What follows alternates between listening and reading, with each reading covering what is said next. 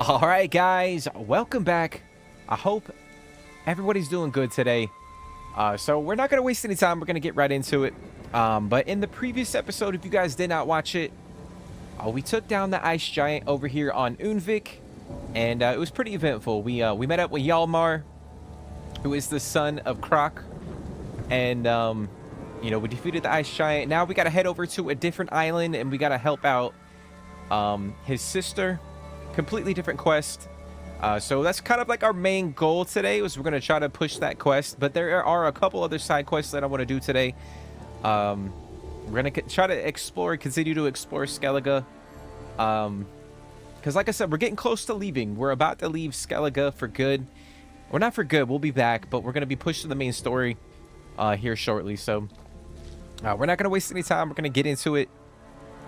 But again, I hope you guys are doing well today. We're over here in this village. So in the previous stream, we met up with the Jarl. So the Jarl of the island, this island right here, he went absolutely loony. He went batshit crazy, and he ended up in a boat. He got held. He was essentially a prisoner. The giant was keeping him sort of like a prisoner inside of a boat over in this area, and we had to collect a few things for him. I think it were like nails and twine. So we're gonna go over here. We're gonna try to drop that off. There's a point of interest over here that I want to do. There's actually a diagram for a Witcher gear right here, I believe, and over here. So I want to do that real quick before we head down to the beach, because I think Hjalmar is over at the beach with a few of the crew members, and I kind of want to go meet up with them too. But we got to go all the way up to this island over here to meet up with Saris. I think that's her name. But yeah, guys. We are back.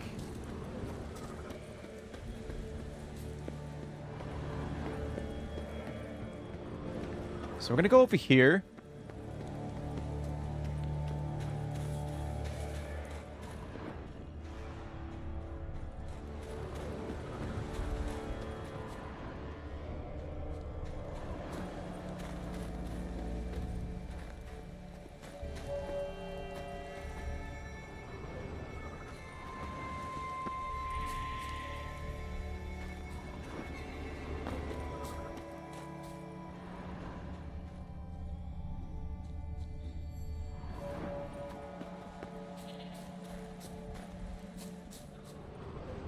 Gotta find this chest. I believe it's right here. Let me go back. Let's go to the treasure hunt real quick. Yeah, it's right in here somewhere.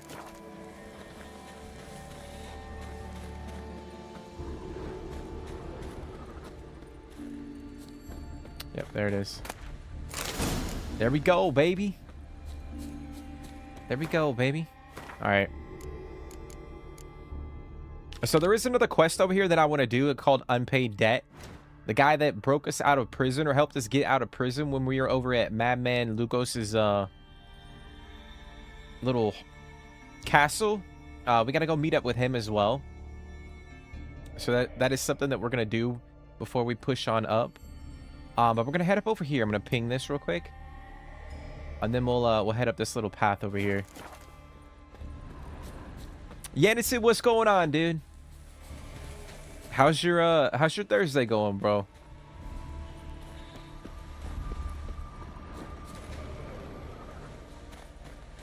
I'll be honest, dude. I am tired, man. Like mentally.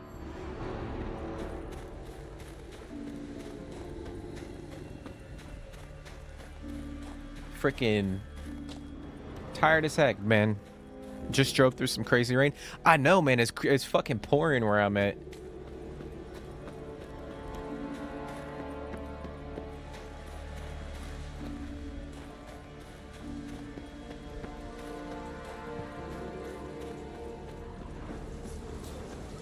But I feel like we haven't gotten a lot of rain recently, dude. Like, I mean, we get like a couple scattered thunderstorms here and there, but like in terms of like Um, like a good solid day of rain. I don't think we've had that. Could literally barely see. That's crazy, dude.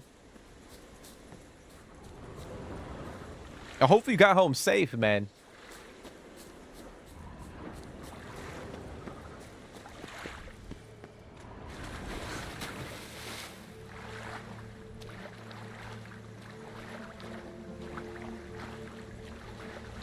Well, how long does it take you to get home again? I know you I know you said, I want to say, oh shit.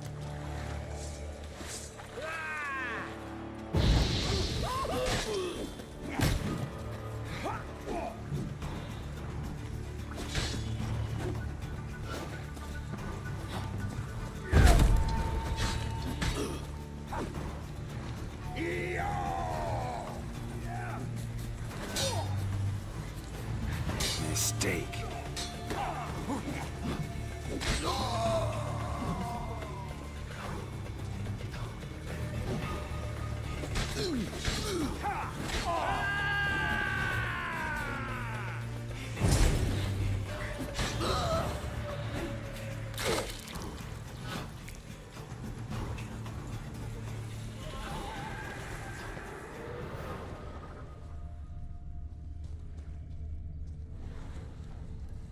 I think one of them had a, oh, maybe not. Like 5 minutes. Short drive, but I had to run an errand too. Damn, bro.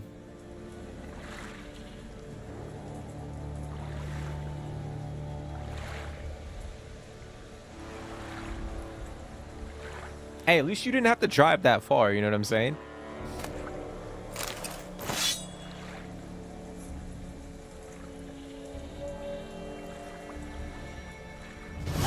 Actually, like, oh, weird. I know, I don't know. I might be one of the few people who actually enjoy driving in the rain. Like, I just like rain in general. It's like very therapeutic for me. I gotta read that shit.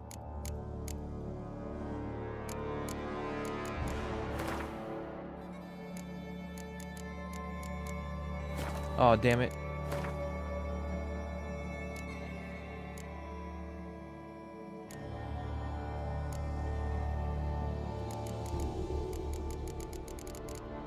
Oh, here we go.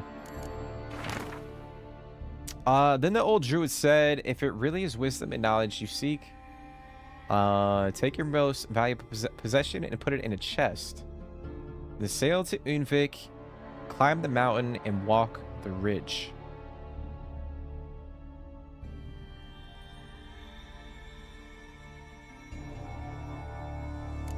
Okay. Alright, we gotta go over here. Did I see the Battlefield 6 gameplay?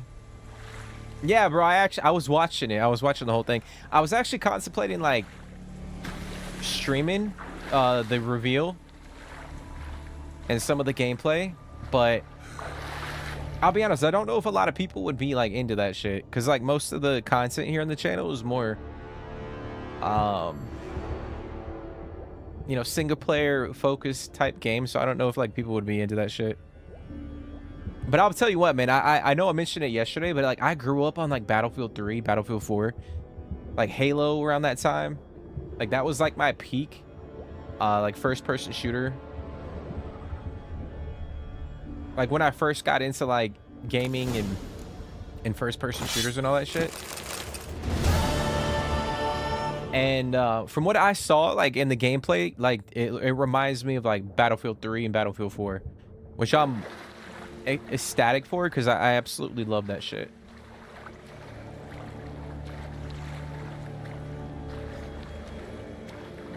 Like, I actually streamed Battlefield quite a bit. Well, not quite a bit. I streamed it a couple times on the channel when I first started YouTube.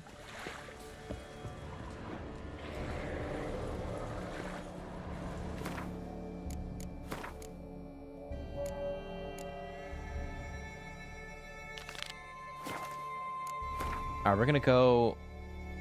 I want to. All right, we're gonna ping that quest, but we're gonna travel down here. Try and meet up with that guy. Oh shit. But yeah, man, it looks pretty sick for real. Like, I feel like they really went all out.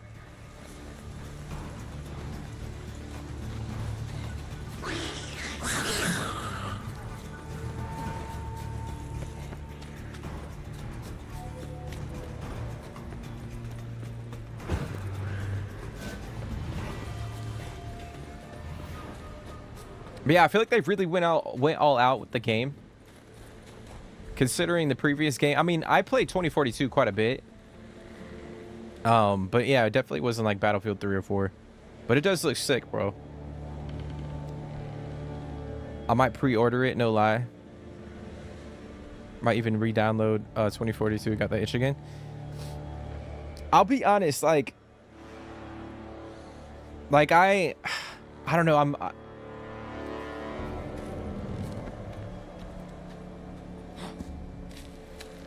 I always I'm very cautious about pre-ordering shit nowadays. I mean, granted, like Starfield, I actually did pre-order Battlefield 2042 just because it's a game that I love. But I don't know. I think it just depends. Like, if you know you're gonna play the game regardless, like, I guess there's no reason why wouldn't why you wouldn't pull the trigger and just pre-order the game. But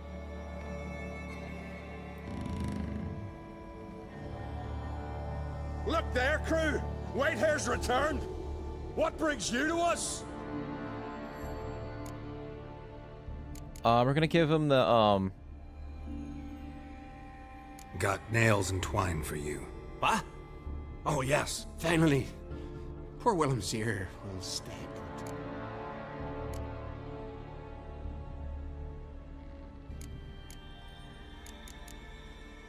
Got nails and What? Finally. Poor Willem's here. okay.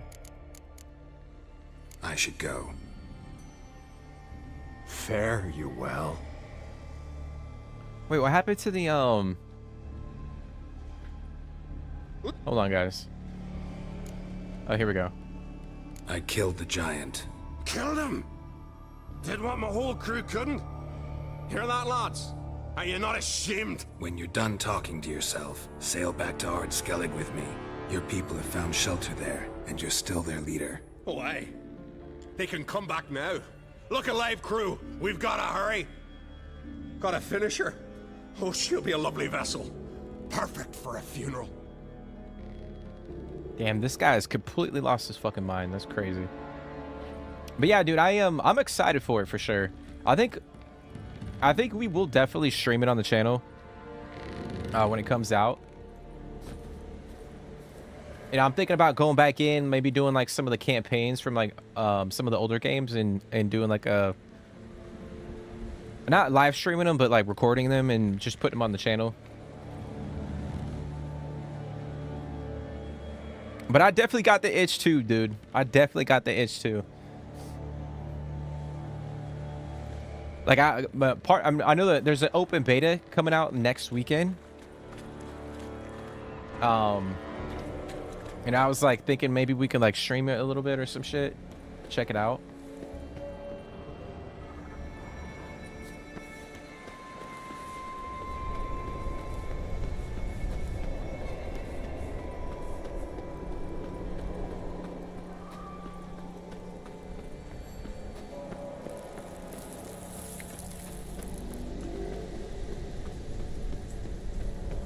What's going on, Caleb? How's your day going, man? I appreciate you guys for coming and hanging out. Hopefully y'all are good.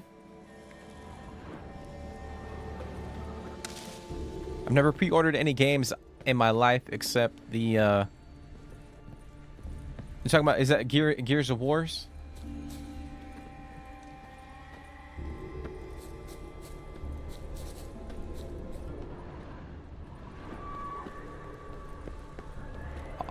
I'm more than happy to wait till reviews come out before I buy the state of games nowadays. Yeah, I mean that's kind of what I was trying to like hint at, like especially with like today's like gaming climate. Are we gonna? I think we gotta go that way. It's always better to kind of just be mindful, especially with like the cost of gaming too. Like if you're gonna drop like $70-$80, like you want to make sure that you're buying something that is somewhat a finished product. Granted, like I was saying, like if you know you're gonna play the game, like if you like, for instance, like Starfield comes out and you know, like regardless of like what happens, like you're gonna play it no matter what. And then you know, it is what it is. Like if you know like that's the only game you're gonna pretty much play the whole year, then I get it. But like for me, like I would probably end up I might end up pre-ordering like Battlefield, just because like I said, like I grew up playing Battlefield 3, Battlefield 4, Battlefield 1, Battlefield 5, you know, pretty much every single Battlefield. So I know like I'll continue to play the game. All right, so they did come down here.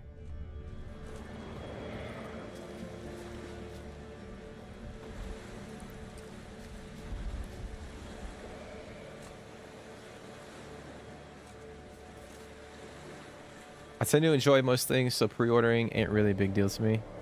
Yeah, I think it just depends, you know, like on every person's situation. Like I said, like some people don't have you know, money to throw around where they can buy, you know, more than 3 games a year. You know, some people do. Like some people can just go and play, you know, purchase like 5 to 10 games every year and play them without hesitation. But I guess if someone is on the fence about a game and they're, you know, they're like, I don't know, man, I don't know. Like a lot of people fall victim to like hype. Like, you know, they'll come out with like a trailer, there's gameplay, and like people are like, damn, dude, that shit looks sick, I want to play that. And then they pre-order it, and then the game's kind of like not what they were expecting.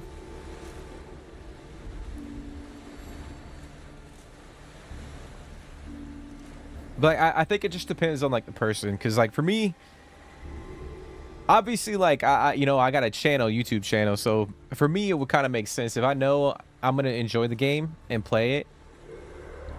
I mean, I feel like I'm gonna enjoy the game regardless, even if I don't play it on channel.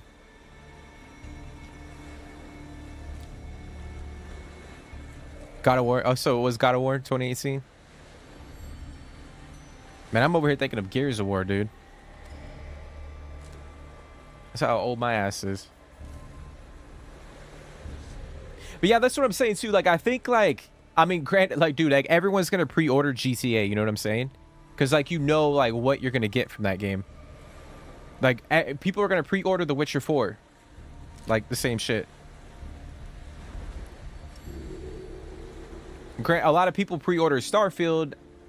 You know, some people didn't like it. A lot of people did. You know, a lot of people did enjoy it and still enjoy it. But I think, obviously, it depends on the game, and then like you know, how much you're into it and all that stuff. Like God of War is a fantastic game franchise, so. I actually don't listen to reviews at all. If I did, I never would have played Starfield. Yeah, I don't pay attention to reviews either, dude. Like IGN, all them. I mean, I feel like the last 10 years, like, you know, GameSpot, IGN don't really hold the same value that they used to. I think back then, like, everyone got their information from like those platforms.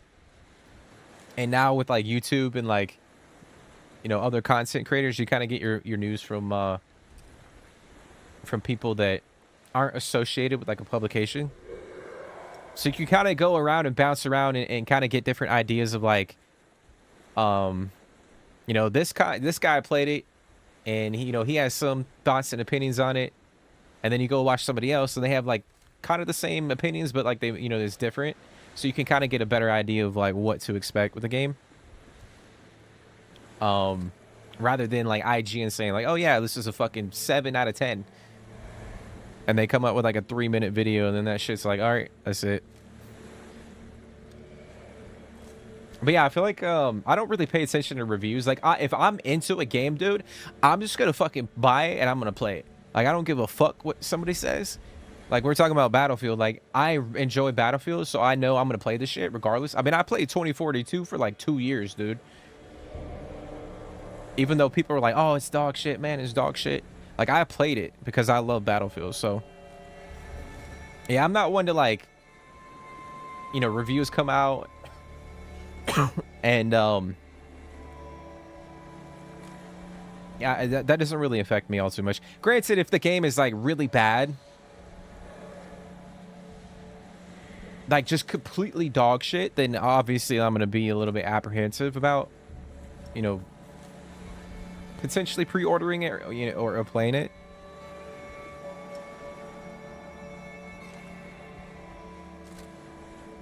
Most games that come out today are just soulless open worlds that try to cover up with next-gen graphics. Yeah, that's what I was kind of hinting on, Caleb. Like, you gotta kind of be, you gotta know like what studios make in the game, and then kind of decide whether or not it's worth the risk to buy the game or pre-order it. Like I was saying, like, you know, GTA 6 is coming out. It's gonna be good, so people are gonna pre-order the game because of like the reputation that Rockstar has. Now, like Ubisoft, like anything Ubisoft comes out with, like you gotta refrain from like pre-ordering, because like most of the shit that comes out is just not, it's not it.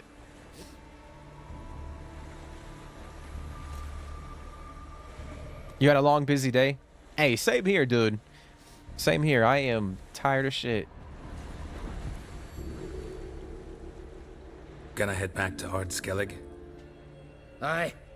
After all, I'm to be crowned. I killed a giant, won back Unvik, and lost my entire crew. Man, we killed the giant. Out alone. Like Ceres. We killed the giant. I mean, he helped, but we killed the giant.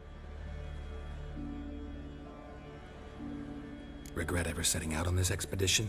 What's the matter now? Giant's dead, and the folk of Unvik can go home. And Ceres?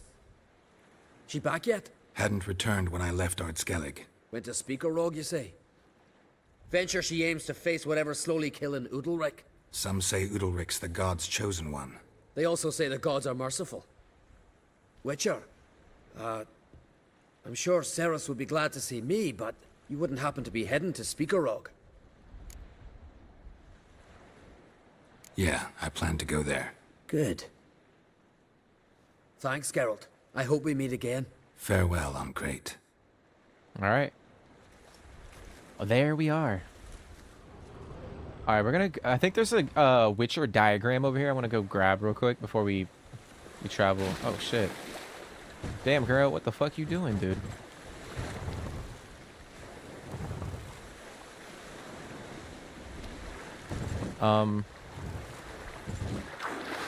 What in the fuck is happening, guys? All right, here we go.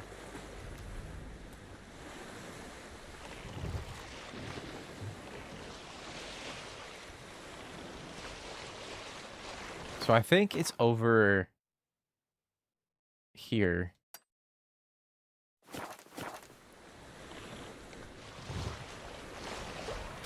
Not gonna lie, Xbox Game Pass has made it so that I bought under 10 games in 3 years. Yeah, that's what I'm saying. Like, if you have Ultimate Game Pass, like the Ultimate plan, like you could play games that, you know, just like newly released games, like AAA games, without having to spend $60-70 on a game, which is really nice for a lot of people. Granted, like you're paying like $20 a month for that shit. But it does make it so that, you know, people that can't afford to drop $300 on games every year, you know, they can hop on, you know, they can subscribe for,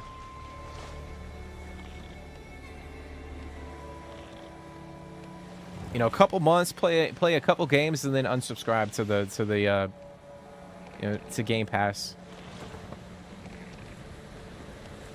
It's been really nice. I know a lot of the games that I play have been on Game Pass.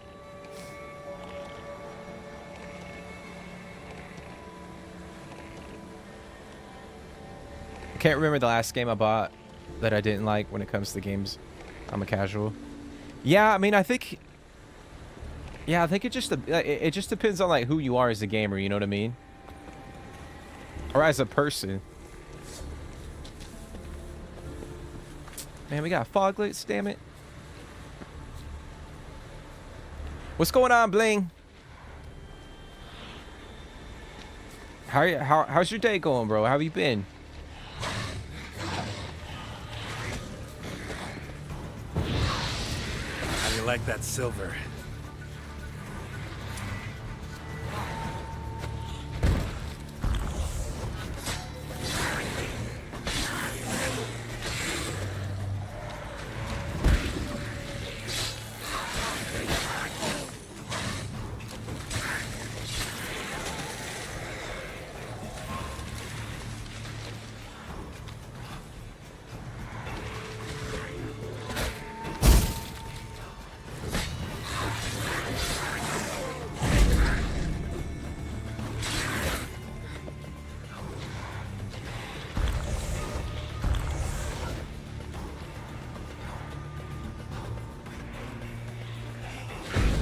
Dude, really? Oh. Come on.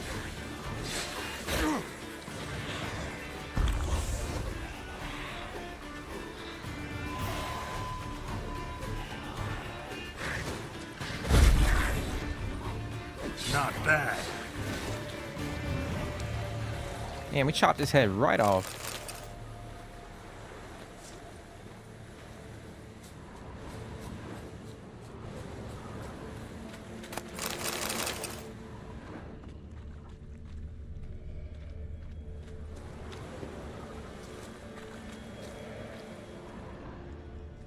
All right, so I think we gotta go. Let me see. Let me pull up the treasure. Okay, it's in that. It might be in that cave behind me. Yeah, it's right here.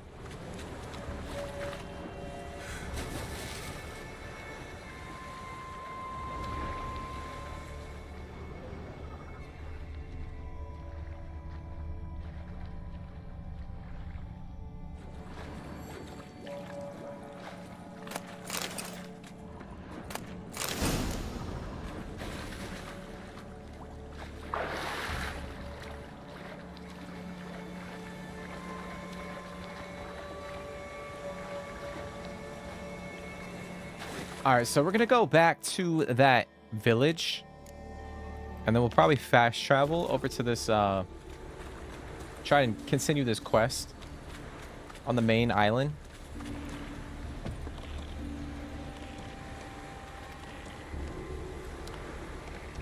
But yeah, dude, I hope you're having a good day, man.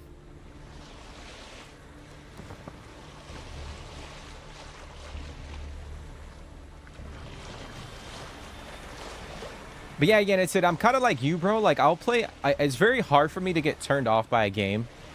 Obviously, there's times where like I'm playing through a game and I'm like, all right, yeah, I'm not really feeling it. I feel like, for the most part, when I pick up a game to play, I usually finish it. I would say like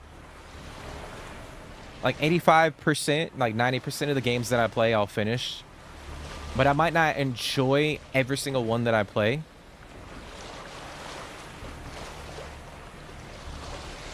But I know a lot of people, like, they'll pick up a game and they just cannot, like, play it. Like, for what, and they just... They just have to give up. Like, they can't continue playing it. Like, me, I'm not really, like, overly critical. I mean, I just love gaming in general. I'll play anything, to be honest.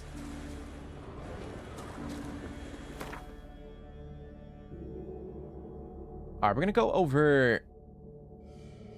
All right, we're going to go to that lake. I might go over here. Fast travel to this hut.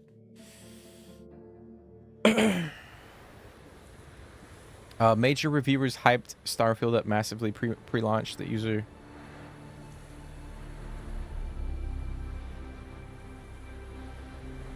Yeah, I'm the same way. Yeah, it's like I think it's the same thing with like with like movies. If I'm interested in a movie, and like you go to like Rotten Tomatoes, and then you got the critic review, and then you have like the user review.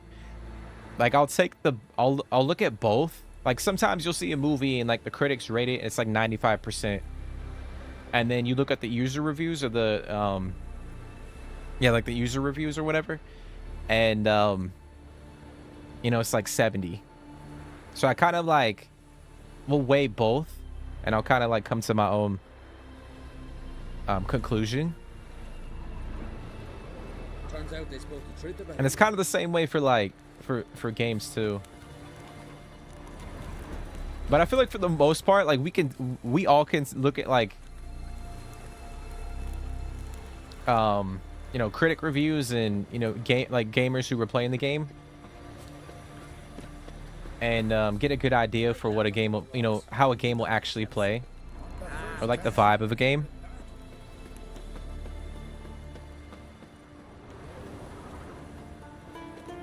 But yeah, I feel like Starfield was kind of the exception. I mean, it's a new IP from Bethesda, like, you know, Bethesda, you know, Fallout, Elder Scrolls, like now they're coming out with a new IP in space. I feel like a lot of people, I think the hype was kind of justified.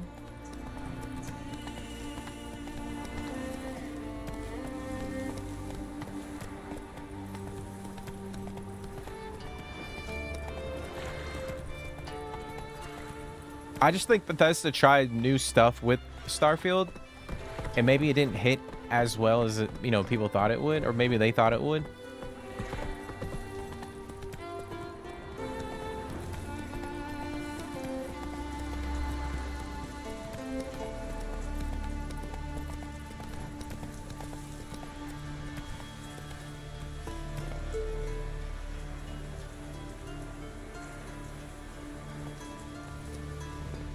Only real problem I have with Starfield with the amount of loading screens. It's too much for me.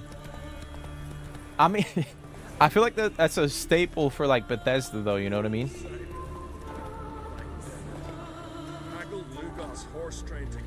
Knew you were thick, Brambling, but that thick? To waltz into me. Who the hell's this? Geralt of Rivia, a witcher. He's come to kill ye. What did he do to you, Simon? Me? To him? 'Twas him who did me wrong. Our son killed me brother. Tricked him, betrayed him. I swore revenge. Hunted him across all the isles. Bugger always got away somehow. So now, that is. High time we end this strife. Once and for all. No more questions, Geralt. Cut him down! Damn, bro. Out of the question, Simon. I'm no murderer. Not gonna kill him. Then you'll die at his side. Yeah, I'm not gonna cut his ass down, bro. Like, what are you talking about?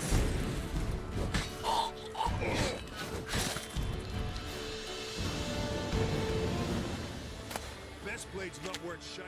For a minute there. For a minute, I thought you did.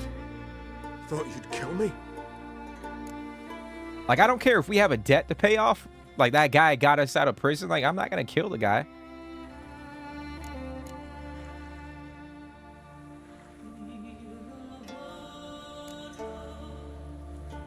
Lucky for you, I have a different notion of honor than you Skelligers. Prefer to thank folk with a bottle of something strong, not murder. Tell no one what happened here, Witcher. Simon's got a spear-side cousin on Speaker Rock. He learns what you've done here, he'll vow blood revenge. Won't rest till... Enough. Not another word about pride, feuds, or bonds of kinship. You can kill each other without my help from now on. Weak arm swinging it, eh? I feel like that was pretty easy for us to like.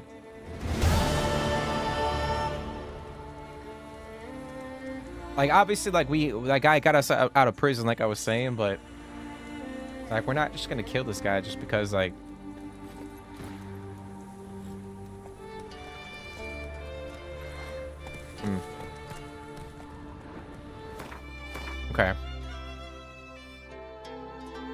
All right, so I think we have a couple.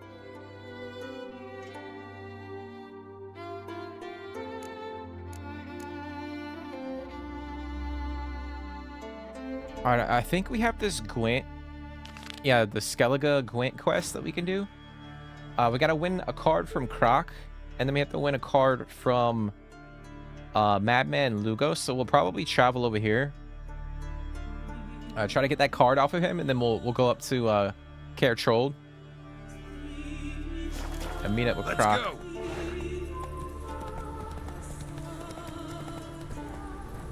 What are the games you bought and hated the most?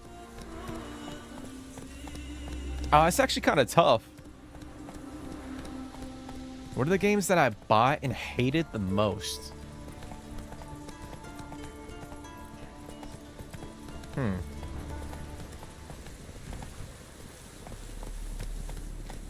I mean, I feel like I wouldn't say that I've hated any of the games that I've played.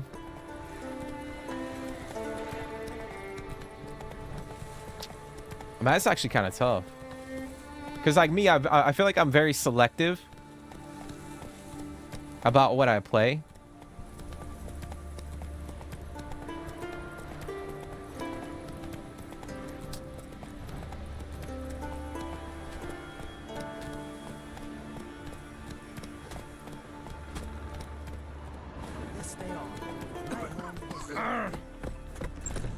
I mean, I actually have no idea, Caleb. That's kind of tough, dude. That's actually kind of tough. I am Tuckered.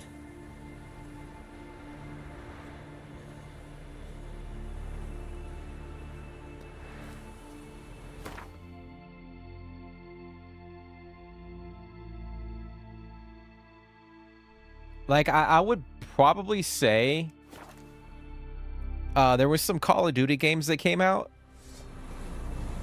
that I just did not like, maybe. And that's probably, like, if I had to say, like, games that I hated or strongly disliked, I would probably say Call of Duty. Not all of them, but a few of them.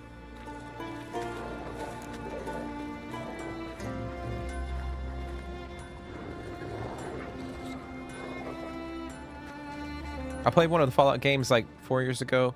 I couldn't get into it. It looked too dated. I didn't pay for that though. It was on Game Pass. Was it Fallout 76? Yannited?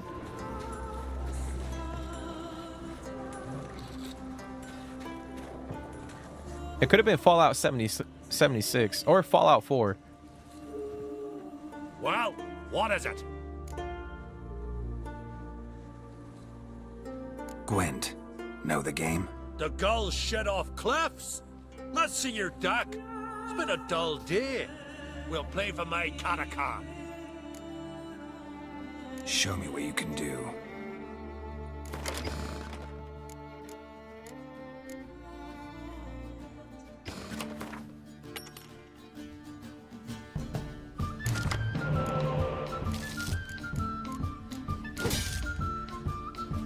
It's not a bad draw.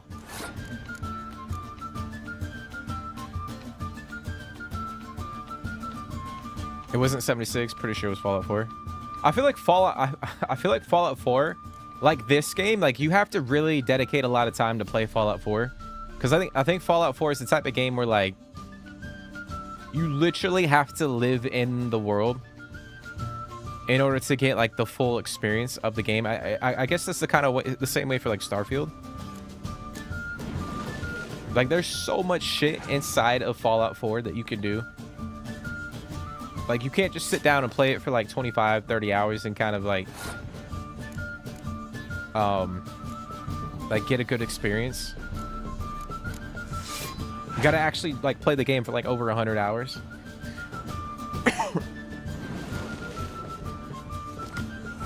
Fallout 4 combat don't do it for me. Yeah, I've heard that too. Like some people don't like how the melee is. Some people don't like the VAT system, where like time slows down and you can like pinpoint, all right, I want to shoot the arm, I want to shoot the leg, I want to shoot the head. Like some people don't really like that, which I can see, I can get behind that, but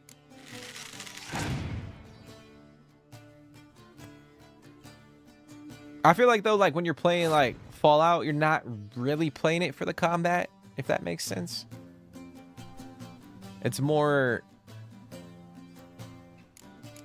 a mashup of like story, a little bit of combat, you know, building, like looting, all that type of shit.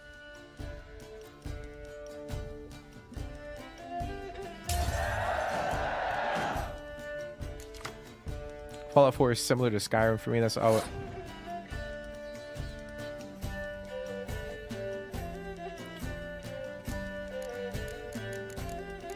I'm gonna burn that clear effect just because I have 2 of them.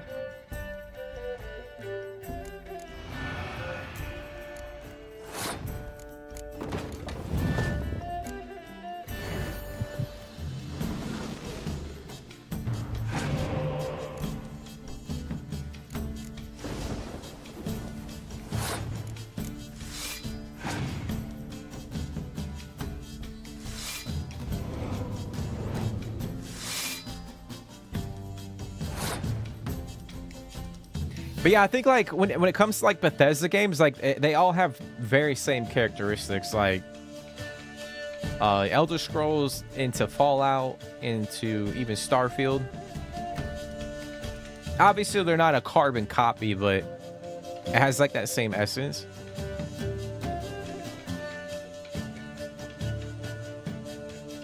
Like I really did it. I like for me, like I enjoy Fallout 4. Granted, like it was like the only game I was playing, and I invested like over 200 plus hours into the game.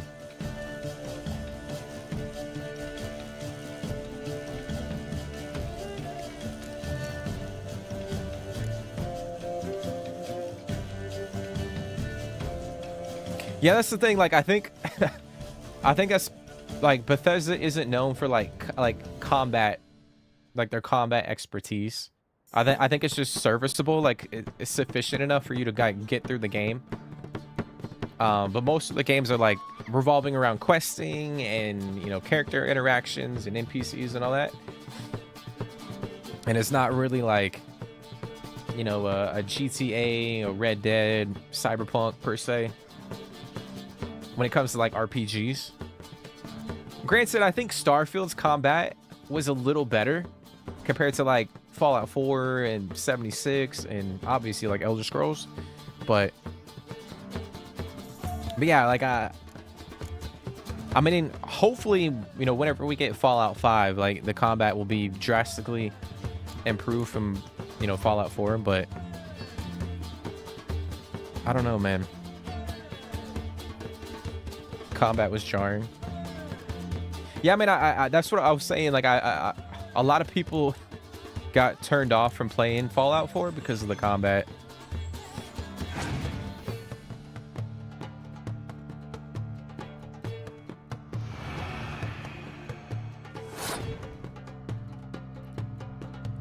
Same reason I can't play No Man's Sky. Yeah, I played No Man's Sky for a little bit, and I don't think the combat like turned me off or turned me away. I think when I played it, I don't know, maybe it was just like not something I wanted to like sink my time into. Like it didn't feel complete to me.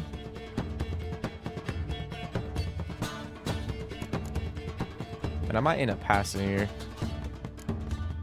I'm gonna pass.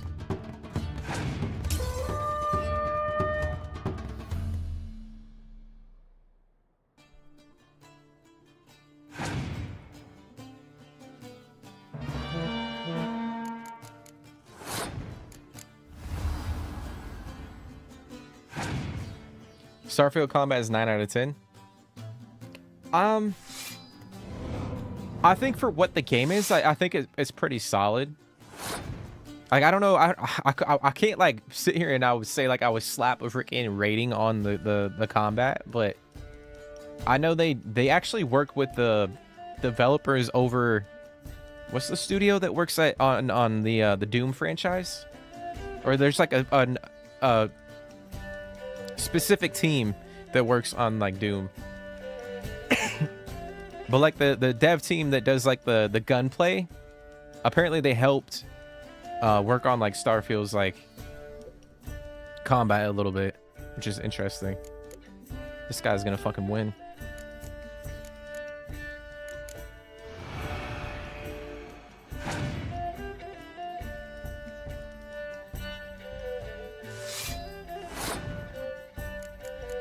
Yeah, we lost.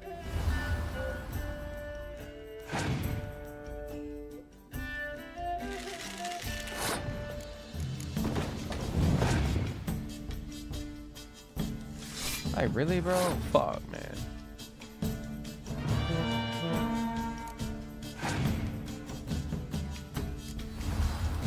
That's crazy. He's got 76.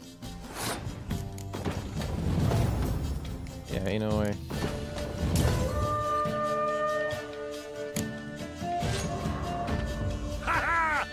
Fuck. Alright, well. Well, what? Care for a round of questions? Sure. Show me where you can. Go again.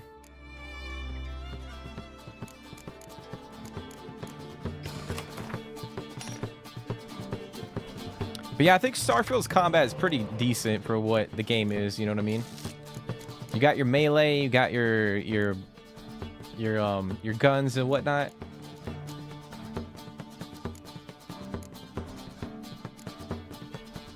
I will say, I feel like if once you start to level up in Starfield, I feel like the combat is a little too easy.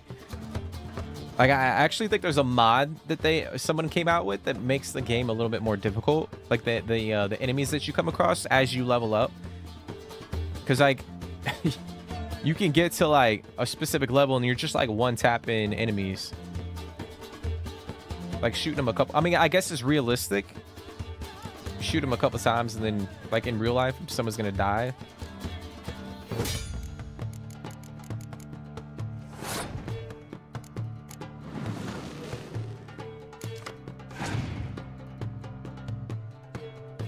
Yeah, I mean, I think as long as like Todd Howard is in charge at Bethesda, like it's gonna like every game that they produce is gonna have like that same like vibe to it.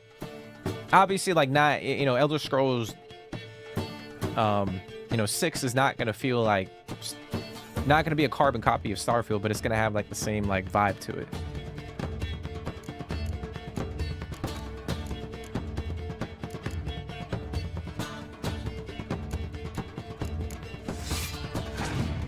But that's another thing, like they teased like the Elder Scrolls 6 like a couple years ago, and like we haven't heard shit about that game, which makes me believe like we might not see Elder Scrolls 6 until, you know, close to, or probably next gen. That might be like like a next gen release.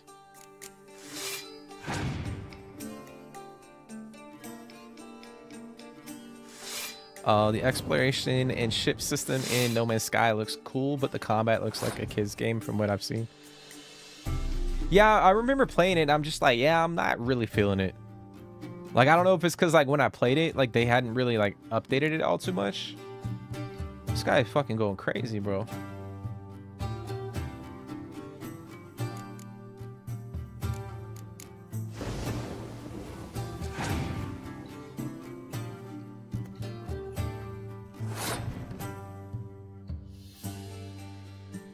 But it is a cool game. Like, you can go to different planets and shit and you know, explore and do all that stuff. But yeah, I feel like it's, if it had,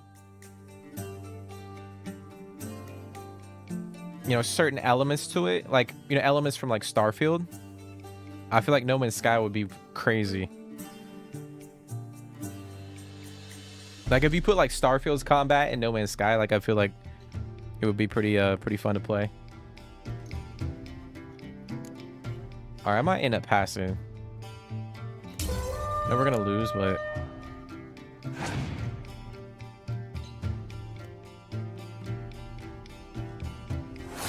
You can change the settings to make enemies more spongy. They added that in the update.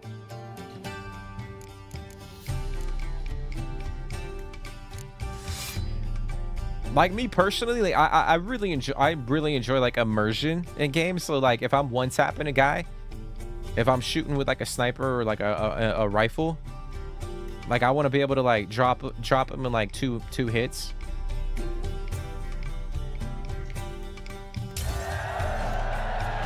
But I know there were points in time where like I would play and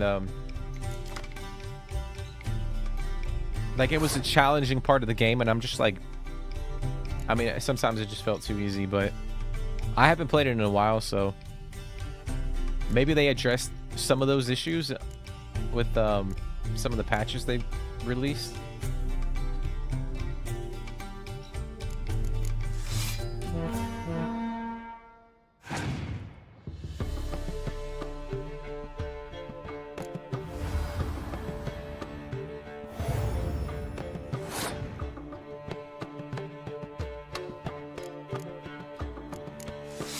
Gives a feeling of actual firefights.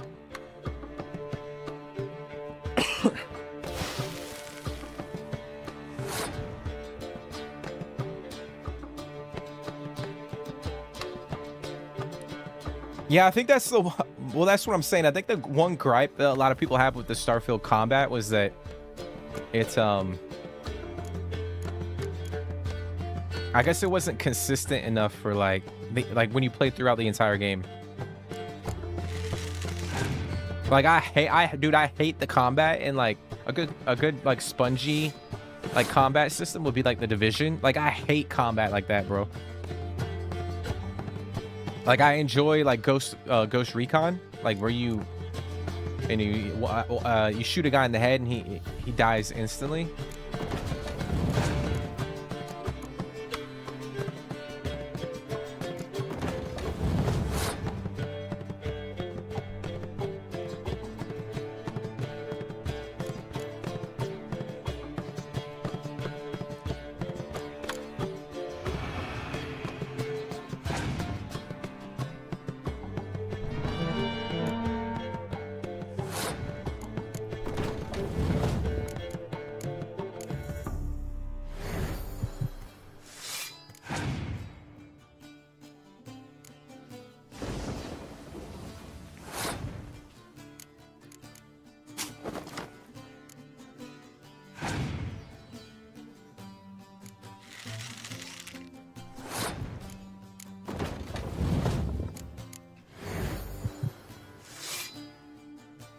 All right, I'm gonna. There we go, baby.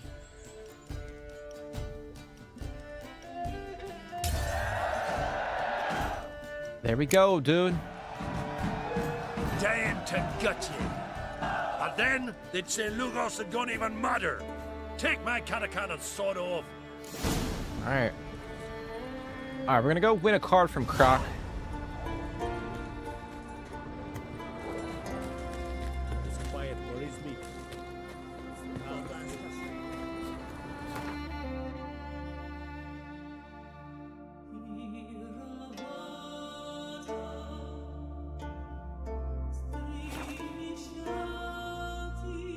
I meant to say Starfield melee is really bad. I don't think it's bad. I don't think it's over. I actually think it's better than Fallout 4. Me little Norgan's birthday tomorrow. I've no clue what to give her. Maybe a nice little axe. Pretty like Adventure seeker. Like I didn't really delve too much into melee when I played Starfield, but It's adornment. there are some cool ways that you can kind of like navigate the combat in the game. Like there's different skills and whatnot. What am I doing? I think I was gonna go over here and like sell some stuff, but They're tired, huh?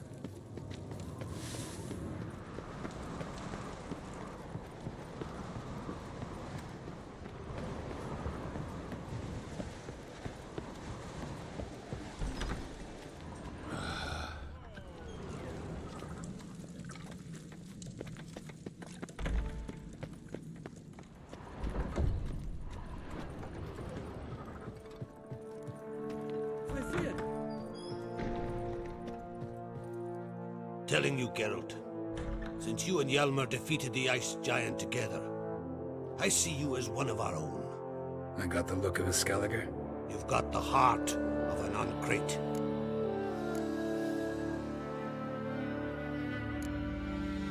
You ever play Gwent? Ha! Hermione taught me the rules and gave me a deck. Wish to play? Let's play a quick round. It's probably better than Fallout 4, but compared to Cyberpunk, at least, it's terrible. Yeah, I mean, like, obviously, like, yeah, it doesn't even compare to, like, Cyberpunk combat, but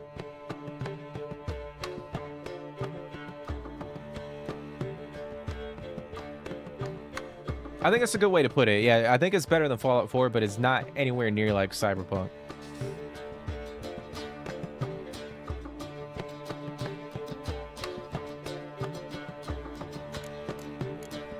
Which is, I think, why so many people were, I guess, a little frustrated with like Starfield, because it felt like a lot of the core elements in the game were really good, but then it felt like it was missing like just a little bit. Like it wasn't fully like fleshed out. I think that's the one thing that frustrated me in particular.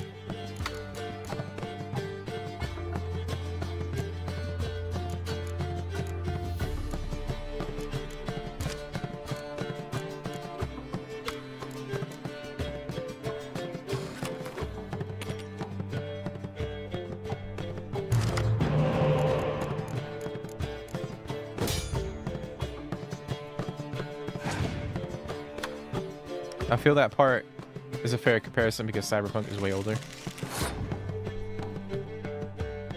I mean, it's not that much older than Starfield, but yeah, I mean,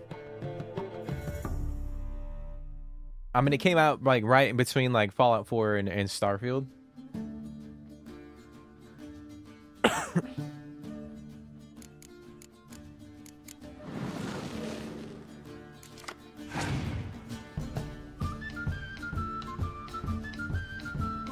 I just think that like if like from like Bethesda's point of view, if like they're gonna come out with the like if they're known for like really good role-playing games, like they have to hit on like the role-playing aspect and like the NPCs and the questing and like the exploration and shit. Because like if the game doesn't hit, then and the combat's not, you know, up here, then it, you know, it might not hit for a lot of people. And I feel like that was for a lot of, I mean, I don't know. I think like Skyrim, like obviously like the exploration, the story, the questing is like really top, you know, S tier.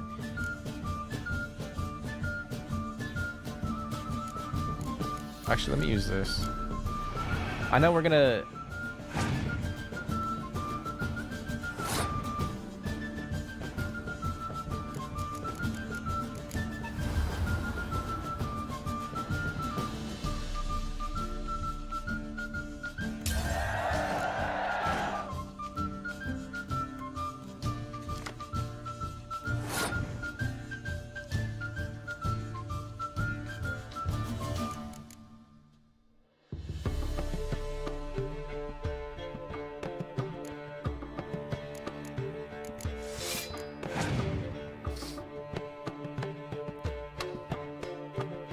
But what's like the what's the one game that you played like where I'm not gonna say like it was your the combat was like your favorite, but like something that you really enjoyed. If that makes any fucking sense, probably not.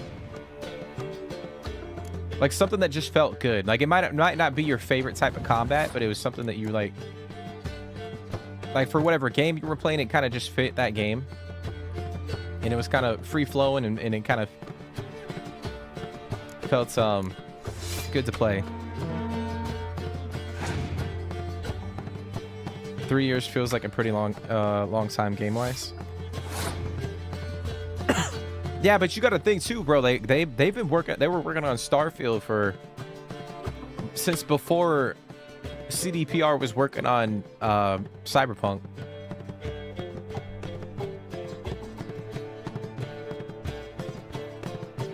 Like Todd Howard and Bethesda, they've been working on Starfield for a long ass time.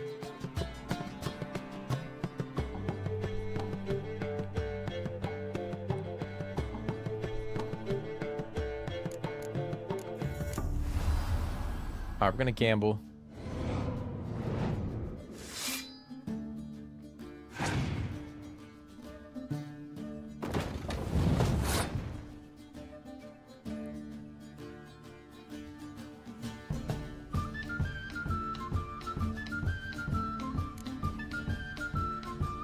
All right, I might end up passing.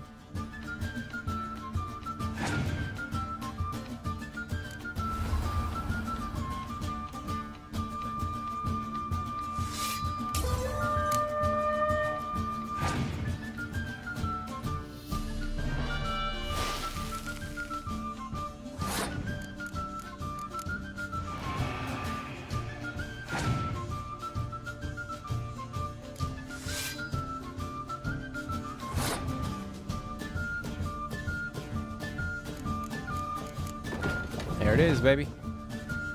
Got that dub. Get that card. I played GTA Online for 10 years. The combat is decent, but could definitely be improved. You're good. Know what, Wolf? I've this rare card here. Take it. It'll be of more use to you. Thanks. You might consider challenging a man in Caertrolda village. A worthy adversary, though a mere tailor. Justas his name. Okay. So where is he? Oh, he's actually in the village. Okay, well, we'll go do that real quick. Yeah, I mean, I think that's what I think. Like the combat in GTA is just good for what that game is. You know what I'm saying? It's more of like an arcadey, somewhat realistic feel to it. I mean, I feel like Rockstar's like physics are always really good. I mean, shit, I really enjoy like the combat in RDR2.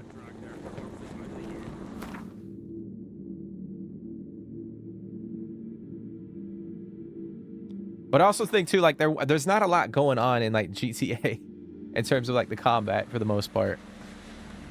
Man needs worries like a boat. Seen the plans? Strange long. Don't eat so much. I feel like it's more like camera angles and shit like that. You know what I'm saying?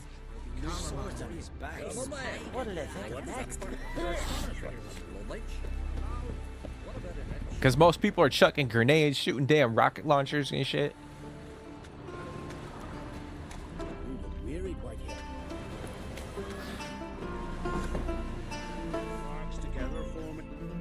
Greetings.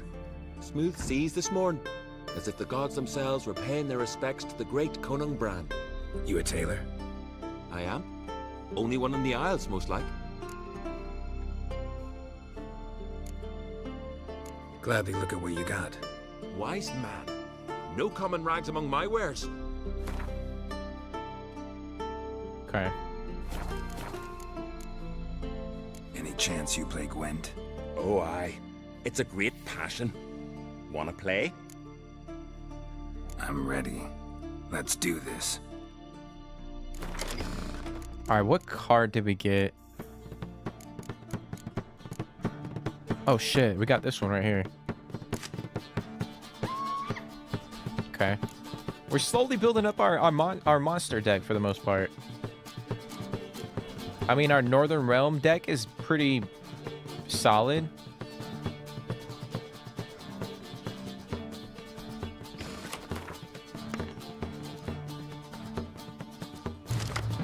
That also means they have more time to get it right with more resources.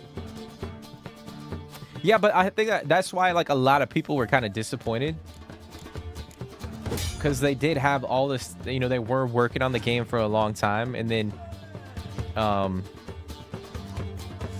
like a lot of the core elements in the game didn't feel fully fleshed out. I honestly feel like the game was like another 2 to 3 years. Like they should have worked on it for like another 2 years. But I think they, like internally they, I don't know if they got pressured from like Microsoft, or they just felt like it was time for them to just finish working on it.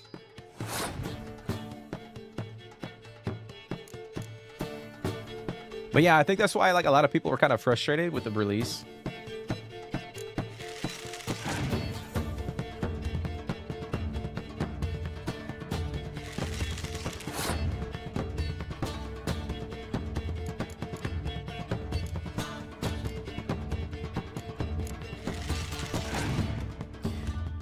And that's another thing too. Like I know, like coming out with like a quote unquote open world, that kind of sucks. Open world like RPG, especially like a sci-fi that takes place in space. Like that's just really tough. Like technically to like, especially like on a AAA platform or a AAA level.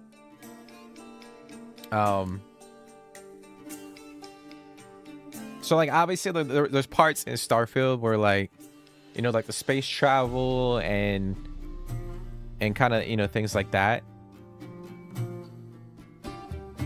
where some people were a little frustrated with how the game played.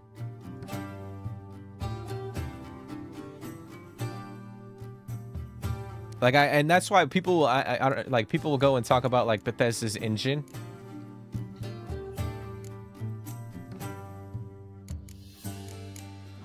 And say that it's kind of dated and they need to like, either move to like Unreal Engine or just completely overhaul the one that they use.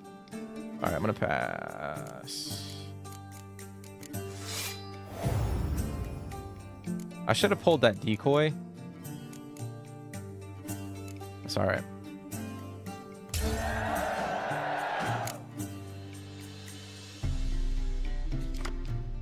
Some people don't like Cyberpunk gunplay, but I really enjoy it. I think it depends on the weapon. To be honest. But I feel like when you get to like midway through the game to like obviously towards the end game, and you level up your skills and shit, like the gunplay is really cool, especially if you dial in like a specific type. Like if you're mastering like pistols. Like I feel like the pistols in Cyberpunk are really fun to play with. I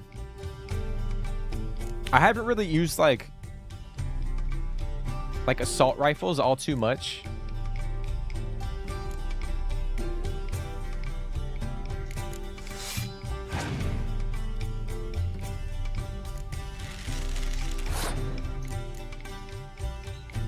But I think the gunplay feels really good. I would say the one type of gun in Cyberpunk I really didn't like was like the smart weapons. I don't know what it was, but like for instance, you get Skippy. I feel like Skippy just wasn't like that good of a gun to use. Like it was very unique, but I'm not really a fan of like the smart weapons in Cyberpunk.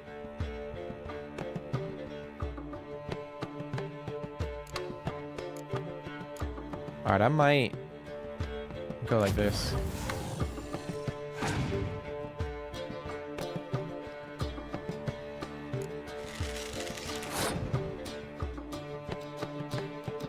I mean, that's any game. Some weapons you won't like. Yeah, I mean, I think that's pretty.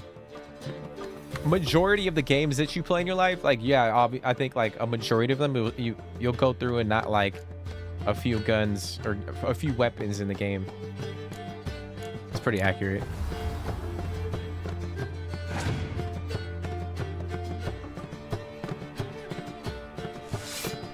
Yeah, that's what I was saying, dude. Like if you start like allocating skill points to like a specific type of build,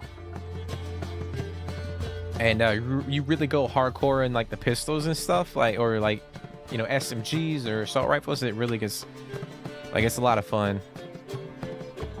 And then you pair that with like really iconic weapons and shit, like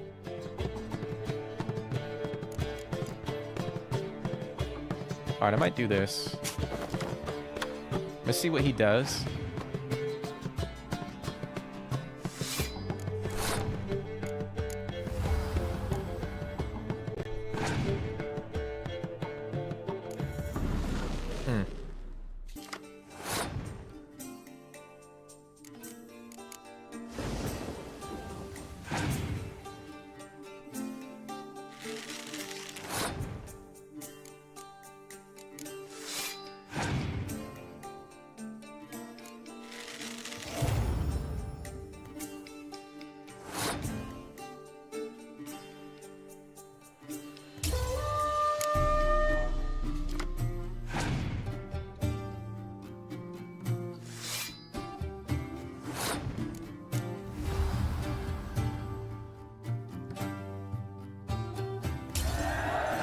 All right, let's go, baby.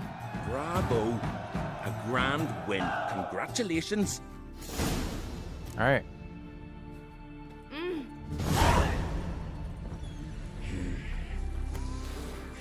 All right, we got a card. I think it's for the Scoia'tael. It's this one right here. Okay. All right, so we are gonna head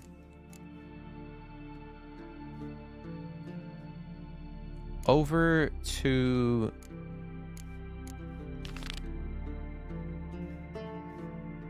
that island way over here. But before we do that, there's actually one location that I want to go and visit because there's like a little Game of Thrones Easter egg.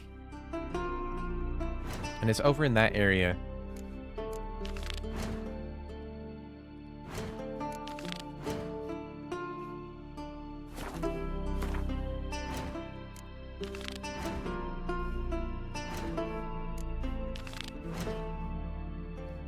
And there's actually, yeah. So we're gonna head to that island, check it out, grab that diagram. I just gotta figure out where to go.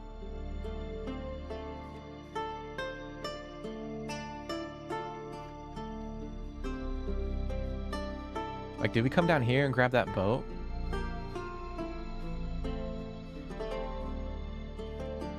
I think we'll travel here. We'll grab this boat.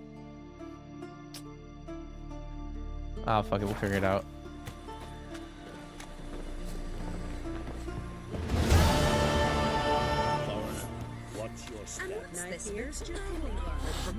A couple iconic assault rifles I really like.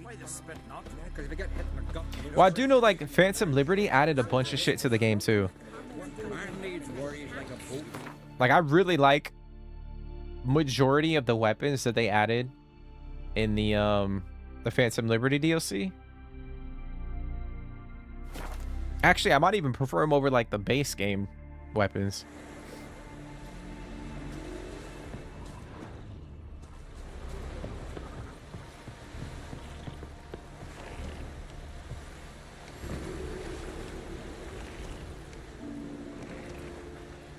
But I think the one thing too about like Cyberpunk, Yanted, is like there's so many weapons, like so many iconic weapons that you can find.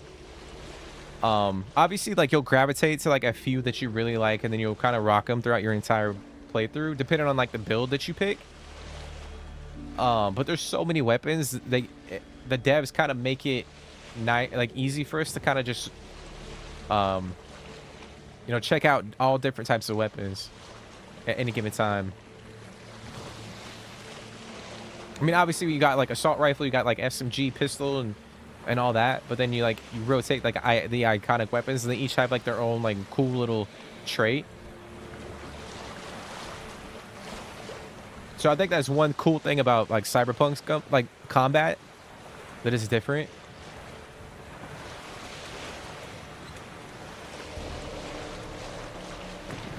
Preach about how bad the smart weapons are.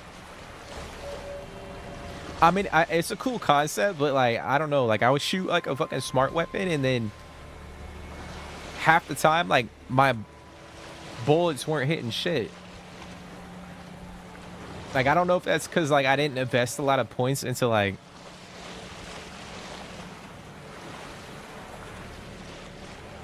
you know, smart weapons and all that stuff, but this shit crazy.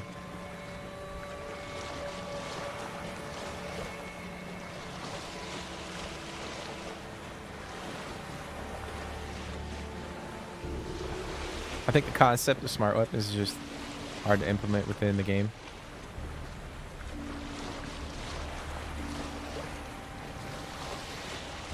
I mean, it's actually cool, like, when you watch, like, the bullets, like, fly up and then, like, around, like, you know, like, if an NPC is hiding behind cover, it's really cool to kind of, like, see that shit. But I don't know, it's just something about the bullets that just...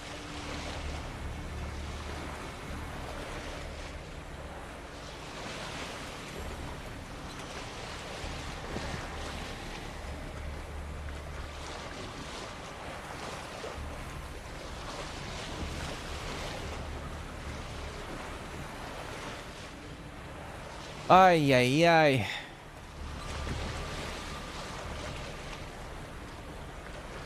But again, I do hope you guys are doing well today. What's going on, Jake? Hope you're doing good, man. Lucky day.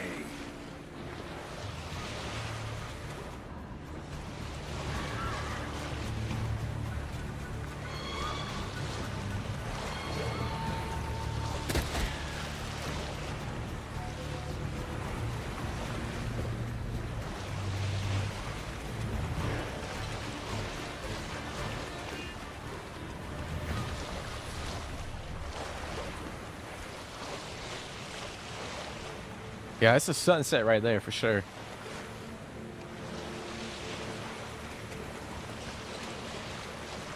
I know I said it before, but like, it's crazy to think this game came out 10 years ago and it looks this freaking good. Granted, I mean, we are playing on like quality mode, and this is like, you know, it did get like a next gen update, but like, even when the game came out back in 2015, the game looked phenomenal.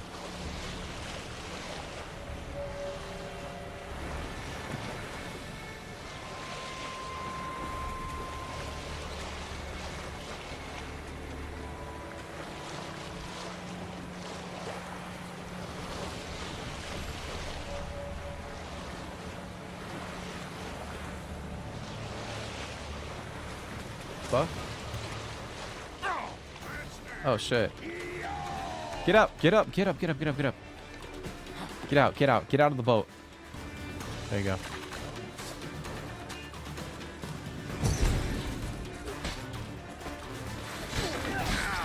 Bitch. Come on, come closer. Oh fuck.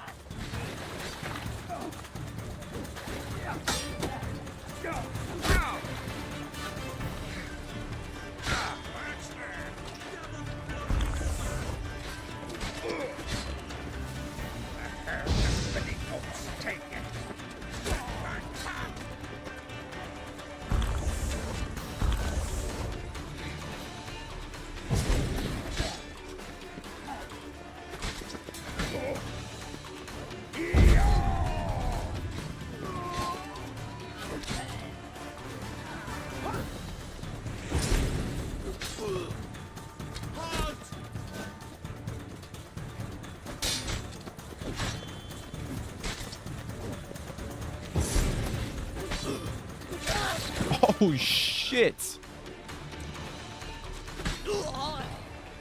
Guy's head went fucking right off.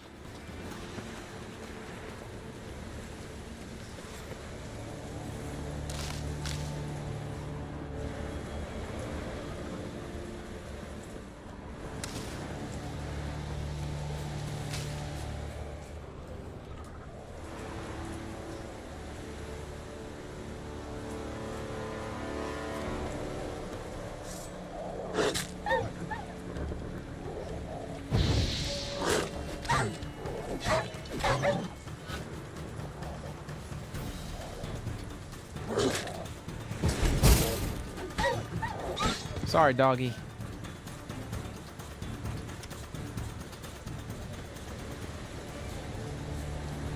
Giving me no choice.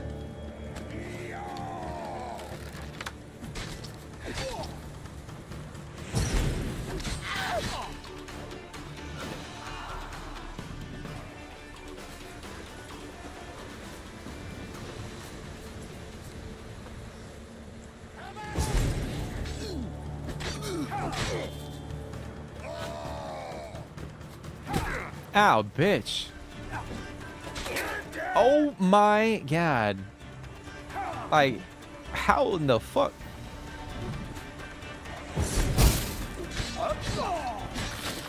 Damn, bro.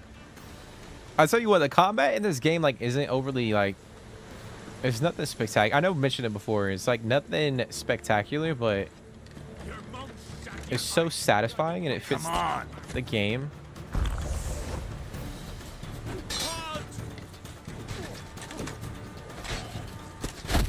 Bitch.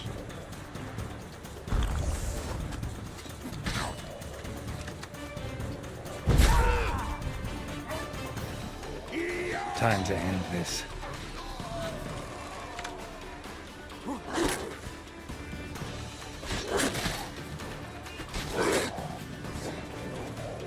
Pathetic.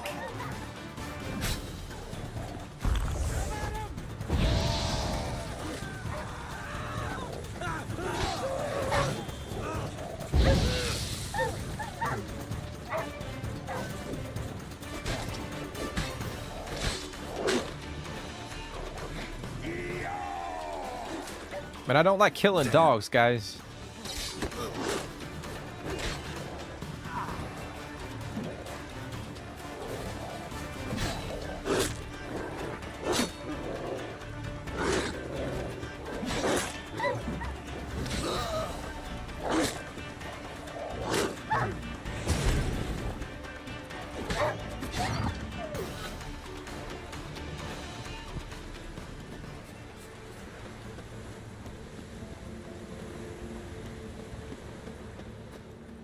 How many fucking guys are in here?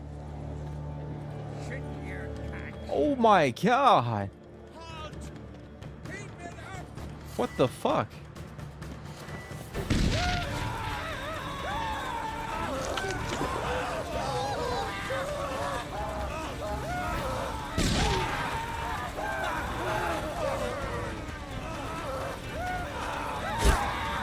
Ow.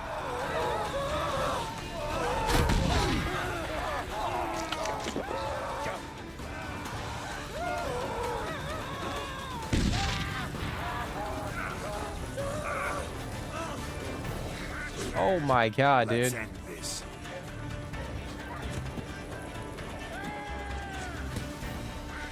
There's fucking guys up here.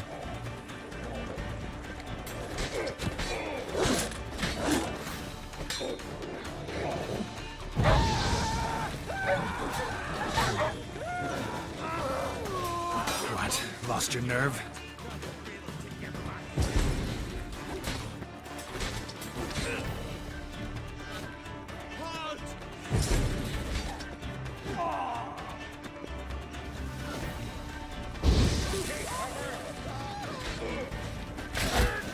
Damn, bro.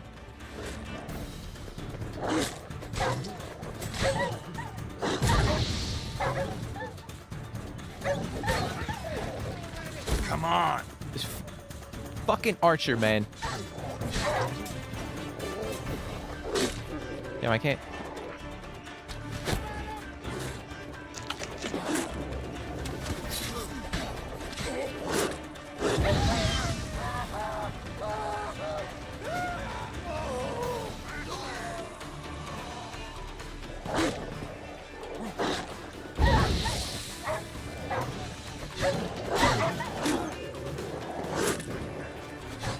Die.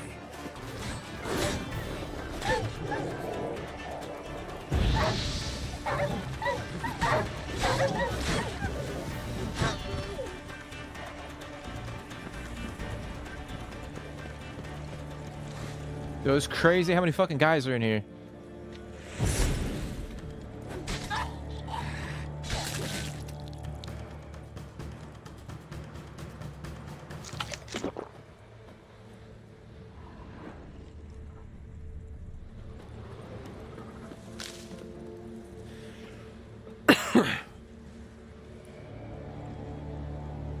The screams are crazy. Are those Rottweilers? I have no idea if those are Rottweilers. Beach Girl 23, welcome to the stream. Hopefully you're having a fantastic day. I'm with you, save the dogs. I know, I don't want to kill the dogs. It's unfortunate, but if not, they're gonna fucking kill us. Give us all you got! Faster!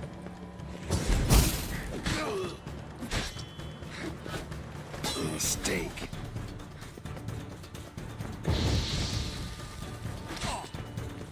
Oh shit, almost fell off.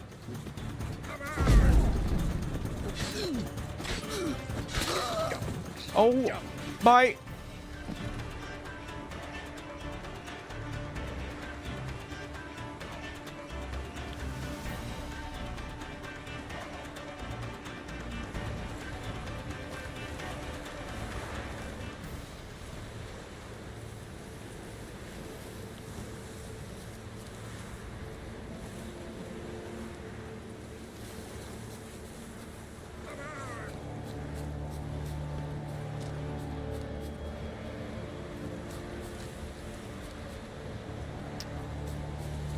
Fuck. So we gotta go all the way around, bro. We gotta go all the way around.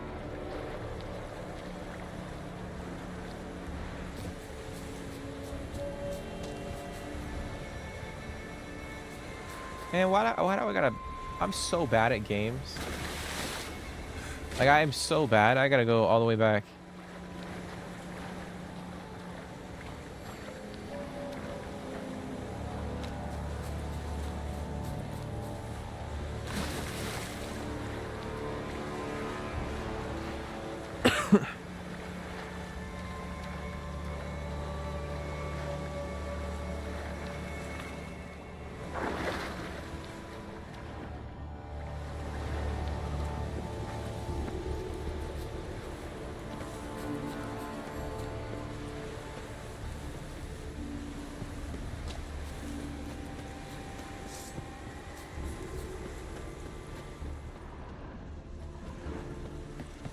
I still see a couple enemies over.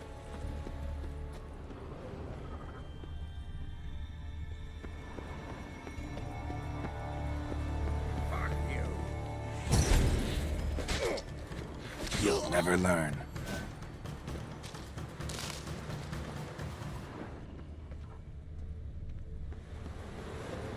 I think they're like, there might be like a cave.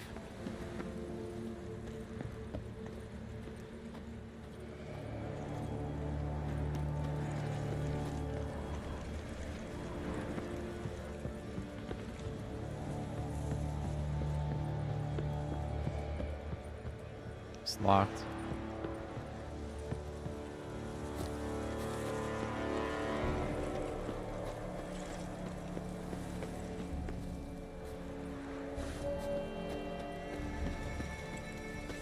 Ah, it's right here.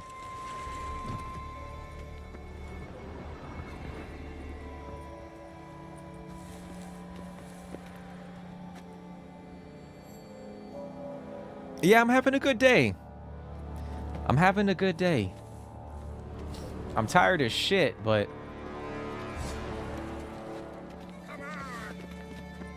it is what it is. Well, how long you gonna make me wait?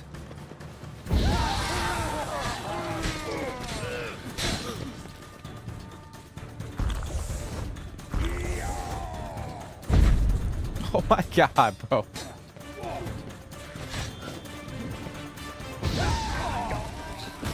Ow, bitch.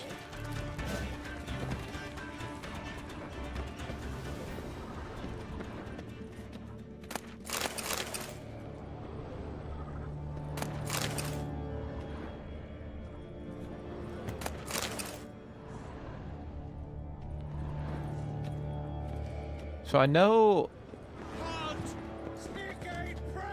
Come on.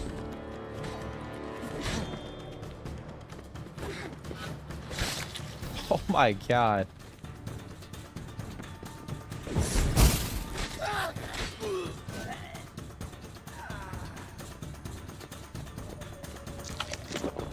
I know there's an Easter egg.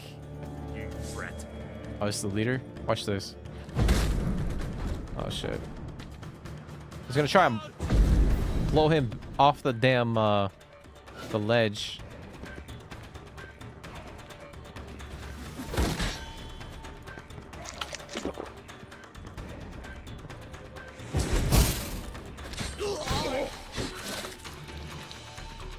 I guess we gotta do that.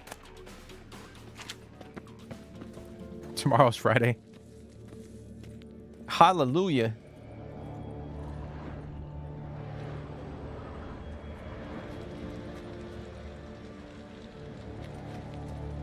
Tomorrow is Friday.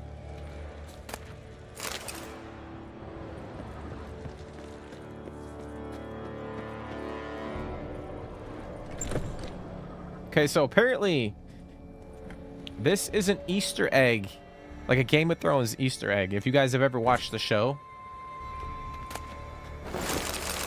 there's a part in the TV show where Tyrion Lannister is a prisoner at a specific location, and that kind of resembles this. And this is supposed to be Tyrion. Just kind of crazy.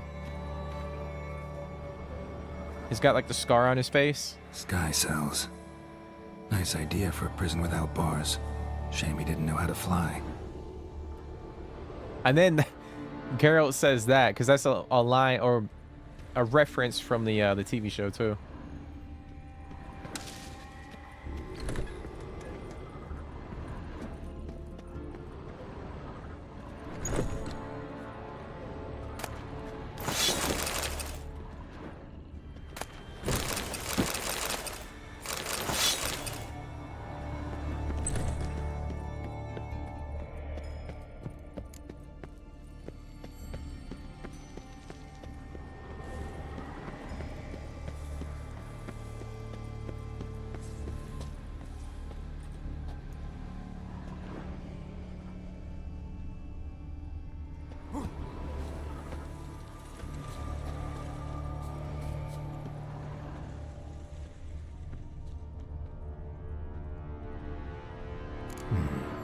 Might want to look around some.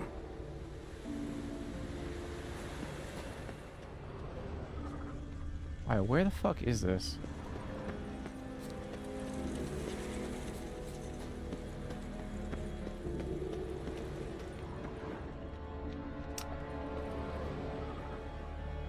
It's right here the whole fucking time. I was too busy fighting 30,000 men. I did not see it there, but there we go. We got it.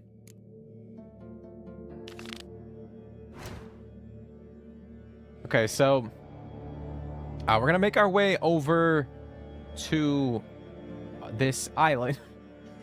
Excuse me, this island, and we're gonna try to meet up with Ceres and do this other quest.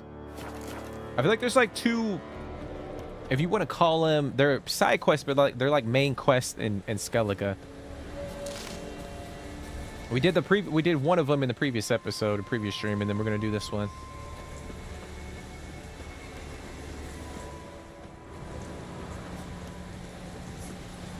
But that's cool, man. They put like a little Game of Thrones Easter egg in here.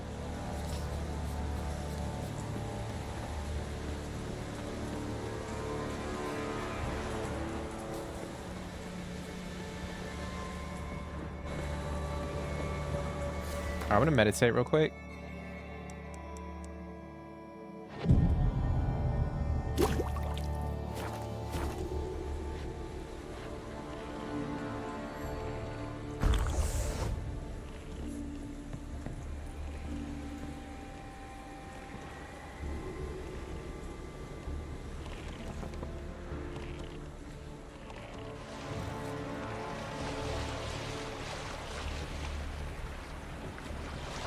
Is it from when that guy falls from the hole after the duel from Tyrion's life? Yeah, it's that same location.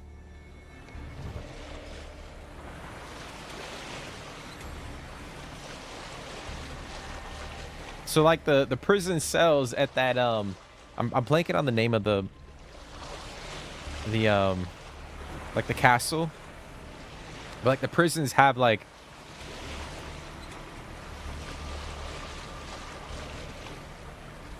it's like open-ended. So like you can if you want to jump out, you can, but you'll die.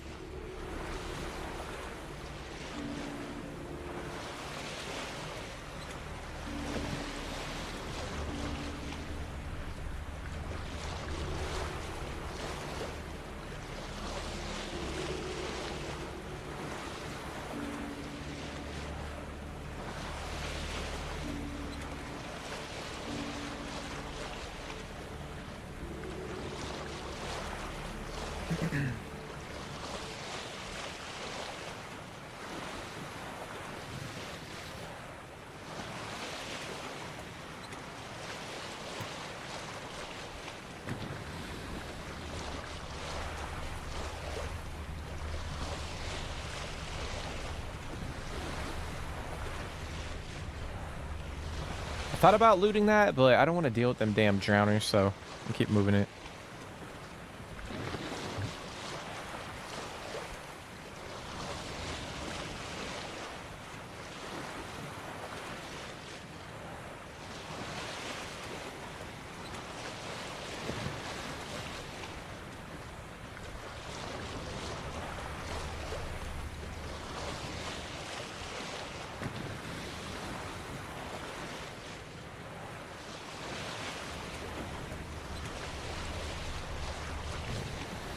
Alright, so this is Speakerroog, the name of the island.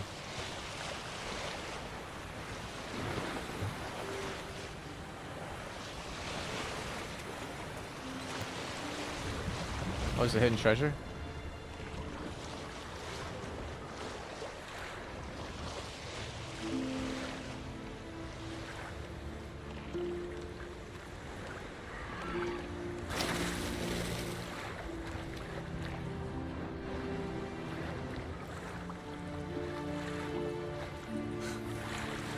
Get up there.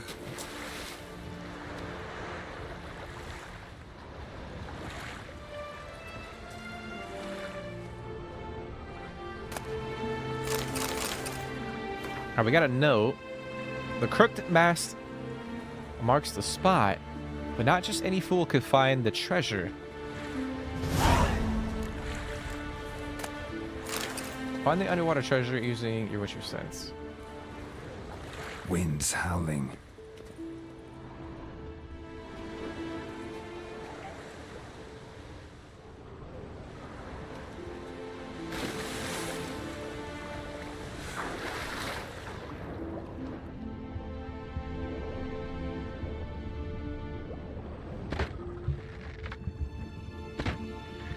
Come on.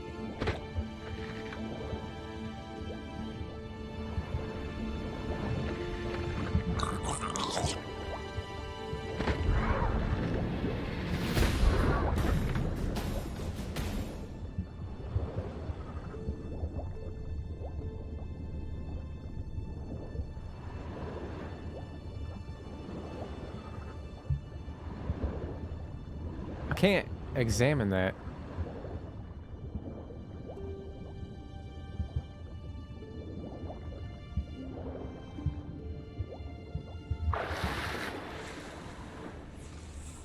There it is. Oh, fuck off.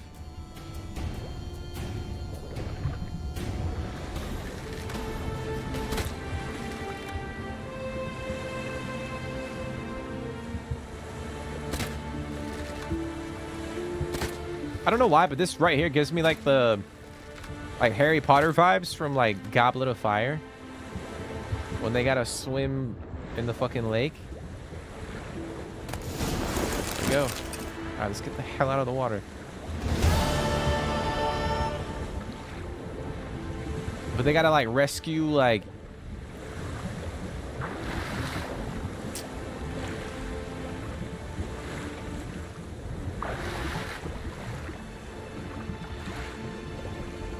get up. Get up.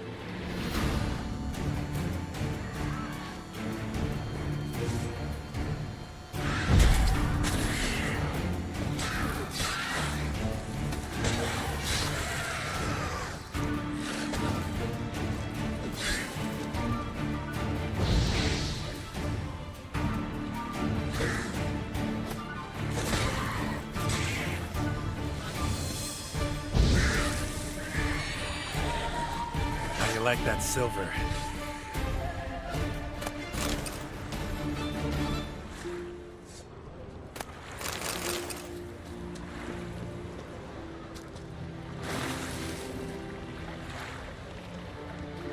Gotta see Harry Potter fly out with gills and fins. We got like a Harry Potter crossover.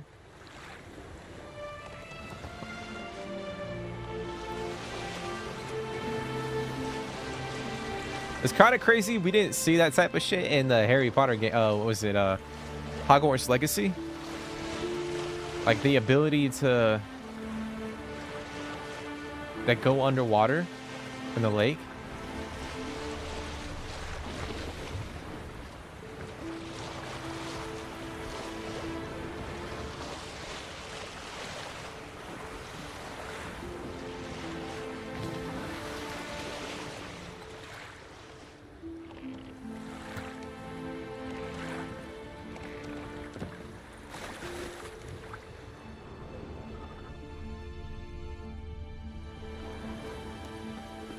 All right, we'll hit up the notice board. Stars bode ill. Diviner Yort, read a warning in the stars. Dark times are coming. Every son and daughter of Clan Brokvar should give offerings to Freya and ask her for aid. Whoever does not fulfill this duty will be flogged on Jarl Uldric's orders. Holy shit. They're over here flogging people. I'm warning all of our villages menfolk that I hear another one whistling or shouting comments about my looks, I'll punch him in the gob.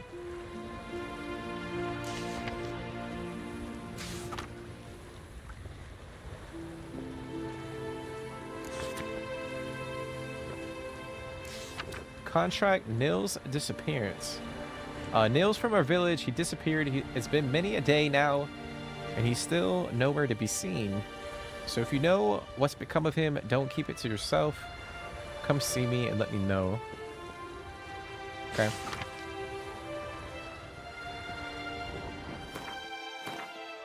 Let me see. It's actually right here. We could go over there and talk to them real quick.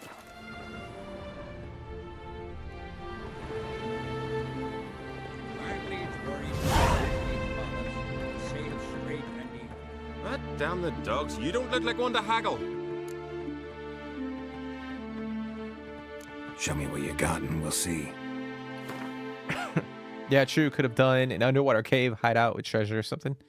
Well, they did have like an underwater cave, but like you couldn't actually swim in the water. It was like a cutscene. At least from what I remember. They had like different areas of the lake that you could like swim. Or you could like access like a part of the, you know, the lake, like the underwater area, but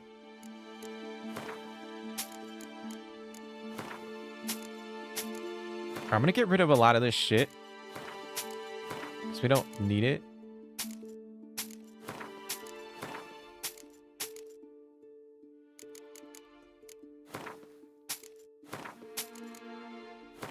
I'm gonna keep the bear and the wolf.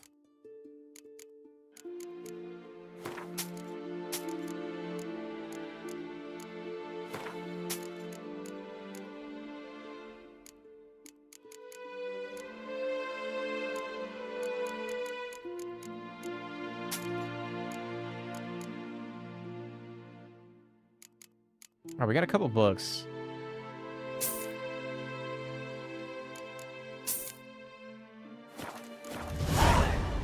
So long.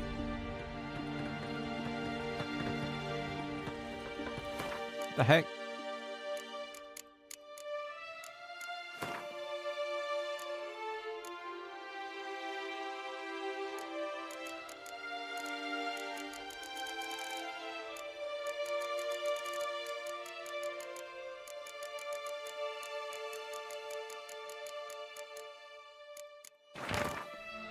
Heroes of Skellige.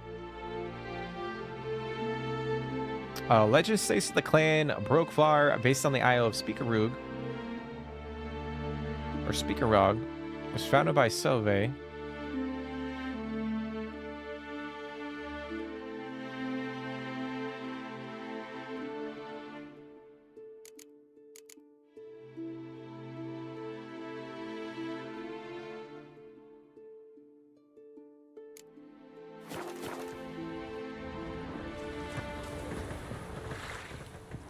spring a leak as well. Hey, Smith. See you're not from round here. What's brought ye to Speaker Rug? Heard you've got a job for a witcher. Aye. My sister's near drilled a hole in me gut, pestering me. I hung a notice, hoping she'd let up.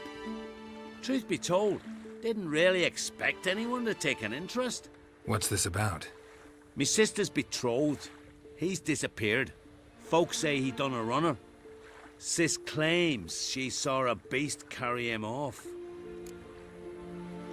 Sensing you just don't believe your sister. They had their ups, they had their downs. Neil's thoroughbred skirt chaser, and Brit's just not easy to be around. But family's sacred. You willing to look into this? Yeah, we'll haggle. Gotta haggle. Finding Nils won't be easy. Reward you posted's not enough. Bring him home, and I'll spare no coin. Need to hear something specific. A sum. First, you gotta tell me something specific. What happened to Niels?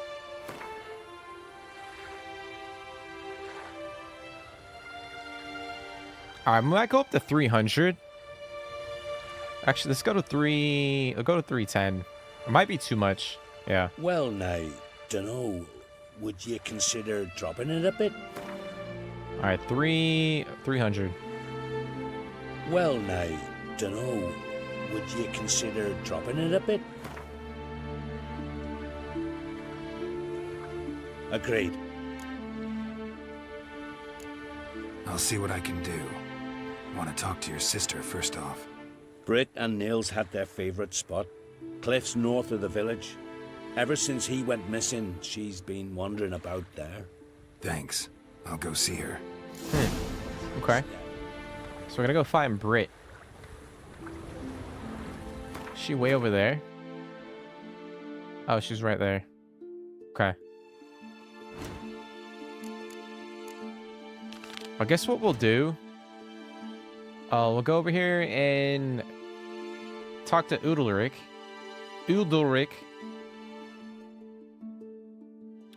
Before we do, I'm gonna hit up the blacksmith over here. I need to offload a couple things and repair my gear. Damn, bro, bless you. Holy shit.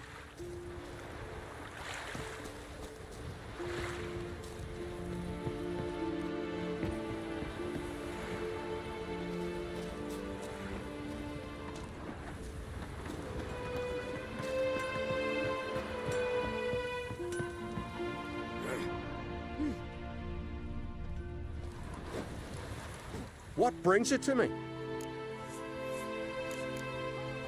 Wouldn't mind a look at your wares.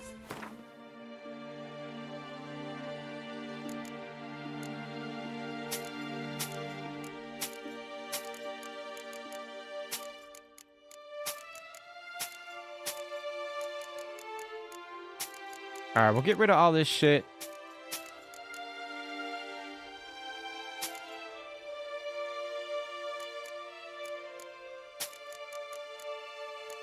Offload a bunch of weights.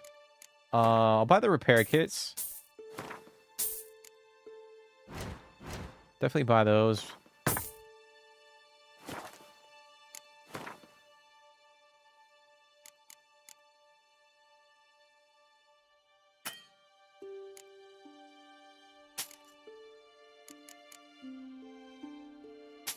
Okay. Farewell. Go back whence you came.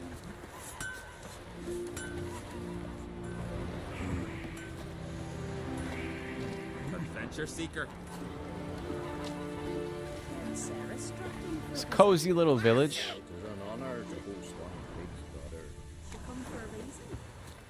Oh, we got the innkeep.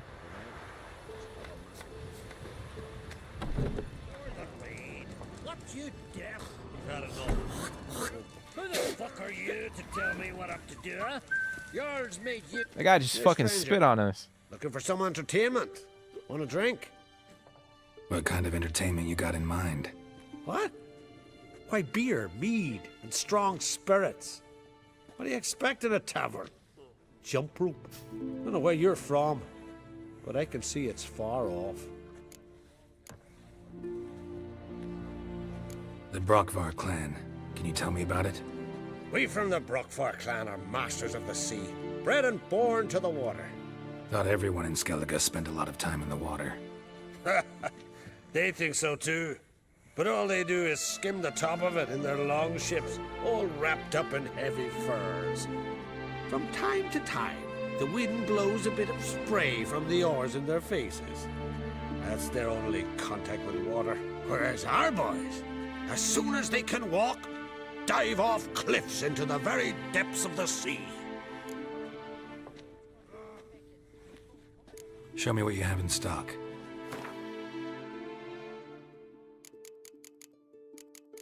All right, we're gonna buy all of the. We're gonna buy all of the Redanian herbal. We need all that shit. Might as well buy these as well.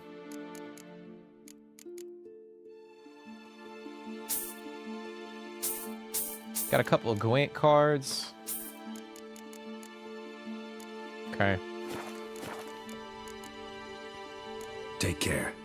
All right, now we can actually go in and we should be able to brew a couple potions. I forgot to mention too, I went in and upgraded my mutagens. So we have the greater, we have the greater green mutagen. We have the, just the standard red. We don't have enough red mutagens to craft a greater mutagen. But I did go in and upgrade our green and our blue mutagens. So we get an increase to our sign intensity and our vitality, which is kind of nice. But I think our next unlock is 26. And then we'll have another slot, and then level 30 is the next one after that. All right, let's go in here and craft up a bunch of these.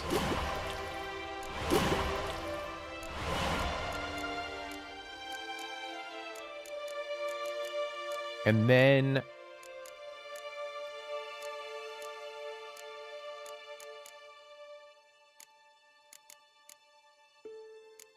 I think we'll do potion. Let me see.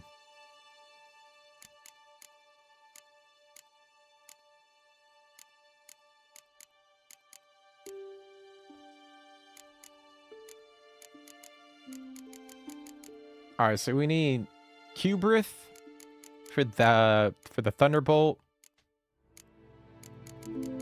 We need Vermilion. So we'll go with those real quick. Craft those up. Of course, I don't have that. Oh my god. I don't have this ergot seeds to craft that one. Lovely. All right, so we'll craft that one up.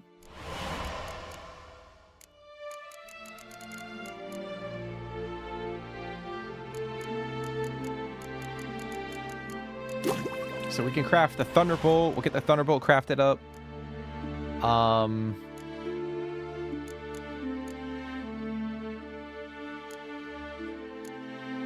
We can do Superior Cat. I need the Killer Whale, but the problem is, like, we haven't had this fruit. Like, we've been looking for this fruit for, like, at least half the playthrough. I guess I just didn't loot as much as I probably should have in, like, specific areas of the world. All right, so we'll craft. All right, we don't have that one. Don't have enough for that.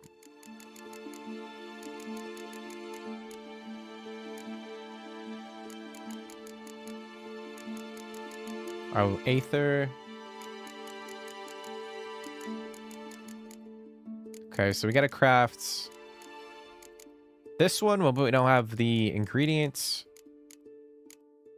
All right. Awesome.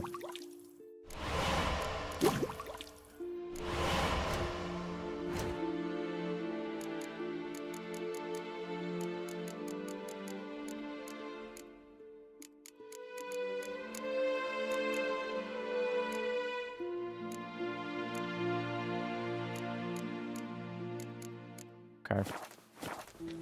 So we got to get a couple ingredients before we can craft a few more things.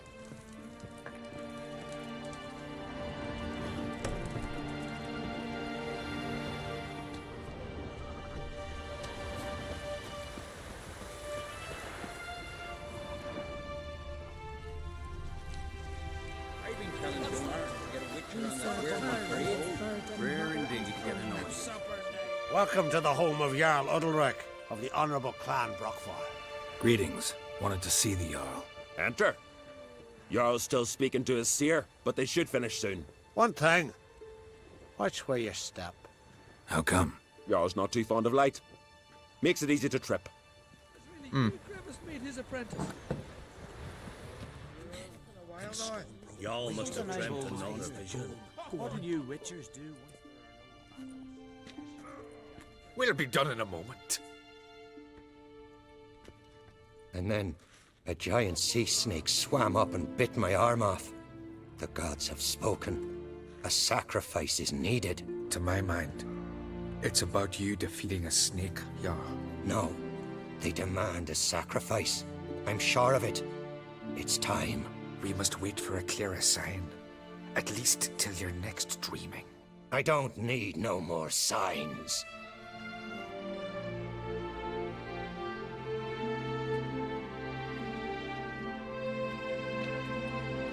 Looking for Ceres. Heard she stayed here.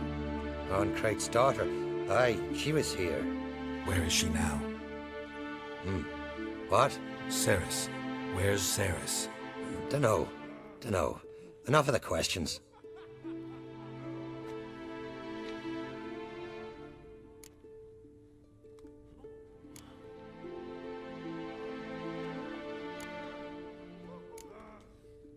I say something wrong? You must forgive the Jarl. Hasn't been feeling well of late. Is he sick? He didn't seem quite right during Croc's feast, but...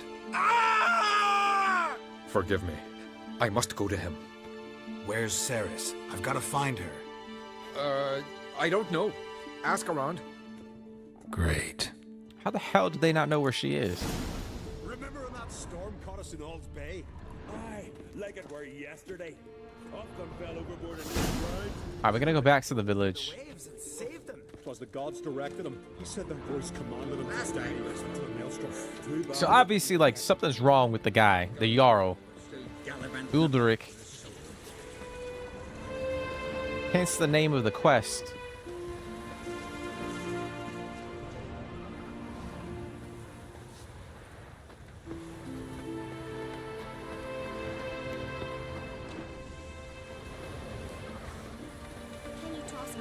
Greetings. Ha! Nary a soul for months. Then one day guests from afar start dropping like rain in springtime. You weary traveller? Hungry? Looking for Ceres, Jarl on Crate's daughter. Ah, you found her. Or near to. Lass was just here. Know where she might have gone? Took an interest in our Jarl. Asked about his childhood. So I told her to see Begthora and Eirik. Who are Bergthora and Eirik? Years ago, Eirik was close with the old Jarl. Was the Jarl that helped him win Begthora's hand. They lived toward the east end of the village. Okay. Take care. Bless you. And my blessings to Ceres when you see her. Alrighty. The long ships off the bay. 'Twas a fallen star to my mind.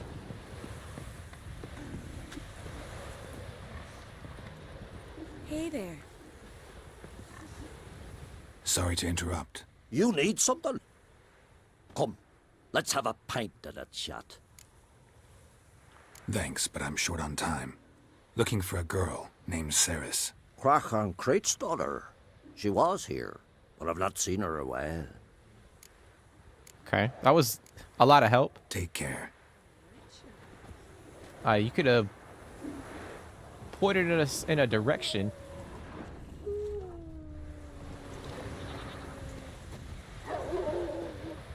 Greetings. I'm looking for someone. Lucky chap you are then. Truth be told, I'm taken, but village is brimming with lovely girls. Can I meet them? Did you say lovely girls? Where? Maybe one would be willing to show me around the island. Well, there's Vea, lovely one, Cooper's daughter. Though, nah, she's got teeth like fishhooks. Now Deborah, there's a fine lass, teeth bang on straight. Though there is a growth under her right eye. Maya's got a Damn, right bro, dreamy what face, the fuck? if not for that bit of bone rot on her right foot. Ah, nuts. Now I give it a think, well, none of these lasses are really appealing. No, she said that chick has teeth like fish hooks. That's crazy, bro. Like, what the fuck? I'm looking for Ceres. The skinny thing. Lovely doe eyes, true, and she's from an honourable house. But the lass is gaunt as a sapling. I don't know where she is, and her father... Ugh, tell Crack to calm down. No Skellige lass can perish in her own isles. All right, she was here a few hours. Went to find me man Eirik. Needed to talk, she said. They should be on the beach, t'other side of the isle. Thanks. Take care. Good luck searching. Yeah, that sounds a little sus. What the fuck is that guy doing? Is he shooting the... Together.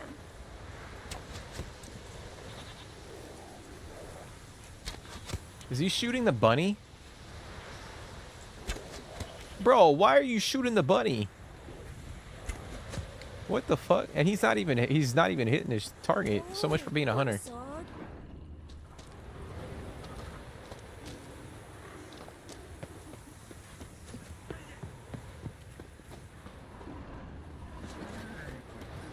Ain't no way in hell his family's eating if he can't even hit a fucking rabbit from like 5 yards out.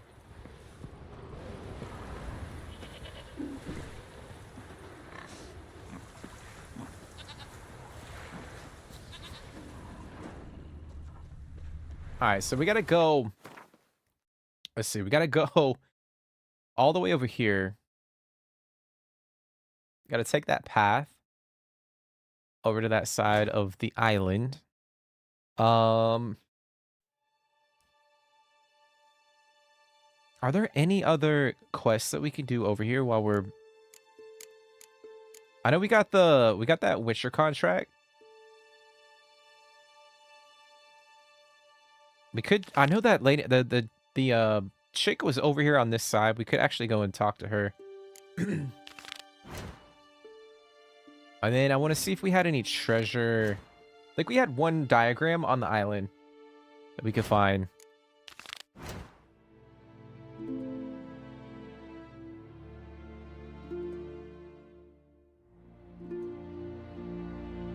Yeah, it's way down here.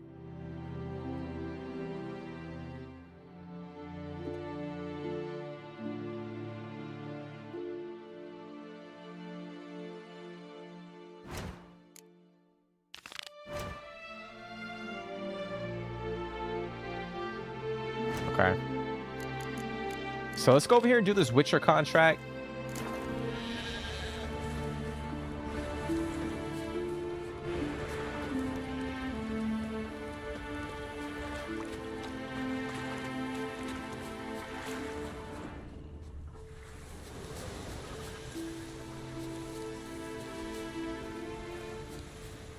Need to talk to you. Leave me be.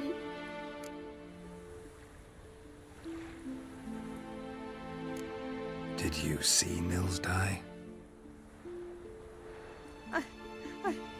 I saw a shadow, great wings, like a cloud passing over the sky. Then I heard him scream.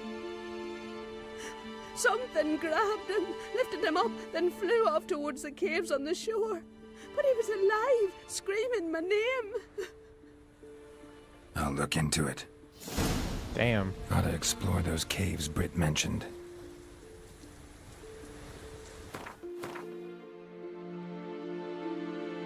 Okay, so we gotta go that way. Oh, that's where the diagram is.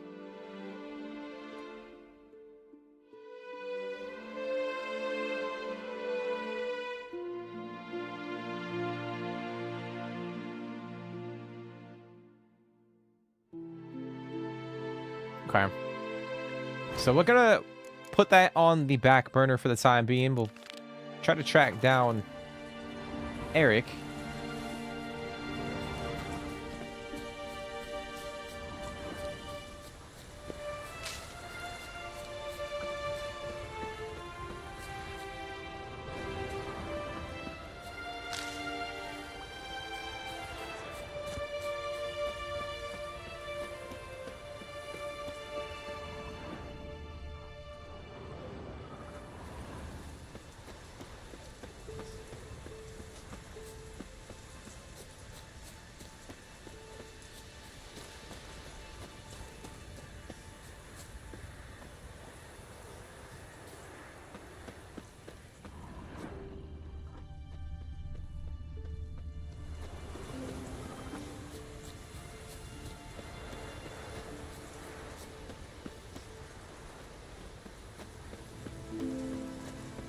Oh shit, is he up there in the rock?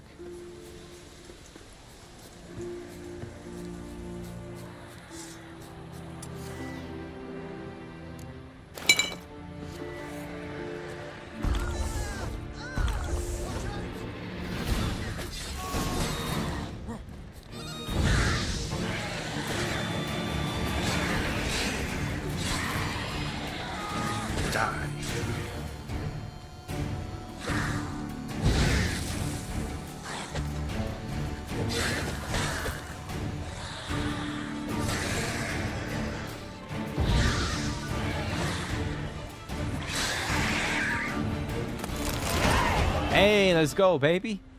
Level 26. Swarming like gulls around the waist heap. I be sure we showed up. We seem to remember you sitting on that rock crying for help. But if not for me warning, you'd be herring bait about now. What warning, bro? Like, we saw him standing right there the whole time.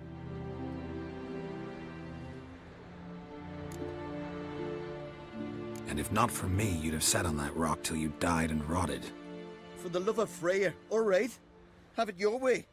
You saved me, now what? What, need I march around the country singing in your praises? No, just tell me where to find Ceres. Must be daft. You helped me with the sea devils, but that don't mean I'm willing to gossip about Uncrate's daughter. Just tell me, bro. Here are your options. Tell me where Ceres is, or I'll tell everyone I found you sitting on a rock, scared witless and screaming like a woman. Talk all you want. No one will believe a foreigner telling tales about an islander. Where's Ceres? Tell me. She asked about our Jarl and his family. Went to Odeldrick's old family home.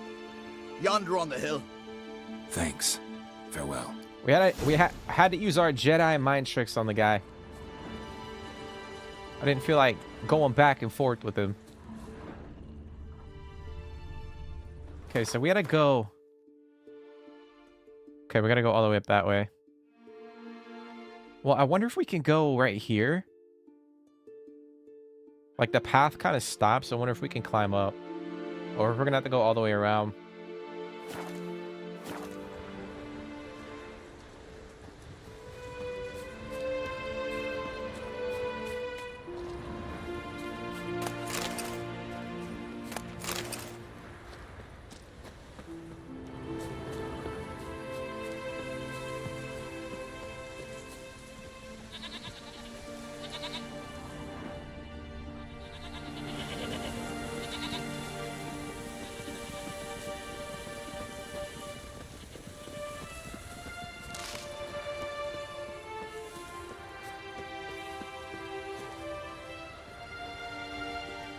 Okay, so we can't climb.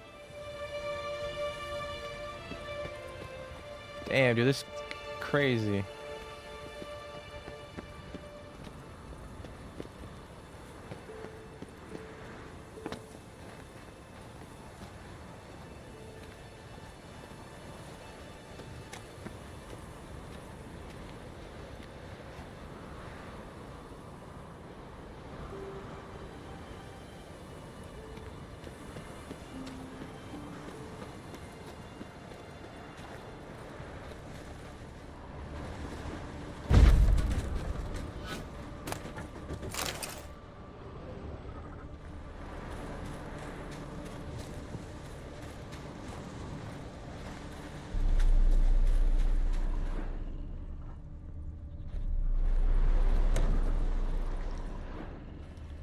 Fresh footprints. Damn, could be seriously wrong here.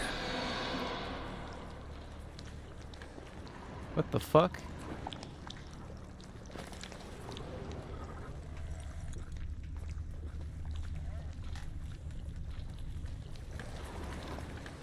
This shit remind me of like Death Stranding. Alright, so the footprints go over there.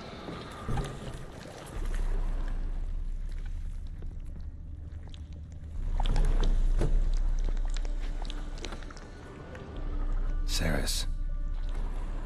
Passed out. Gotta get her out of here.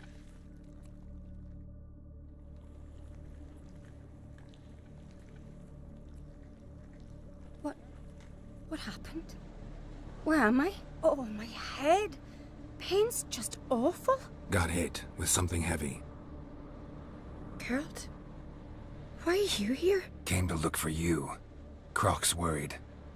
Taking you home. I won't go until I help Ulrich. The sword! Where's the sword? I've got to go back! You're not going anywhere. I carried you out of there a moment ago half dead. I have to! You have to tell me what's going on. Why'd you go in the house? Why'd you go in there? I wanted to help Ulrich. Sure, he was acting strangely, but I don't see how your stroll through a haunted house will help him. It would have if I'd only found the sword. So what's this sword all about? It's Brokvar, the ancestral sword of Udalric's clan. I needed to lift the curse that holds Udalric. A curse? Long story. Years ago, Udalric and his little brother butted heads over the sword. As custom has it, the clan's sword should go to the firstborn son, Udalric. But his father gave Brokvar to his little brother, Aki. Serious insult in these lands. Serious enough for Udalric to break a sacred law here in Skellige. He openly questioned his father's decision. Guessing the old Jarl couldn't let it pass. They chained Udalric to a pile, up to his waist in the sea. Spent 3 days like that. When his punishment ended, he and Aki sailed out to fish. That's crazy. I'm guessing he killed his brother? Got a feeling this trip didn't end happily. Your feeling's right. There was an accident. A storm broke out and Aki fell overboard. Udalric had his hands full with the sails. Didn't hear his brother until it was too late. Didn't hear? Or didn't want to hear? Some folk on the Isle had the same doubt, but none would mention it aloud. What do you think? Did Udalric kill Aki? I don't want to jump to any conclusions, but I do think whatever happened at sea that day, well, it's affecting Udalric right now. Powerfully so. And it could have something to do with that sword. What did you plan to do with the sword? I thought Aki's ghost would want it back. The brother's ghost? Long as I remember, folk have said Udalric's the chosen one. The one the gods speak to. I believed it once. But now, considering certain things, I think he's just haunted. And it's his dead brother that's haunting him. Daring theory. Not breaking any of your laws just by thinking it. Don't care. I don't believe it's the gods talking. Have you seen him?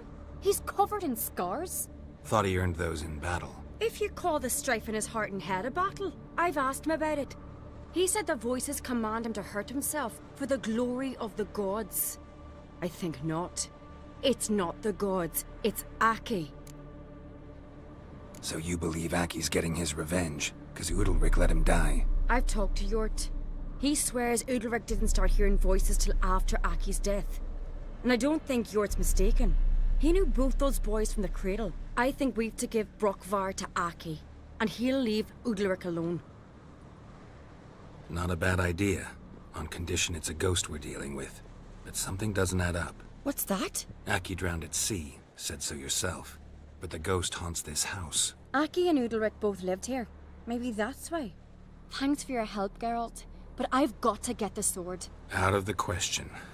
I'll get it. Really? Thanks. So I can go see Udalric? No chance. You're weak. Might pass out again along the way. Wait here, we'll go together. Okay, very interesting. So she thinks like his dead brother is like haunting him.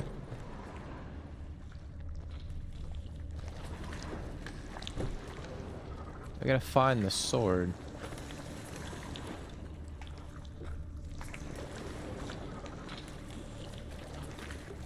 But yeah, this shit reminds me of like Death Stranding. The tar.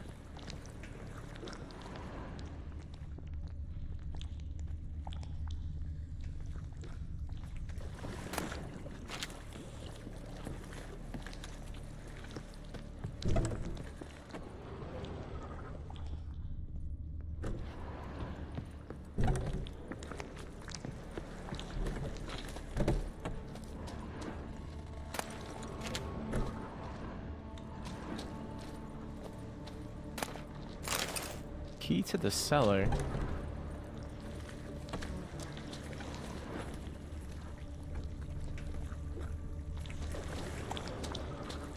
Oh, right here. Okay, okay. Oh, shit.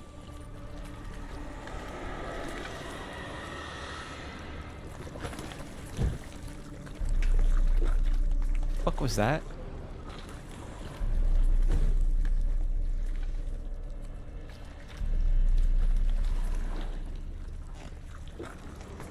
I see it on the table. Something tells me as soon as I grab that shit, like something's gonna pop out.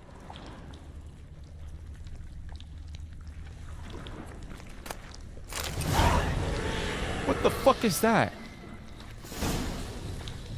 What is this about?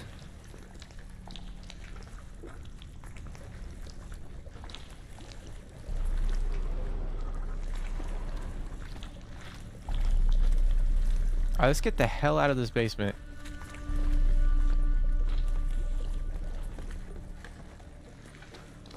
They should have made Nicolas Cage Geralt. No way, dude.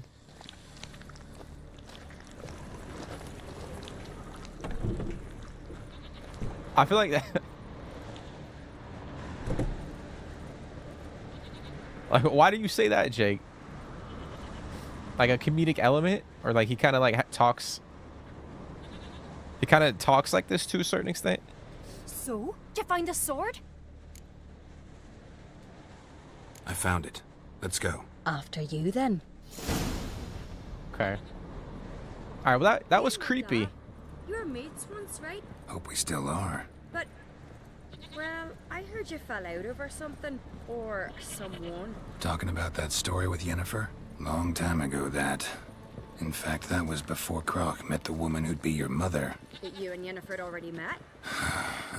Things were never cut and dried with Yen. What is it about her? What is it that draws you? Dunno. Maybe, it's 'cause I've never chosen comfort and ease. The calm and the quiet. Hmm.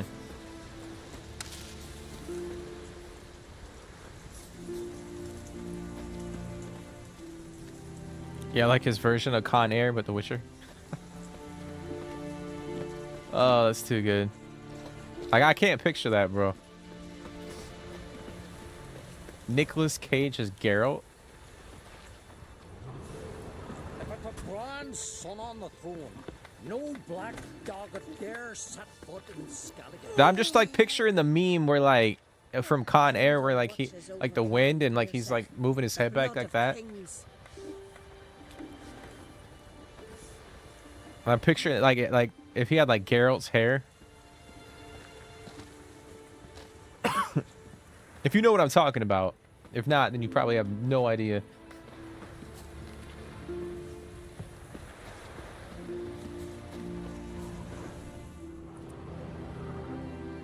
Where's Yennefer? Don't know.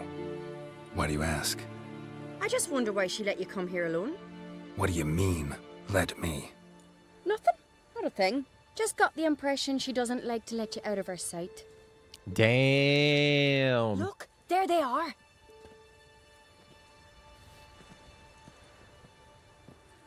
Horridly bright out here. Stings the eyes. The fresh air will do you good. The gods won't be pleased. Jarl, our guests, remember. What happened to your hand? I sacrificed it to the gods. Forgive him, Jarl. Geralt's got more to learn about our customs. We're close to the gods in Skellige, and the chummier you are, the greater the offering you make. It's our belief that the greatest thing a man can offer is his pain, his suffering, the pure sacrifice. To hear the gods is a gift, not a sacrifice. These voices you hear. The gods, their voices.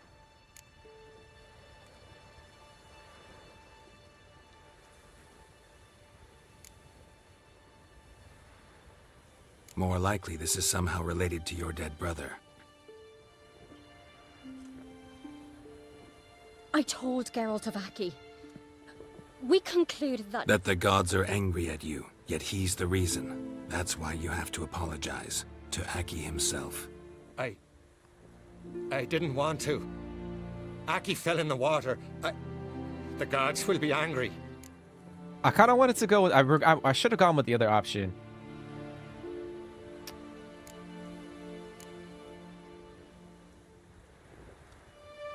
Angry you want to make peace with your brother? Are the gods of Skellige that cruel? They are that just. Justice demands you return to the dead what is rightly theirs. What would you have me do? Remember where Aki fell in the water? Near the isle's eastern end, by the mouth of the bay. Current had swept us towards Ullula's Needle. It's a dangerous spot. Treacherous eddies swallow a handful of sailors each year. We need to sail there. Aki's ghost won't rest until Brokvar's returned to his remains. No. No, no, no. The gods, they'll be angry. I feel it. Fear not, Jarl. The gods love you, and they loved Aki. Surely they want this. Well, maybe I can sail there. The sword should be returned. That's what matters. Makes no difference by whose hand. What do I look for? Did Aki have anything that'll help me recognize him? Something he was wearing that could survive all this time underwater? Aye. Our clan ring. That ought to be enough. I'm off. So, if we bring the sword over there, we're thinking that whatever is afflicting him will, or if his brother is actually haunting him, like, that'll solve everything. So we're about to find out.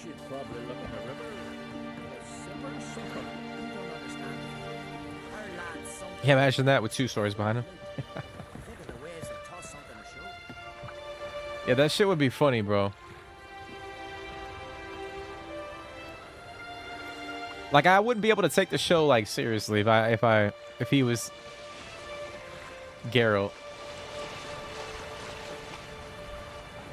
It'd be like a scary movie spin-off.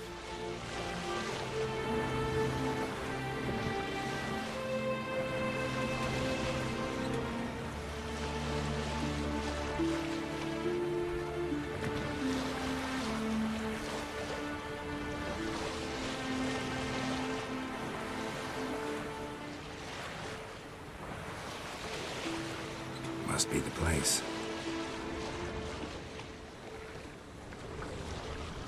Oh, okay. We came here before. I guess that's why we couldn't examine the body. That was actually his brother. And we came over here earlier.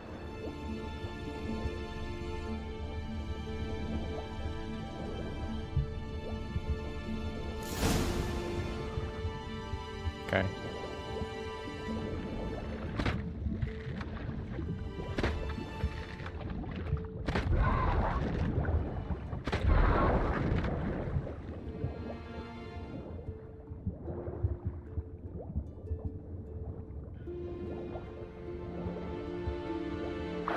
Wondering what that accomplished, if anything.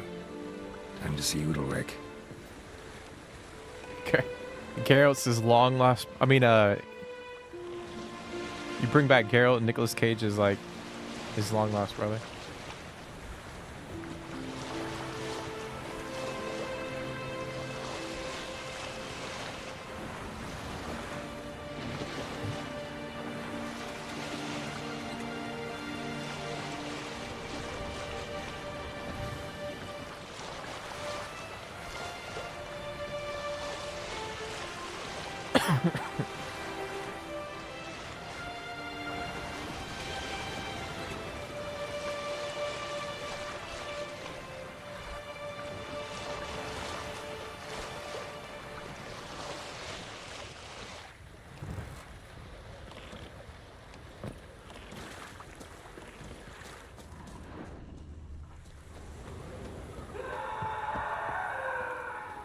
Holy shit.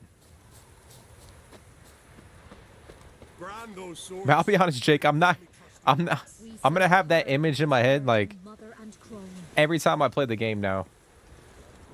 Now that you said that. good for picking your Don't know I'd be teeth. able to make that kind of sucker. Why'd you do it? Your pile. You drink last night too? What is this? Udalric. The voice has commanded him to poke out his eye. What the fuck? Why'd you do it? Such was the will of the gods. A sacrifice for Aki. My man poked his eye out. What the heck, guys?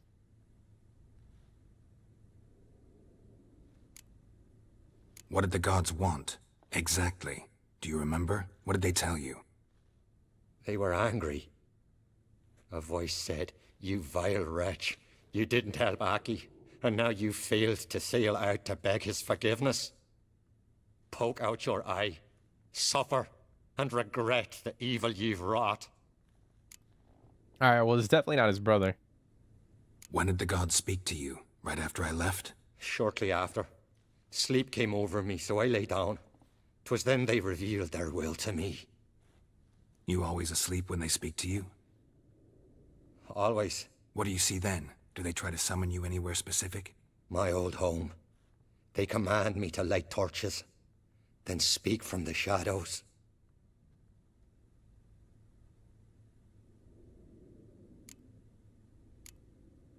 The gods ever show you their form, or are they always just a shadow? Once, I steeled myself, gathered my courage, and in my dream made my torch burn bright. I saw a hazy figure sitting in shadow then.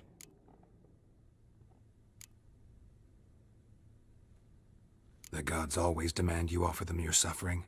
Only that pleases them, so they ask for more and more. The gods speak from the shadows, you said. Is that why you don't allow any lights in here? In my dreams. At times I see their form, when the torches burn bright. To see the gods is a great honor. Maybe with more light in your house, you'd see them when you're awake as well. Lesser men are unworthy. They cannot gaze upon their faces. Mm.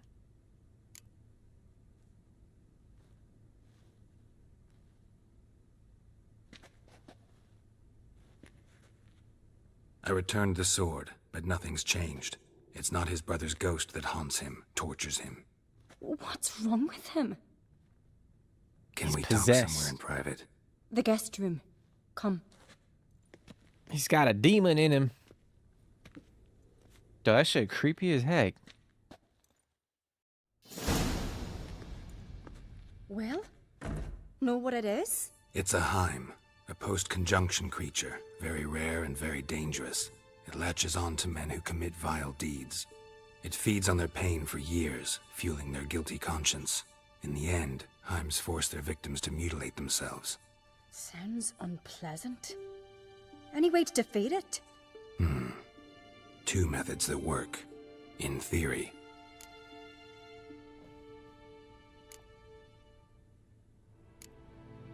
Witcher's bestiaries say you have to spend a night in the Heim's lair with the affected individual. The haunted house, you mean?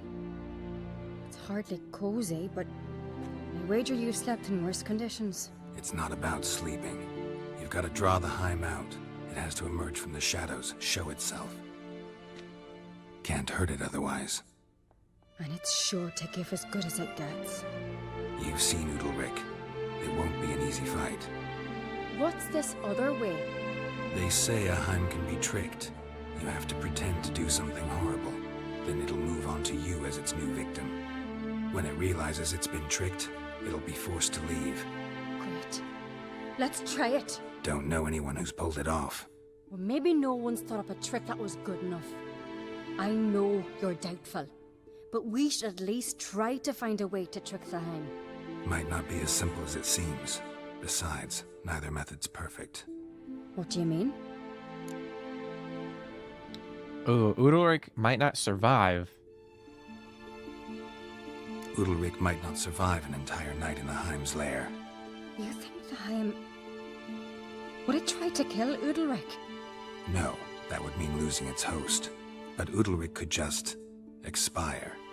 He's weak, and the house will summon painful memories. Whereas to the Heim, that'll be an opportunity. The more pain the Heim causes Udalric, the stronger it'll grow. And the more dangerous it will be to you. And what about the other method? The Heim's a demon, and demons are notoriously hard to fool. Plus, the trickster can't know it's a trick. What? The Heim attacks those who have a guilty conscience, truly believe they committed a foul deed. The Heim strengthens their regret and feeds on it.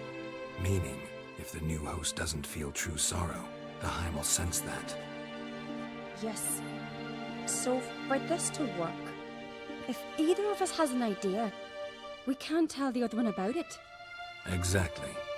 Both methods seem risky, but I still think we should try the trick. Don't know that I'm convinced. Just please don't tell me you have to consult Yennefer on such things as well. If we fail to think of anything, we can always try the Witcher's way.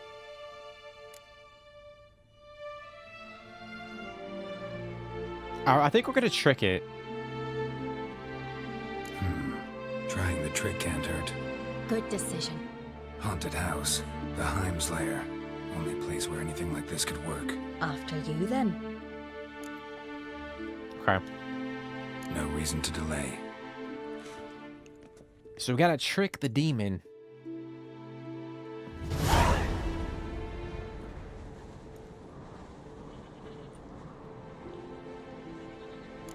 All right. Need to make a meme with his face covering Geralt's. I like that he's standing there and not in any pain. That's because he's possessed, bro. That's why he's not feeling any damn pain. All the movies that you see when people are like possessed and they don't feel a damn thing because they can't actually feel anything.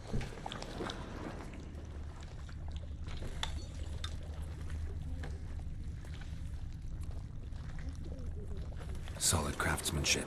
Fitter must have been from the continent.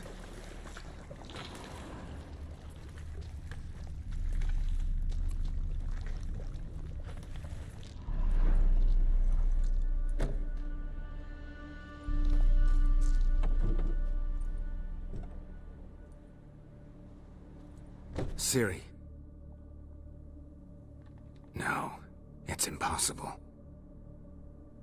Wow, man. That. Looking to discourage me? Good. Means you're scared. Yeah, the demon's fucking with us right now.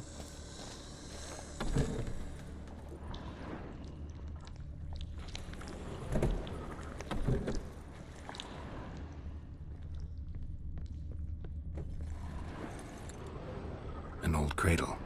Must have belonged to Udalric or Aki. Geralt, come! Think I've got an idea! Where'd she go? Outside? Come up with anything? Yes, I have a plan. One that just might work. Can I get any details? You've got to wait for me here. I won't be long. Anything else? Said yourself, you can't know the details. So no, nothing else. You simply gotta trust me. Alright, we're gonna trust her. So do I. So, can we start? I'm ready. Alright, I'll be back soon. In the meantime, get a fire going in the oven. Alright, we gotta get a fire going in the oven.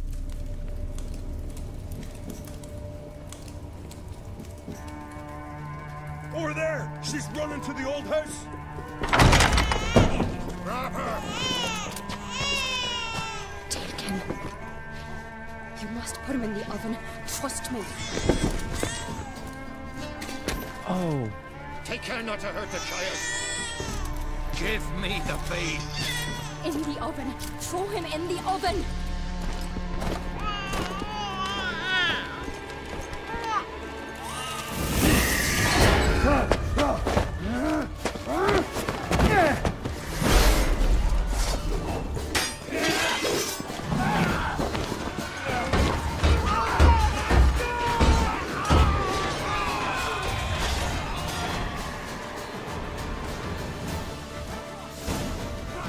What the fuck? Pathetic.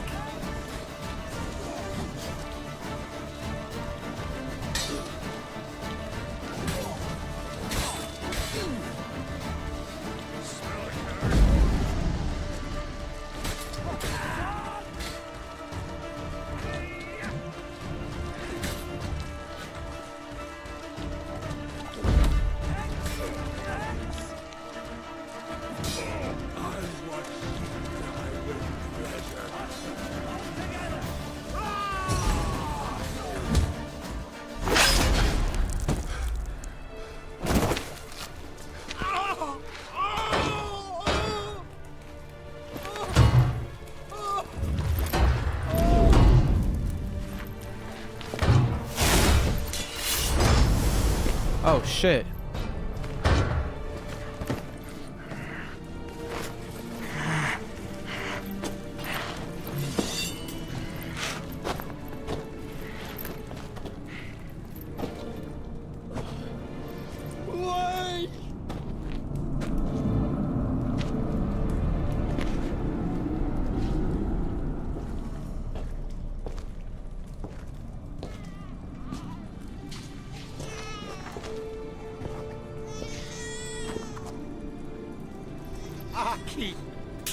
I actually remember this, guys.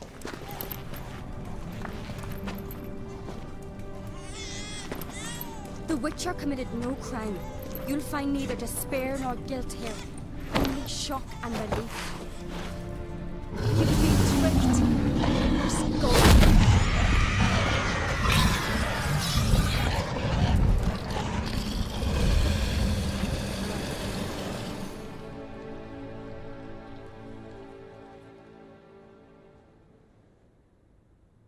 It's over. Over? We tricked the Heim. It thought I'd killed your child, abandoned you to haunt me, feed on my conscience. But when it saw the babe was whole, unharmed, it had to go. You're free, Jarl. Free? The Heim's gone, so are the voices that tortured you. Let's get out of here. Yeah, I actually remember that. Like when we got like halfway through that quest. My head's spinning. I'm spinning in a maelstrom. Geralt, you said it was over. That's just fatigue.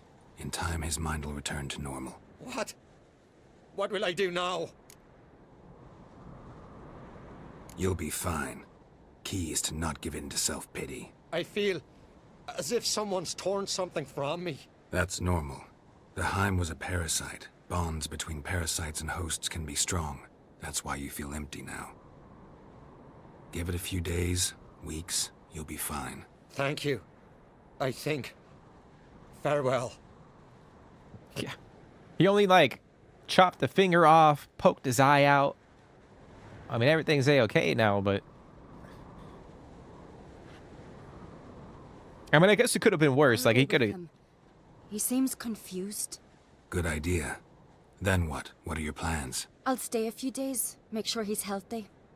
And you? Gonna stay on Speaker Rog? Don't know yet. Gotta gather my thoughts. I'm sure Yennefer must be growing impatient. Man, she keeps going on about Yennefer, bro. What is it with you and Yennefer?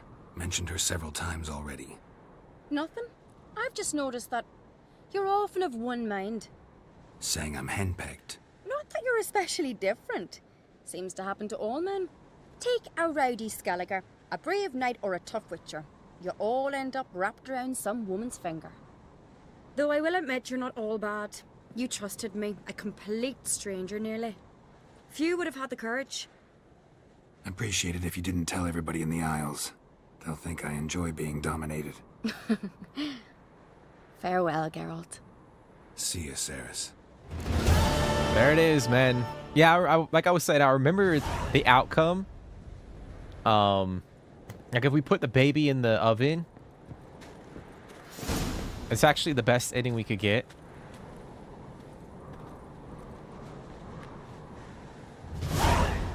But yeah, that's actually a really cool quest. This is definitely one of the top mission designs or stories. Yeah, that like I literally was just saying. I think this is one of the coolest side quests in the entire game. Like, especially like the first time you play it and experience it. You're like, dude, like, why the fuck would I put a baby in an oven?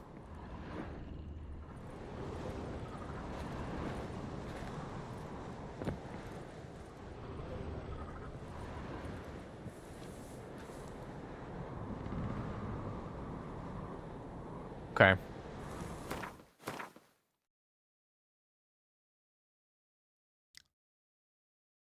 All right, so we're gonna go. I think we gotta do that Witcher contract. I think we gotta go down that way. Yeah, we're gonna go way over here. I think I'm gonna hit this up real quick, and then we'll take this path down over here. But I like that quest too because it's like a nice change of pace. Can I get up here?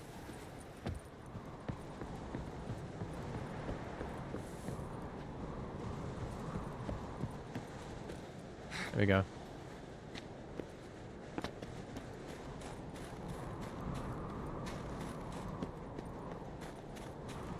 Like, obviously, it's like it's a monster that we got to take down, but it's not like a traditional, like, you go and track down a troll or a werewolf.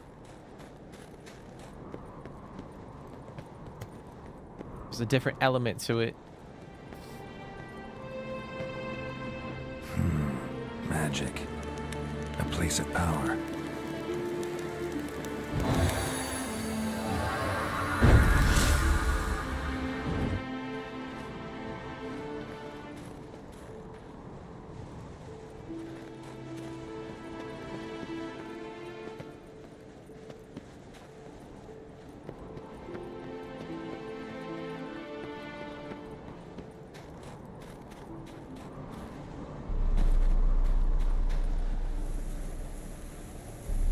What's my build? I'll be honest, dude. I really don't have like a specific build going on right now. I was kind of leaning into like, if I had like if I was doing like a new game plus and I had all of these unlocked plus like the DLC, I would probably end up having more of a specific build, like already planned out. But I was kind of going for like a fast attack build. Actually, what I might do...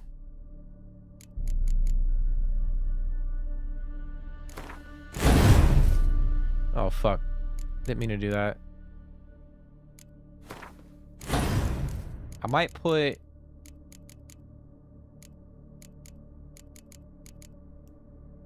Put this one over here. But yeah, I'm kind of going for like a fast attack build. Maybe mix in a couple signs, but eventually, like, when I get everything unlocked,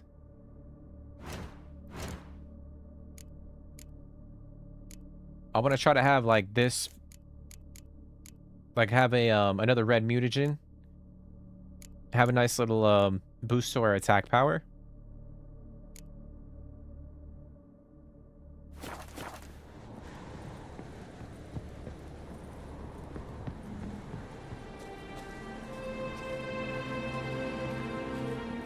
Like an alchemy build. So I've never really done like a full-on alchemy build, but like there are a couple skills that I feel like are very important. Like if you're the type of person that consumes like potions and decoctions and shit like that, like the three that I have are pretty in my opinion are like really important.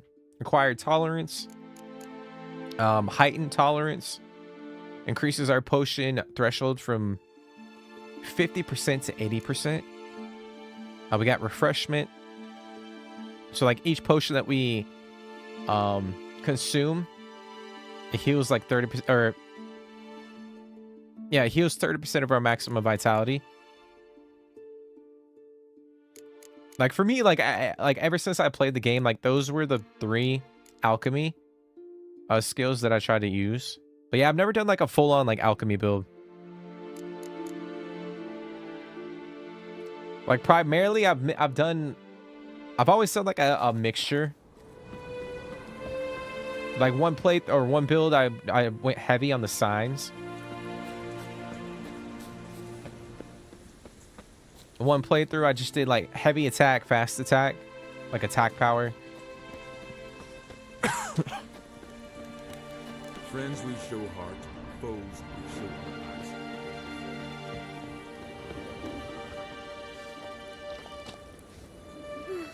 What is a must-have for every build? I mean, I'll be honest, the ones that I have are pretty important. Like if you get delusion, I always do delusion because like you have the ability to like if you're talking to NPCs, you have the ability to like sort of change the or affect the outcome when it comes to like speaking to specific characters within the game. I feel like that's always a must to have.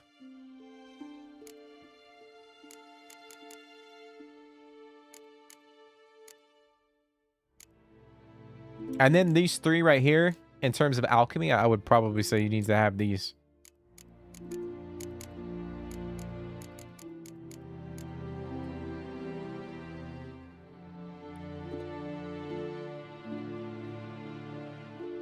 You got Axley leveled early in game because the freeze stun works great for my heavy attack build.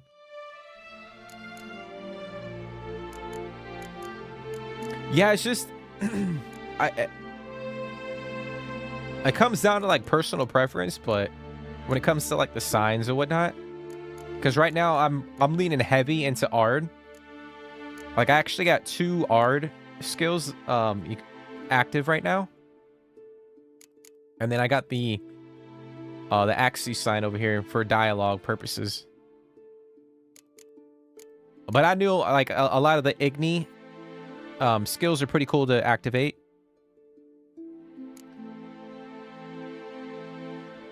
But I think for my like the build that I'm going right now, I'm definitely going for more of like an attack power, or like fast attack build. I'm not leaning heavy into like one specific like skill tree, if you want to say that.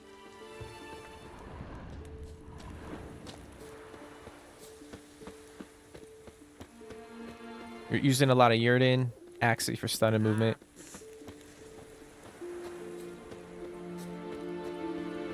Well, that's another thing too, like you can, another way to like, if you want to rock, like if you don't want to go in here and activate, like for instance, you're saying you're using like Yurden and Axie. Like you don't have to like activate specific spells for that. You know, you don't have to come in here and just, you know, activate them. You can go in and sort of manipulate your sign intensity. Like you can find a specific gear, like armor set, or like weapon, because I know like a lot of weapons will have like certain traits to them.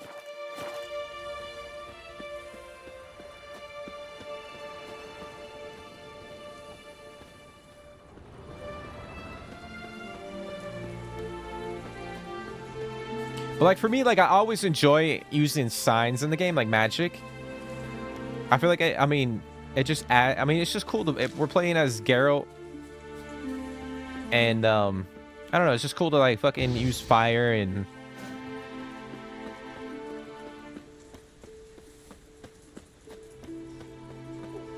I feel like most of the builds that I've done, this being my 5th playthrough, like I've always used magic to a certain extent.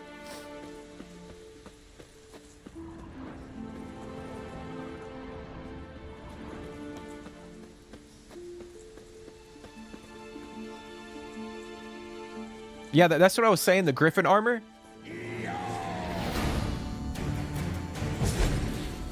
Pathetic.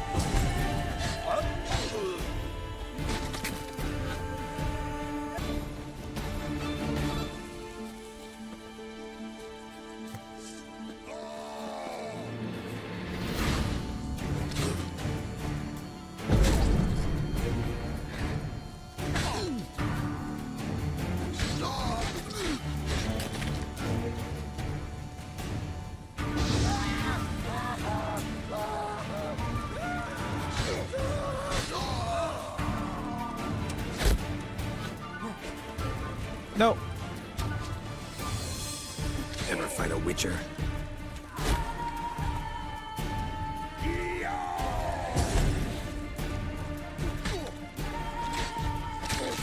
Oh shit. Fuck is he?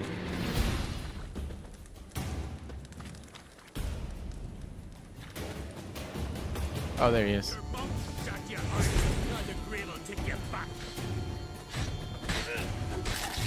Damn, bro.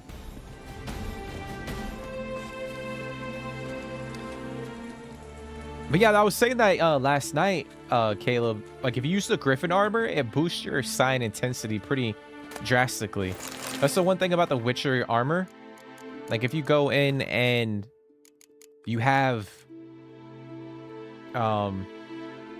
every single piece equipped, like 6 out of 6, then you get, like, for instance, right now, well, let me see. So right now, because I have every single piece of the Forgotten Woven armor equipped, Ard deals additional damage to enemies affected by Yrden. So if I put Yrden down, and then they're in the, you know, they're being affected by it, and I, you know, blast Ard at them, they'll take more damage. And that's like the special, the cool thing about this armor. But with the Griffin armor, you just get a bunch of sign intensity, like a boost, which can offset a lot of the skills. And you don't have to, like, go in and waste a lot of slots, if that makes any sense, for like specific signs. You can kind of allocate other things that you might want to use. But then again, if you want to go heavy into the signs, then you can just assign a bunch of them. But I think that's the cool thing about the game. Like, you can mix and match, like, so many different things. Like, depending on the gear that you have, the skills that you unlock, there's a lot of different things.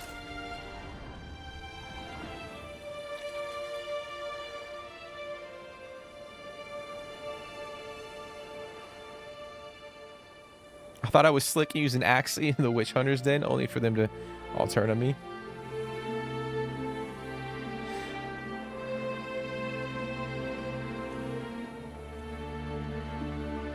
Yeah, bro, if you use, like, signs in, like, specific areas, you're gonna be fucked, because they're just gonna attack you. There's something up there.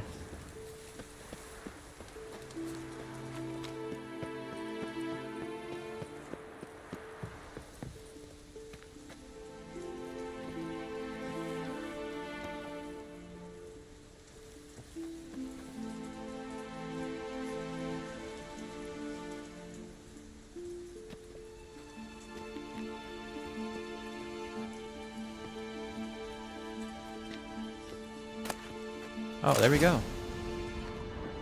Looky there.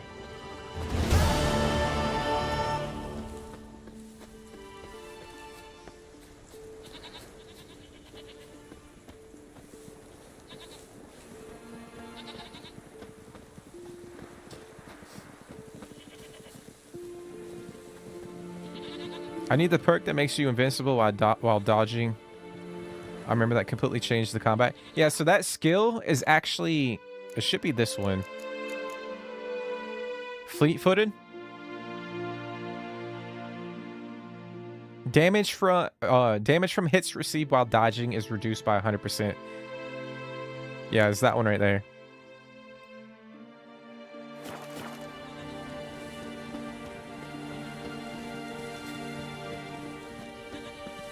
I don't have it equipped, but yeah, it's definitely a good skill to have. The amount of times you get hit while you dodge is...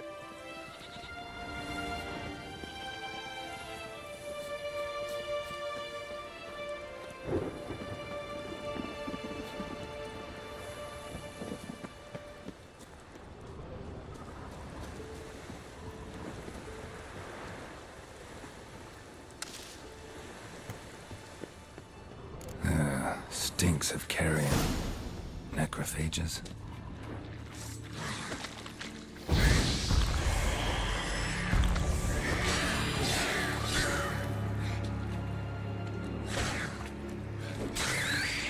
Drowners couldn't possibly lift Nils into the air. Siren tracks.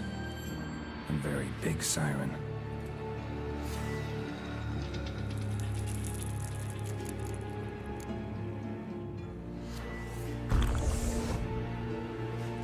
Alright, I'm gonna take a cat potion.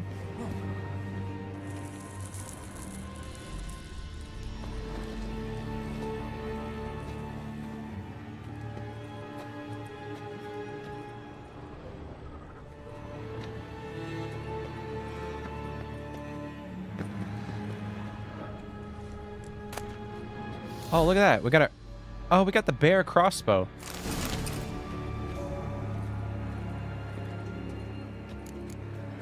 Let's go, baby.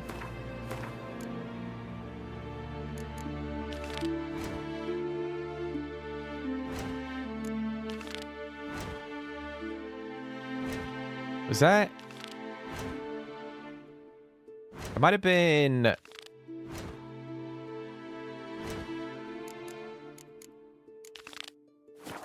Okay. I know there was a diagram over here that had to have been it.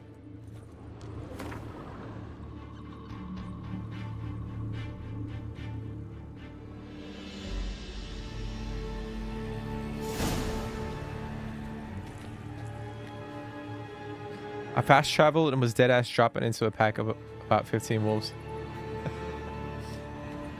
No, I'm telling you, bro, the pack of wolves, the wolves in the game are one of the most annoying things you could possibly run into while you're exploring.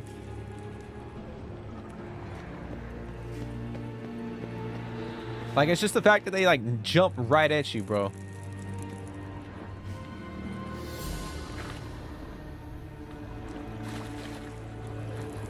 And I feel like they're way worse than Skellige. What the fuck?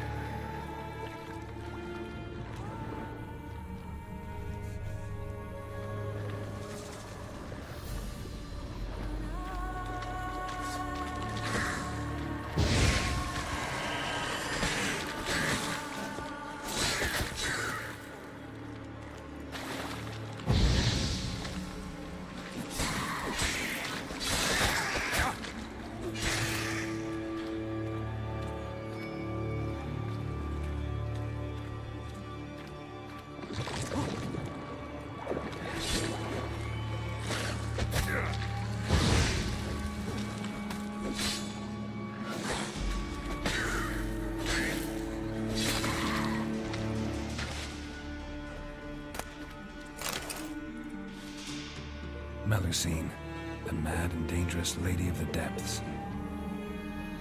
Clearly used to be worshipped here.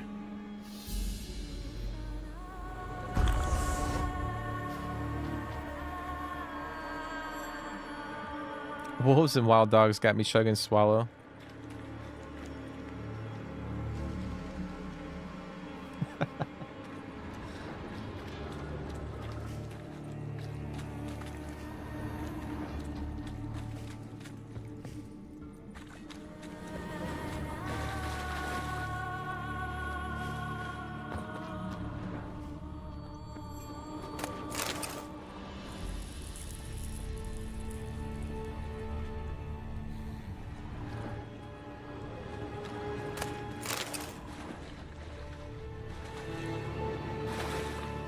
Strange scale color. Not your everyday siren. Same scales as on the altar. Melusine cult didn't appear out of nowhere. The kitten has been living for a while. Went into hibernation some time ago, but it's awake now. And it's hungry. Are we gonna go this way?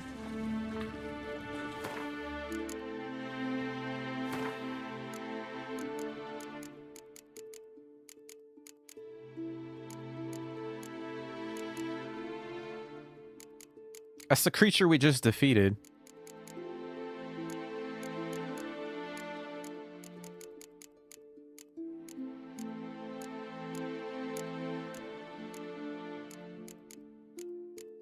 Here we go.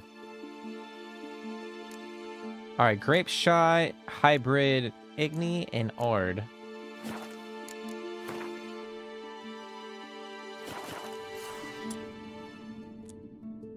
We'll equip our grape shot.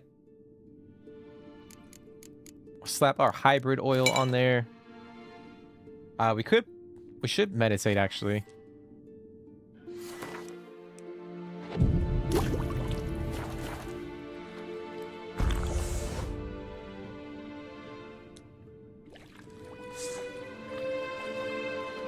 But what level are you at, Caleb? I know you were kind of like hovering around level 11.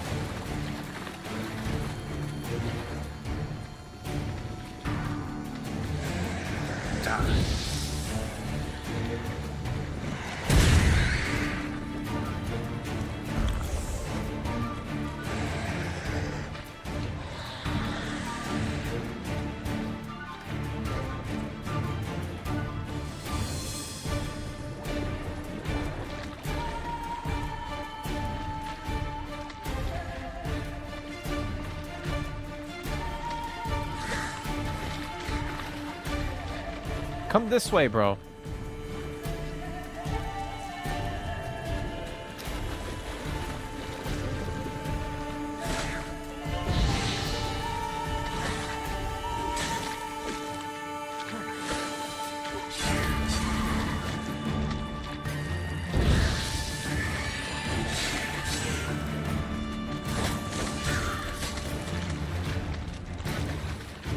Come on.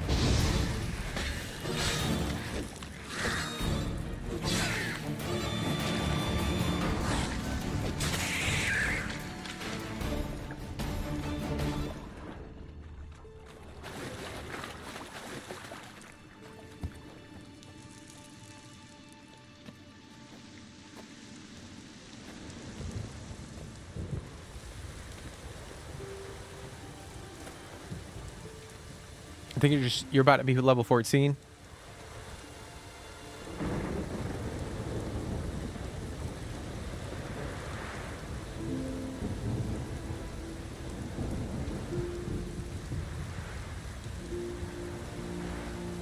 Yeah, so you're kind of where I was at. Like I was telling, like if you do all the shit in like Velen, like all the side content, the points of interest, like you'll be at a pretty decent level.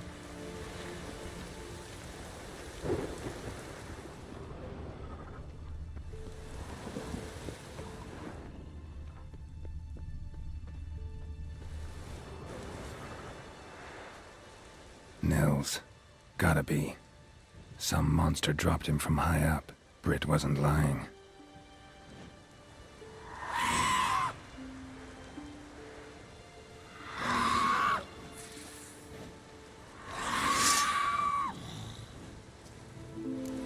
Alright, let's dance, bitch. Where'd you go? The fuck?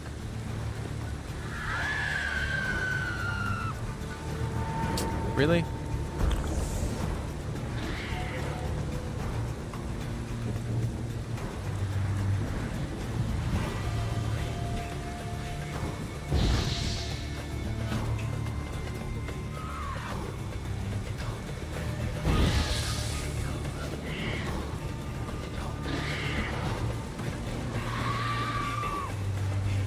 Yo, what the fuck?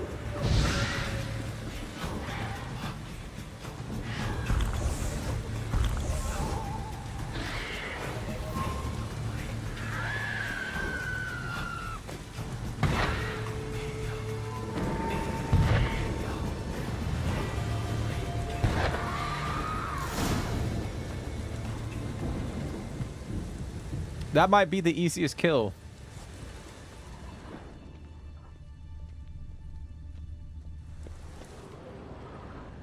What the fuck just happened? Free kill.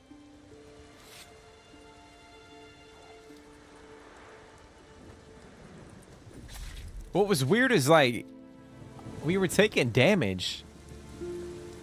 Like she was hitting us with something, but like, man, I don't know. It was weird.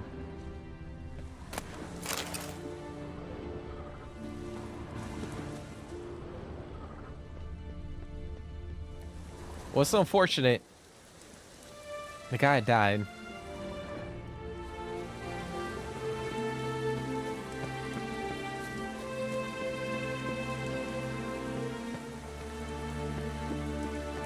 Okay, so like maybe 16, 17. By the time I finish the story, I'll be level 20 for Skellige. Yeah, that's kind of where I was at, dude.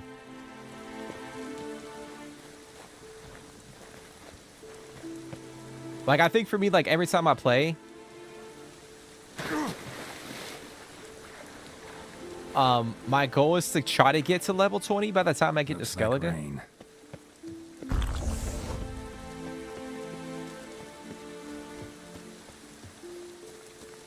Because I feel like it's pretty easy to level up in Novigrad. Because, like, everything's kind of close together and you're just, like, bouncing to, like, quest to quest to quest.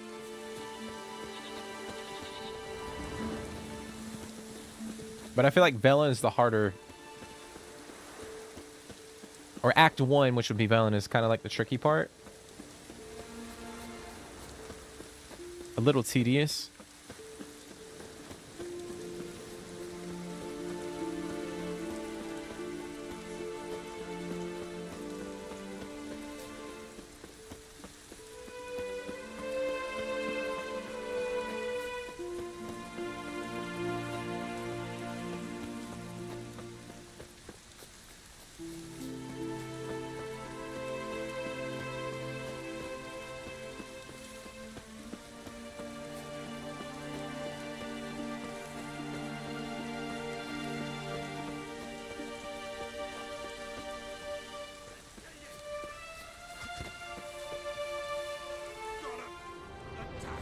Oh, is that same guy that could not hit the damn bunny? Okay. But it's crazy, guys. We're level... I mean, this is episode 22. It feels like forever ago that we started the game.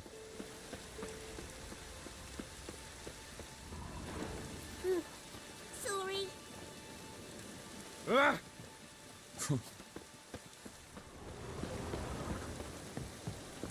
Actually, we should go get a haircut.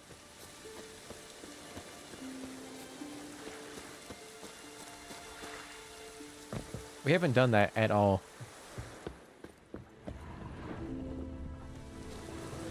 I see what you mean. Now that Novigrad politics make the quest fun. Especially the love-hate with Dijkstra and the gangs. Yeah, it's just a different, like, vibe, you know? Now, if the game was like that, throughout the entirety of the game, if it was just all like politicking, like I don't think it would be as fun. But compared to like Velen, like Act 1, and then Act 3, it's just a change of pace, so to speak. Because like in Velen, you're like out in the wilderness and shit. Traveler, can you trim my hair? Way it is now, it gets in my eyes. Like you're out in the wilderness and you know, in like a swampy environment and doing all sorts of different types of stuff. And then you go to like a massive city.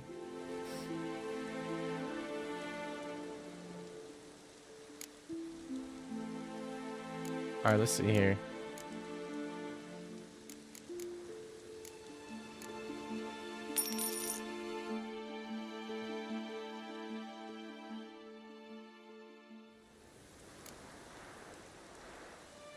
That was not bad. I got long and loose.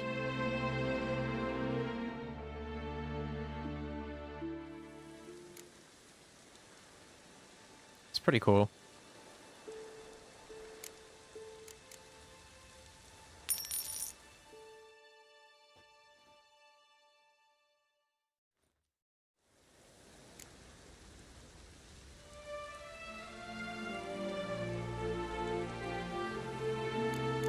Not really a fan of that. Elven Rebel.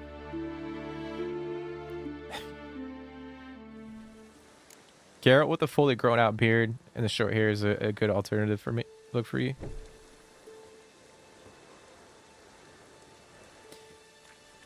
That was pretty cool.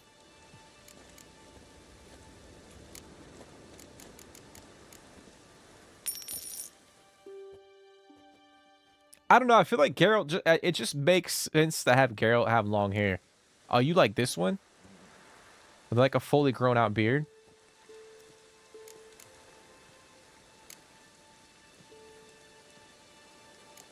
He looks like Jack Frost, bro. He looks like Jack Frost. That's what he reminds me of.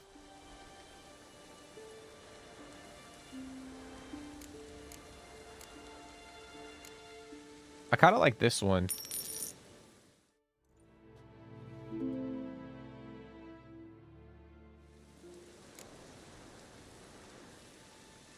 Like, that was not bad. Nicolas Cage is the way to go. Would this be classified as the Nicolas Cage? It was definitely not that. It was the loose, not too long.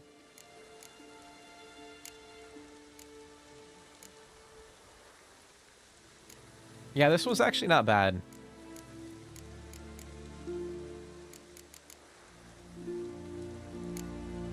Might go with that one. So long. Yeah, bro, the Elven Rebel one, he looks like a Jack Frost.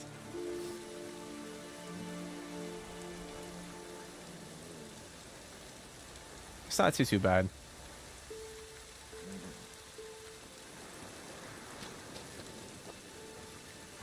It's definitely different. It feels different now. Because we've been rocking the same haircut since we started the damn game.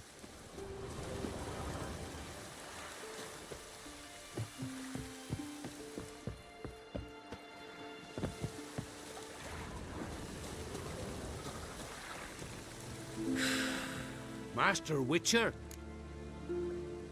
Found an old echidna in a cave on the shore. Tough beast, but I killed it. So Brit spoke true? A beast took Nils? And killed him. Body's in the cave. I'll have to fetch it. Witcher, would ye mind telling Brit what happened to her betrothed? Fine. I'll talk to her. It's the least she deserves. Feel like a damn fool now, not believing me own sis. Take this. Hard work deserves payment. Farewell. Righty. And we gotta go tell her that,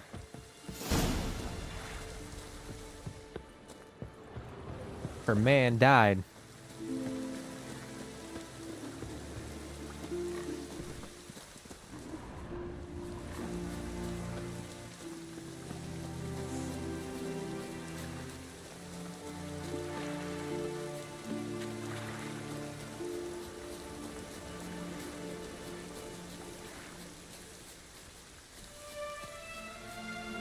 Need to talk to you. Leave me be. Your betrothed is dead. An echidna captured and killed him. Nils. This won't bring him back, I know. But I avenged him. Killed the beast. Thank you. Knew all along he was true to me. And so I'll vow to be true to him for the rest of my days. Take this gold. 'Tain't much, but I want you to take it.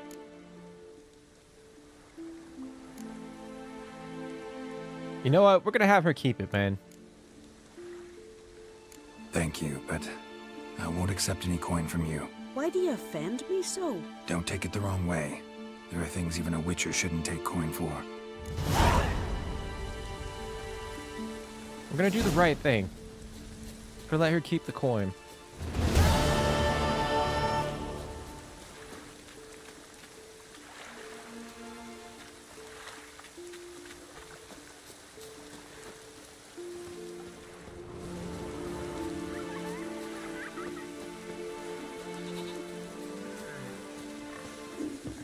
I like the vibe of this island. What's cool is like each island has its own like theme.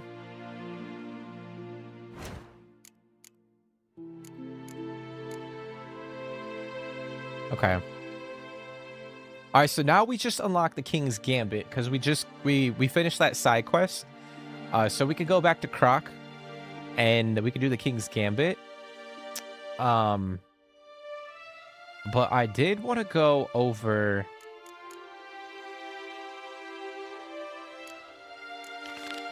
to this island over here. There's a couple things that we could do.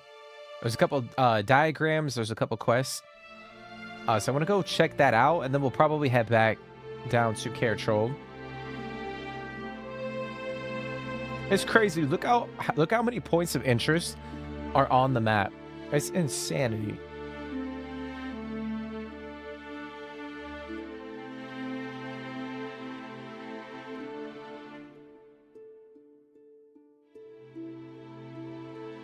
Okay.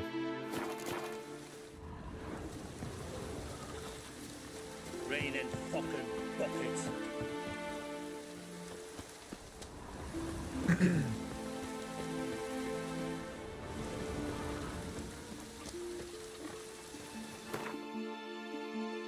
All right, we're gonna fast travel.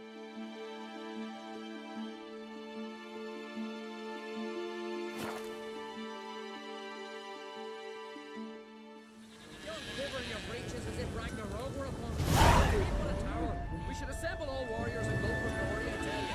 Disappear like donuts. Not a chance. The tower's cursed. Hear that noise? That's Freyr, grinding her teeth. Means war's a brewing. Time to sharpen our swords.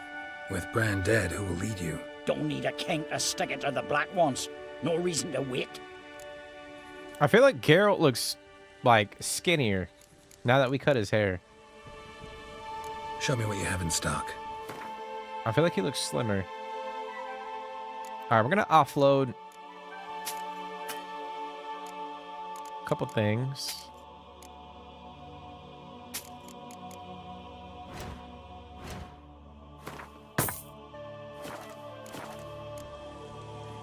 Farewell.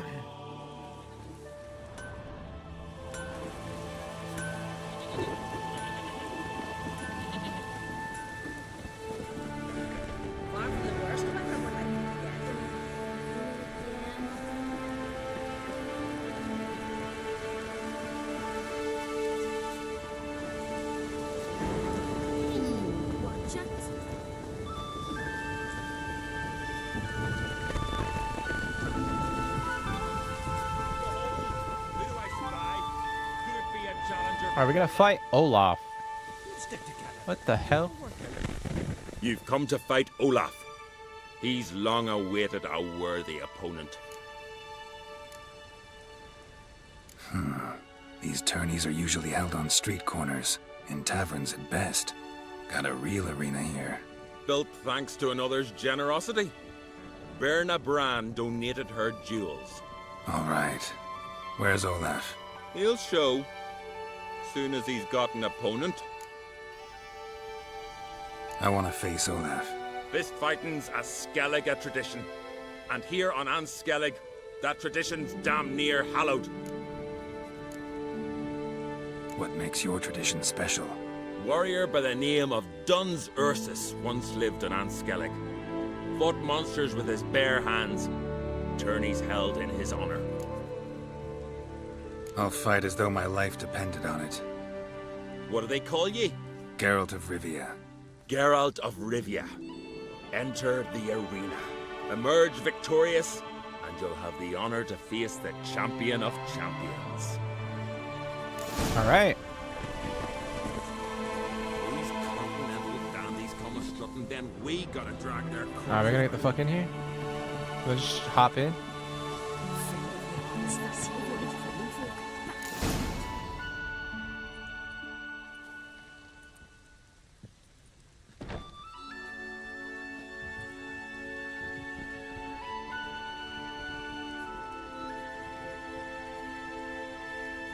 Fighting is our sacred tradition. The blood spilt in this arena bears witness to the clan's strength. The victor today will be champion. Yet any who is bold enough to fight is already a hero. What the fuck? Shit. A bear? We gotta fight a fucking bear? Oh my god, bro. I'll beat that ass, bro. I'll beat that ass.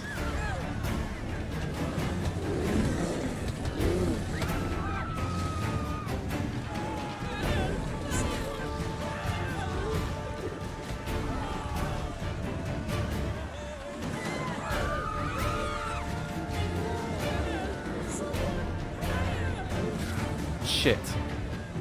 Oh shit. Gonna hang your head from my saddle.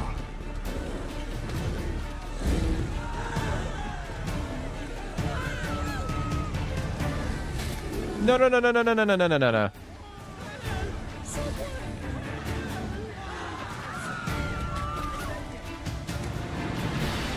Oh my god. You defeated luck. It was a fair fight. Yo, they have us fighting a damn bear. Anyone else out there I could fight? You've defeated everyone there was to defeat in Skellige. Makes you champion of the Isles. Take pride, friend. All right. I've had my eye on you. Tremendous potential. Would you consider dropping these amateur hayseed thumps? Fighting professionally, perhaps? Not sure I know what you mean. I seek someone who has what it takes to dethrone the champion of champions. A certain Skellige now holds the title. I believe you alone stand to beat him. Ask yourself, am I man enough to sail to Skellige and throw down the gauntlet to the champion of champions? I can sure as hell try. Excellent. There's an arena on the Isle of Speakerog. That is where the current champion of champions fights.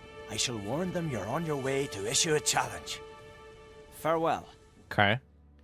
So we got like another... We got another arena we gotta go to.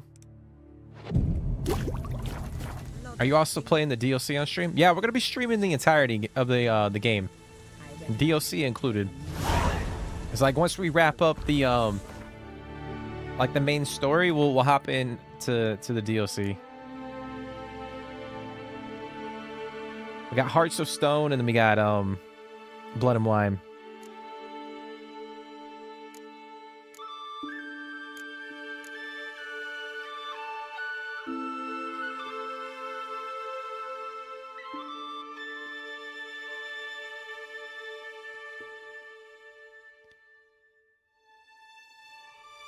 We got a quest that popped up.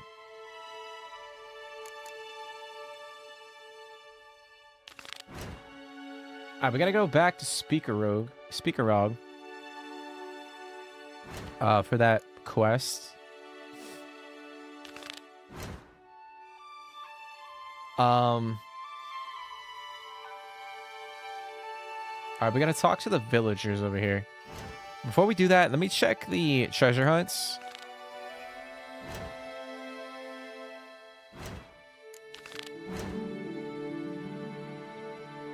Okay, so we got one over there. We got one up here. Actually, I might go up there real quick and grab that. And then we'll head back to the village.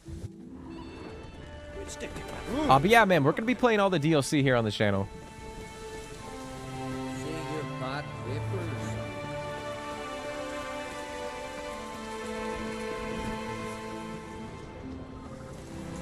There's no way in hell I'm going to play through the base game and then not jump into the DLC, considering the DLC is like, you know, some of the best out there or that I've ever played. What the hell do we get?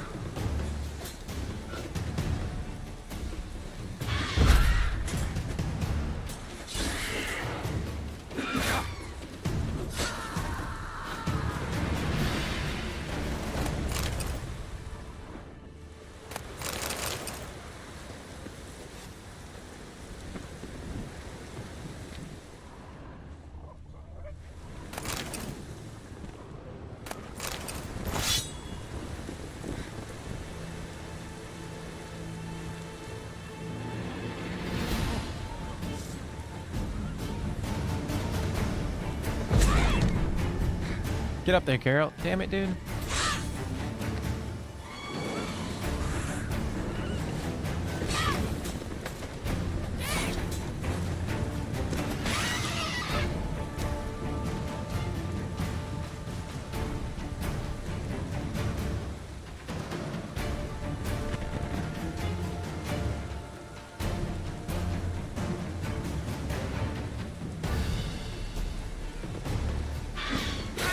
I mean, what the fuck is that?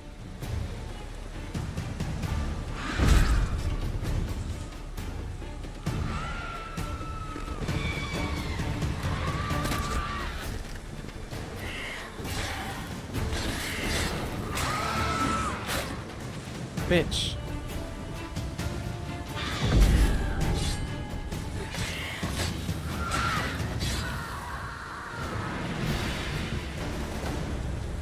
I wasn't getting the finisher. Solid complete edition for $10 is honestly unbelievable. Yeah, I feel like over the last couple of years, like they dropped the price pretty often. Obviously, we got like the next gen update.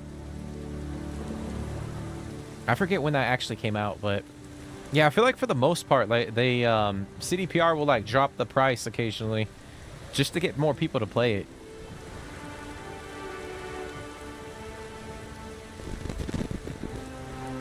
But $10 is crazy, dude, for like the complete edition.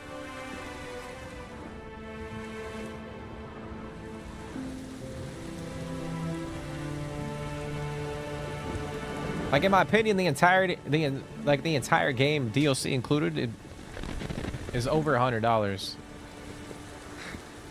Like it's worth that much.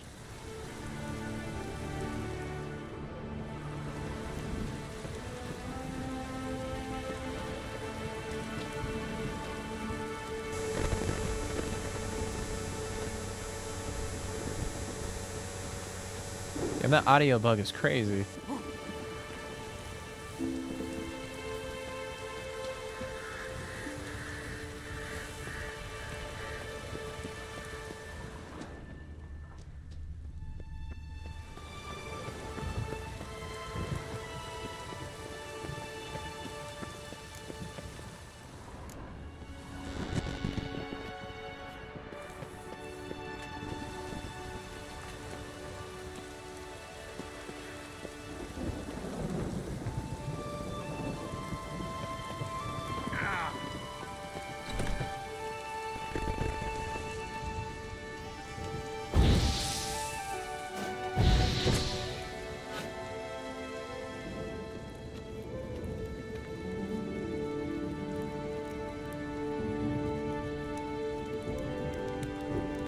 I remember rebuying it on Xbox in preparation for the next gen update for literally around $7. Yeah, that's what I'm saying, man. Like I mean, I've had the game since launch, but I remember like occasionally hopping into like different, like even on my PC, like on Steam and shit. And the game would always be on sale.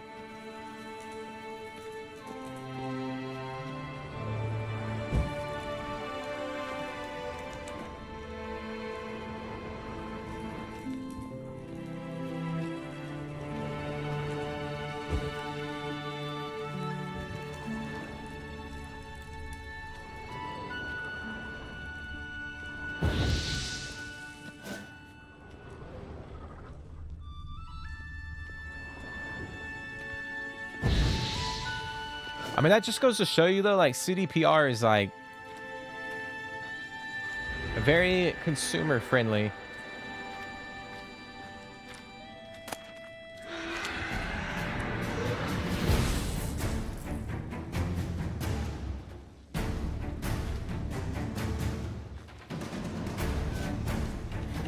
What now, you piece of filth?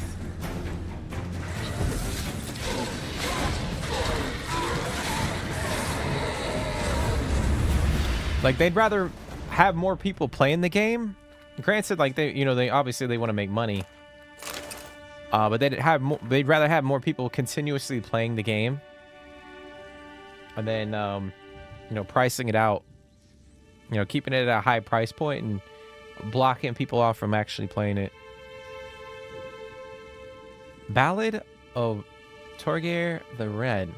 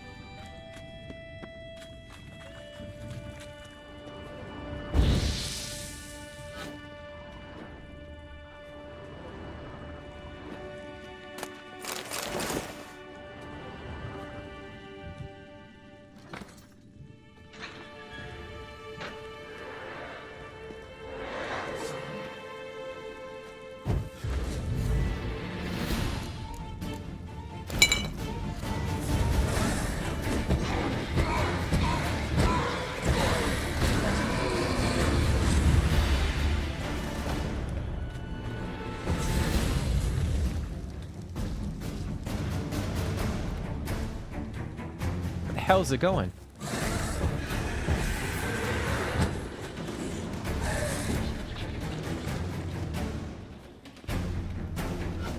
I feel like it's avoiding the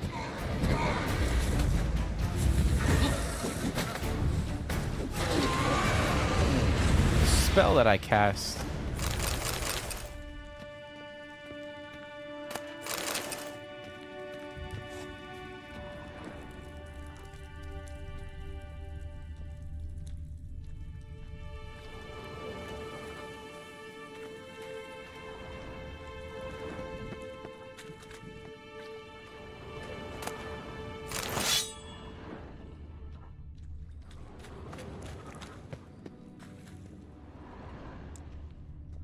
All right, I think I gotta go down over here. Yeah. Question is, if I go down, am I gonna be able to go back up?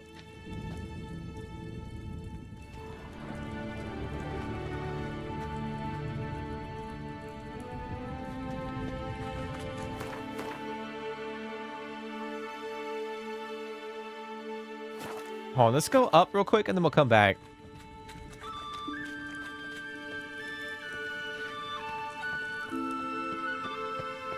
Oh, you know what? I think we're shit out of luck. Gotta keep going forward.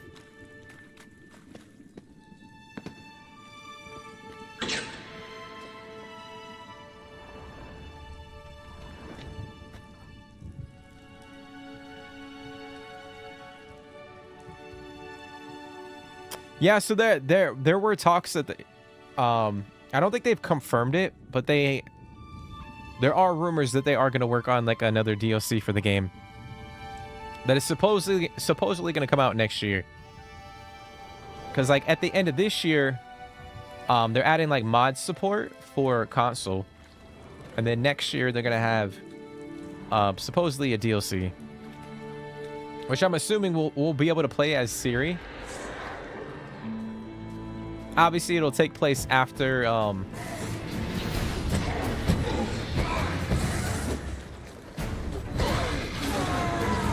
it'll take place after the events of Blood and Wine,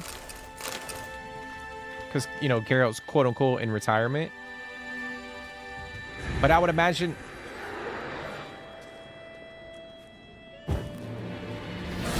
Damn, you're ugly.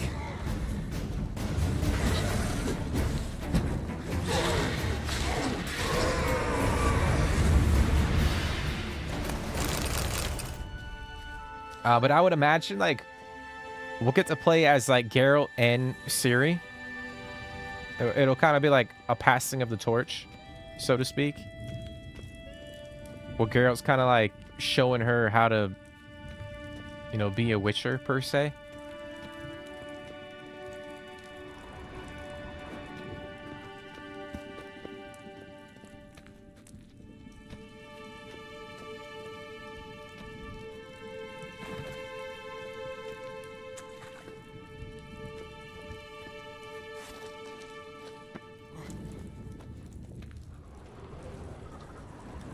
Which means, in my opinion, we'll probably see, we probably won't see The Witcher 4 until... I mean, it depends on when the DLC... If the DLC drops in, like, the beginning of the year, like next year, we could see The Witcher 4 maybe at the end of next year.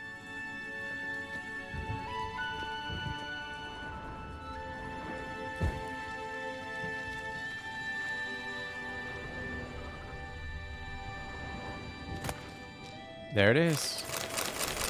We got the bear armor, guys. The Ballad of Witchard Gerd. Righteous and brave, of death never scared. Such a man had we in the Witchard Gerd.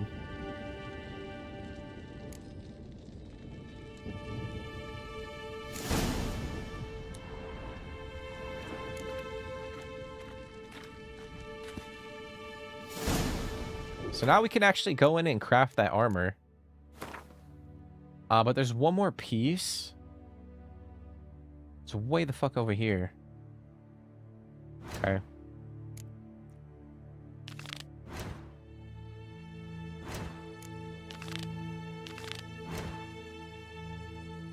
There's actually a couple pieces in that area. Like in this region that we never explored.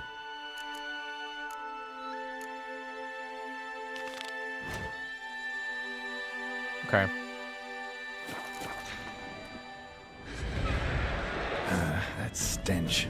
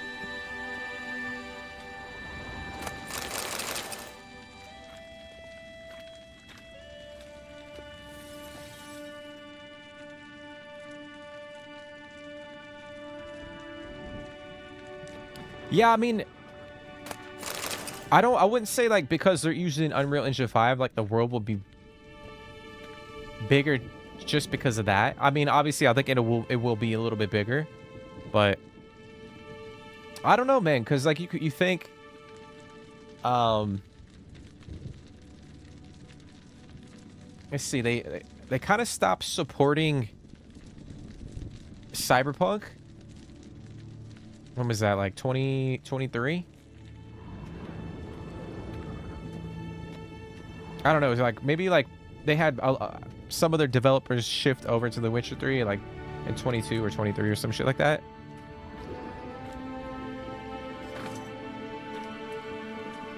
But I mean, from what we saw in the tech demo, granted it is a tech demo, like the game looked pretty good. I mean, it's not actual like, you know, official quote unquote like gameplay, but oh, okay, so that goes right here. All right, now we can go to the top. But yeah, if I had to guess, it'll probably come out in like 2027, because The Witcher 3 came out in May of 2015. So I could see a scenario where they come out with The Witcher 4 May of 2027.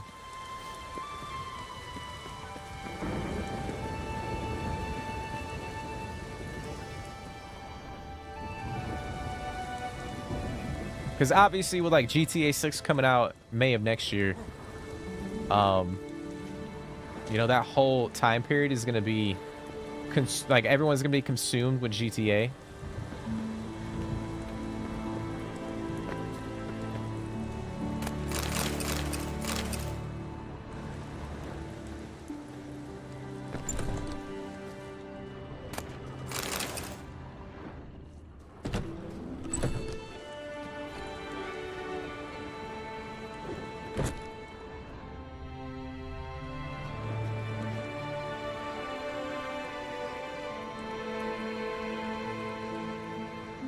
I'm always realistic about Unreal Engine 5, especially because every game I play with it on Xbox always has performance issues.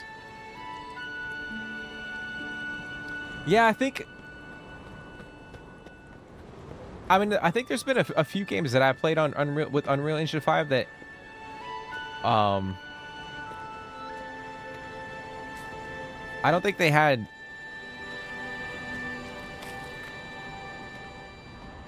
like the performance actually was pretty good. But yeah, there are a lot of games that or developers that use Unreal Engine 5 and the game is kind of,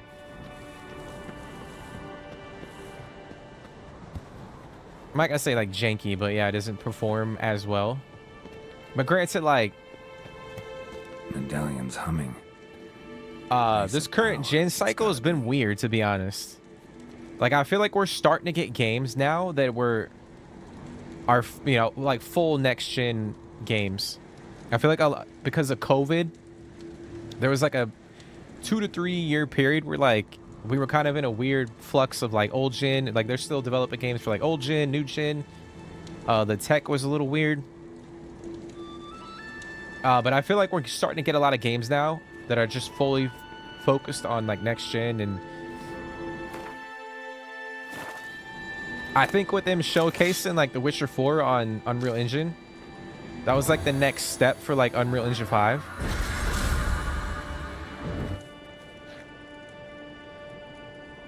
So I would imagine like when The Witcher 4 comes out, like it's not gonna have performance issues.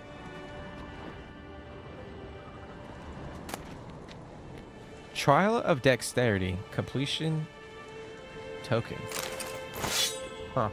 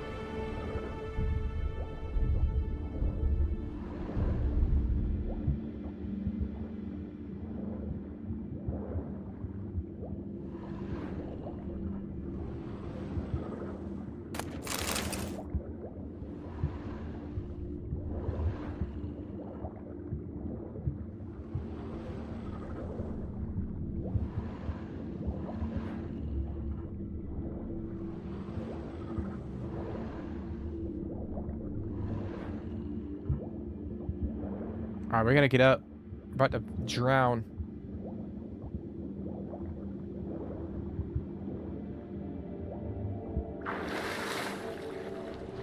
Yo, this shit is crazy, guys.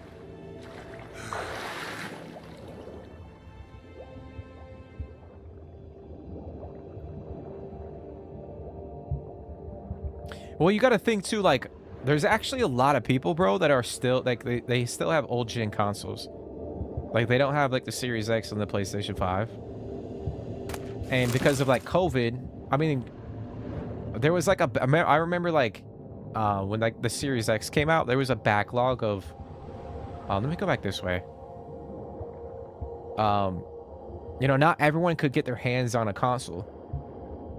There was, like, a year and a half where, like, you know, we had people, you know, hoarding the shit, like, scalpers and all that, like, just buying up every single bit of inventory, and then they were like selling it for fucking crazy amounts of money.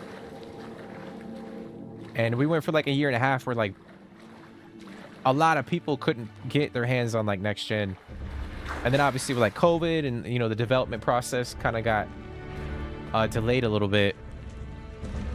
And I still feel like there's a large percentage of people that haven't moved to like next gen. So they were developing games for, you know, current gen and the old gen. And now we're starting to see games like Death Stranding 2. You know,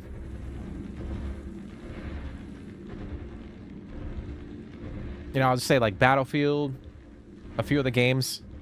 Well, I think Death Stranding 2 was just like current gen. But a lot of games that are coming out now will not be on like old gen. Fuck. So, because like technically speaking, like we should be getting ready for like the next gen.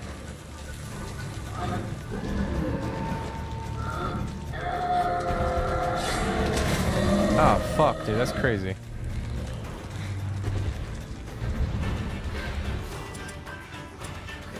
I'm gonna use Northern Wind. Ah, bitch.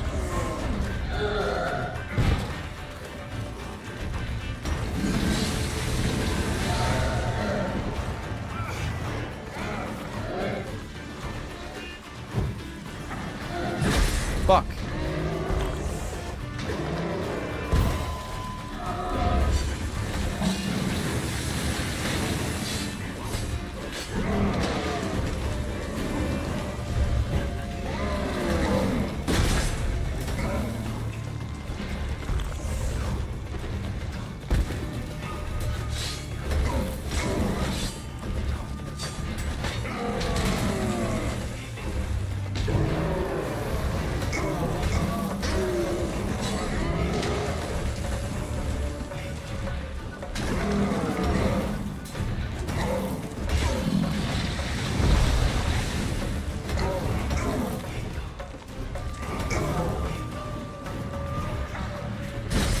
Oh, that's bullshit.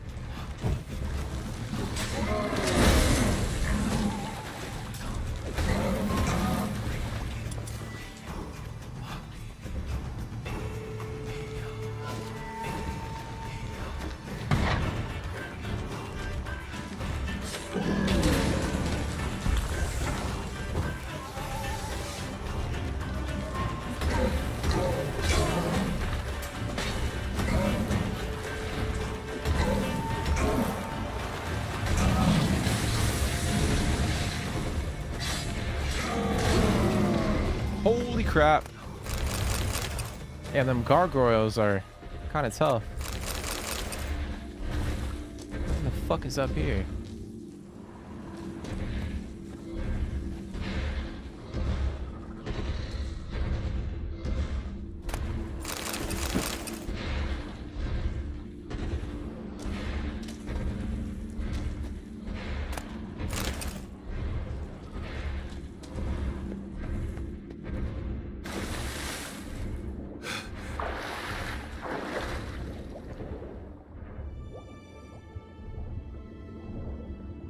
Yeah, I feel like the current cycle has just been a little behind just because of COVID and all that shit.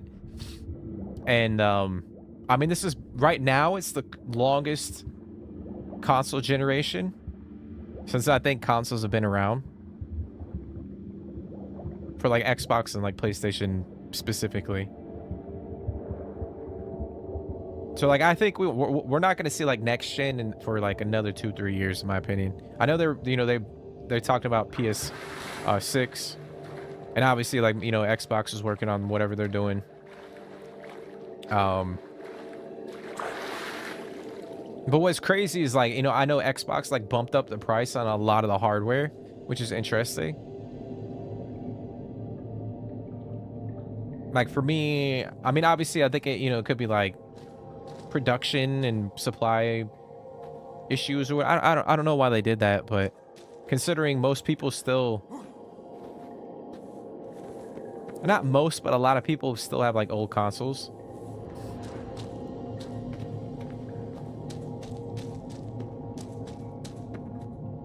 That was kind of shocking, to be honest. Well, not shocking, because I mean, it's corporate greed, but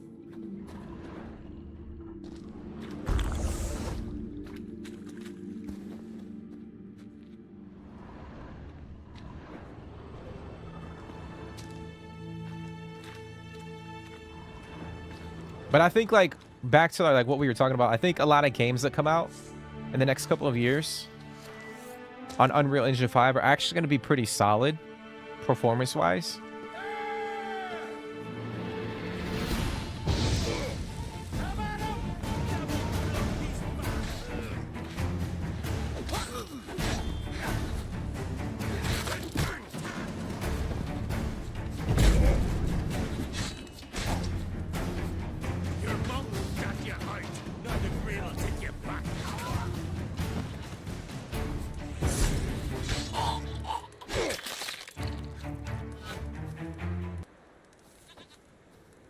All right, where the fuck are we? We're way down here. Okay. All right, we're gonna go back up to that village.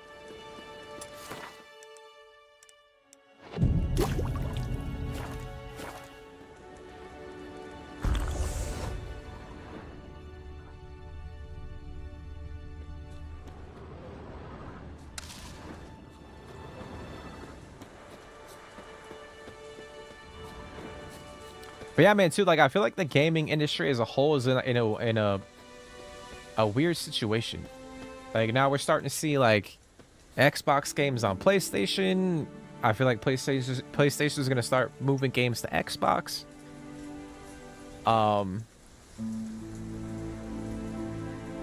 You know, that could potentially be why, like, Microsoft and Xbox bumped up the hardware prices.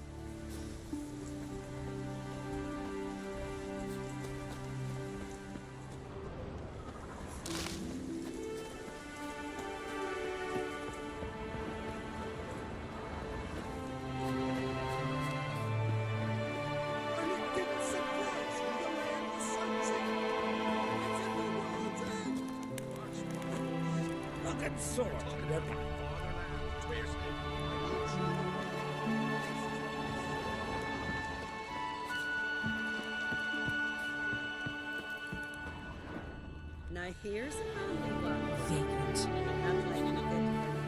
This here's a clam village. What is it? I got a job for you.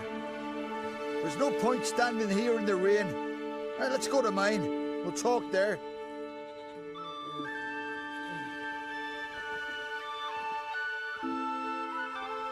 So what's the matter? You see that knoll beyond the village? Weren't a thing there for centuries. Till one day we awoke, and bam! There were a tower atop it. Then all of a sudden lightning started pounding down. As if the Noggle Fair itself was sailing in. Hasn't stopped to this day. Oh, this quest is actually pretty cool. I remember bits of it.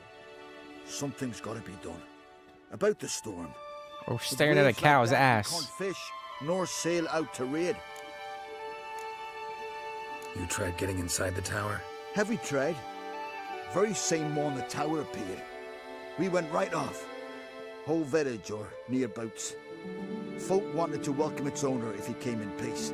Drive him off if he came with ill intent. We knocked and banged, but no one answered.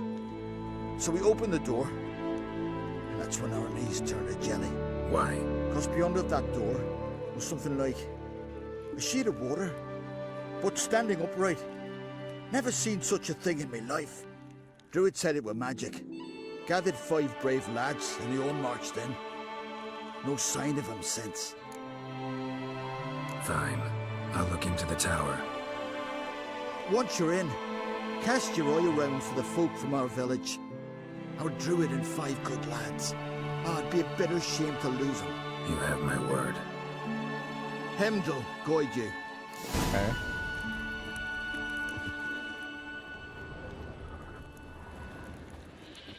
No, they just did it out of greed. They don't need more money, just corporate greed. Yeah, that's what I was saying. It's weird. It's weird. Because if you think about it too, like, PlayStation dominates the hardware, like the console.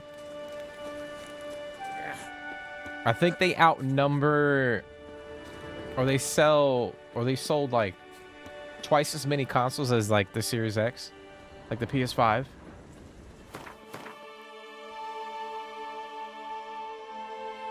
All right, we're gonna go that way.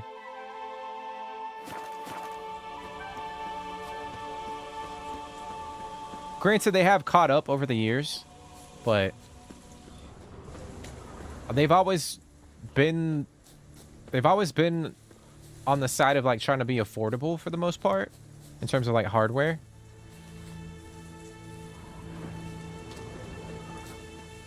You know, like the Series S and stuff like that.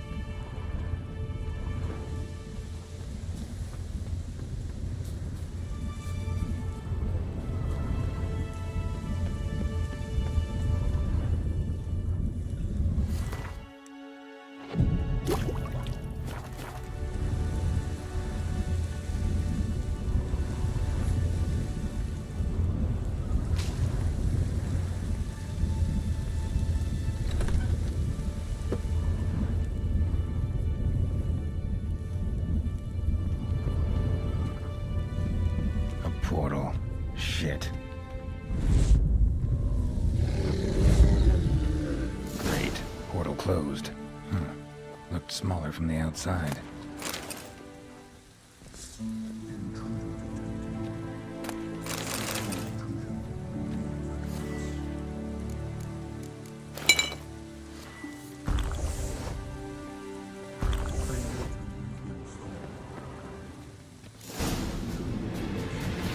Not bad.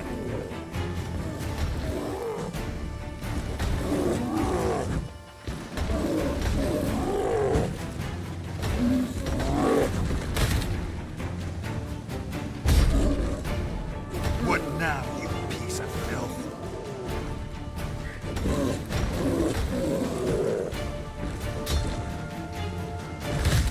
Oh, fuck.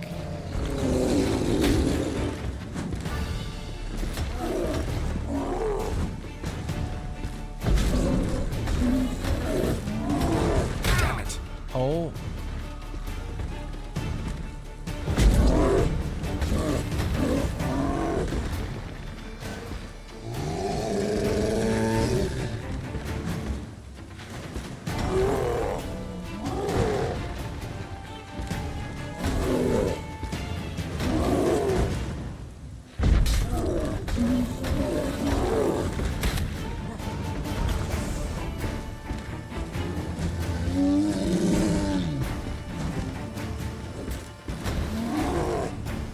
How you like that silver?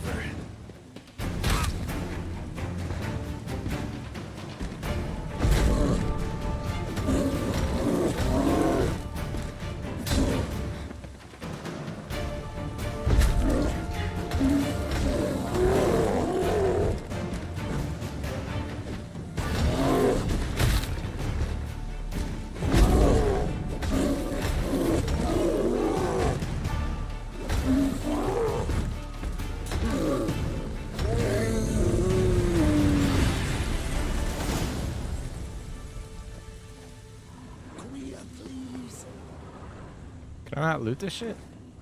Golem probably greeted them too. Over here. I'm in here. Finally, someone's come to free me. And a famous witcher at that. Thank the gods. I'm damned lucky you happen to be in Rivia. Was it King Tancred who sent you, or the Society of Magic? Neither, and we're not in Kavir. We're in Skellige. Local folk hired me. See, your towers brought a massive storm to their island. We're in Skellige? So we've teleported? Oh, this is much worse than I thought. Not sure I follow. Oh, the tower is outfitted with a defensive regulatory magic on. What? A defensive system. Magic. Ensuring only the tower's owner will use it. When it detects an intruder, it locks down all the rooms, denies access. And since neither of us is the tower's owner, the golem attacked me, and you're stuck behind bars. How do we evade its other charming features? We must deactivate the defensive regulatory magic on. The tower's prior owner wrote a treatise about removing such defenses. Gottfried's Omni-Opening Grimoire. There must be a copy in the tower. Find it, please. With it in hand, I can try to circumvent the security measures, send you home and take the tower back to Kavir. You clearly know who I am. I don't even know your name. Seagull Bunce.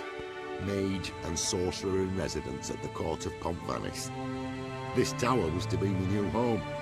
Bought it at an auction, you see. A tower at an auction? It belonged to Gottfried Stamfeld, a mage of some renown. When he passed on, his heirs auctioned the edifice off.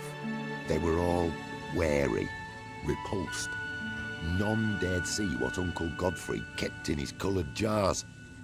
If it was their contents that had stripped him of his sense of smell and taken his left eye, they put the tower on the block, along with all it contained. The price was unbeatable. I couldn't resist. Seen my share of wonders, but a tower that teleports itself, that's something new. This defensive regulatory magicon. I tried to access it. Must have heard. Initiated some evacuation sequence. That opened the portal and jettisoned us through to Skellige. This, in turn, naturally generated electromagnetic disturbances. Hence the storm. Storm I promised to dispel. Then you must find Gottfried's omni-opening grimoire. The corpses over there. Folk from the village nearby, right? They came in a few days past. I was surprised to see their garb. But it just never entered me mind we might be in Skellige. There were just a few, led by a druid. The tower warned them. They failed to heed. Folk on Skellig usually laugh in the face of warnings. If the tower had asked nicely, then offered them a horn of mead, they might have left then. Right. Time to get out of here and send this tower home. Where do I look for Gottfried's treaties? Any ideas? The library might be a logical place to start. The key should be in the laboratory. Where's that? As you enter the room opposite, you'll see the laboratory to your left. The library straight ahead. But remember, you're an intruder. The tower is certain to want to stop you. Make things difficult at the least. We'll see who breaks first. Try to smash that barrier. Alright, we gotta find the key.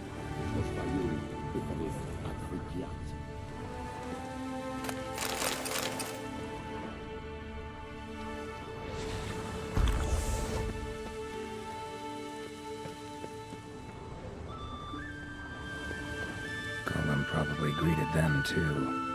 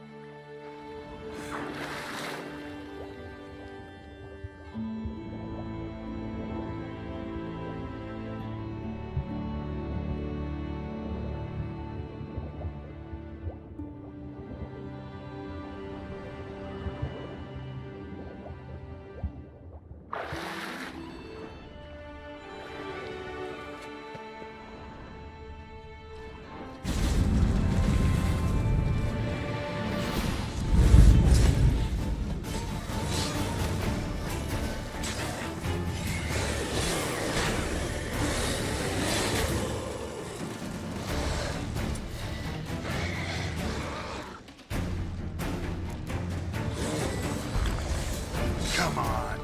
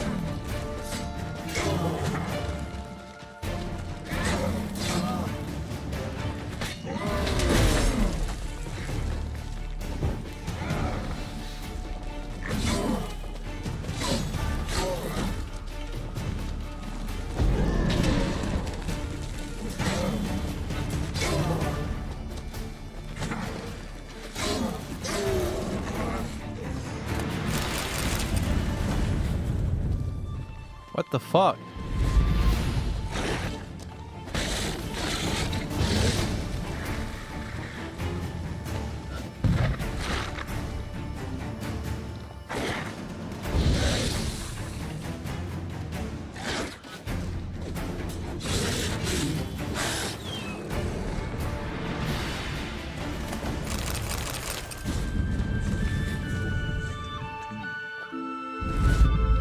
cow. Oh, that's pretty good. Torn to bits.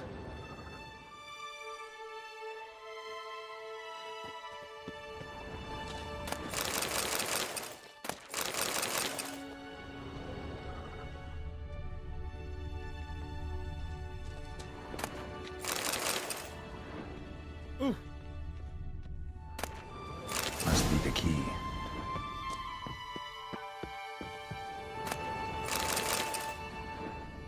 Alright, so now we can go back.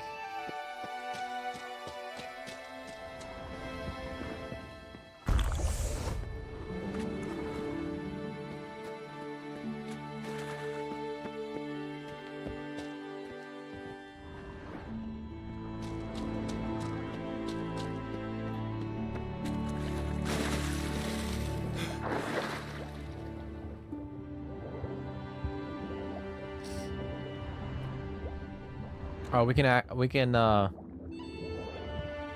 open this up. There we go.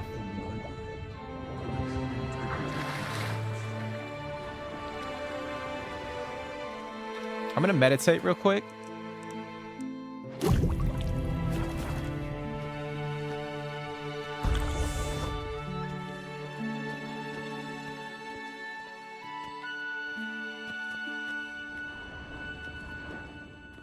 Who's who among Kaviri sorcerers? Alchemy for Household Dilemmas, Volume 3. This isn't it.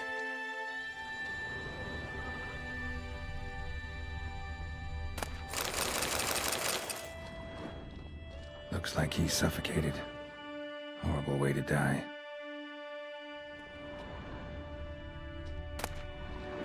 Intersections and geomantic lines. Not what I'm looking for. Behind the great veil of the many demons which reside in the outer sphere, hymns are among the most dangerous. So that's actually what we took down earlier in the stream, the demon. Godfrey's on the opening grimoire. This is it. Oh, fuck. Damn tower wants to gas me.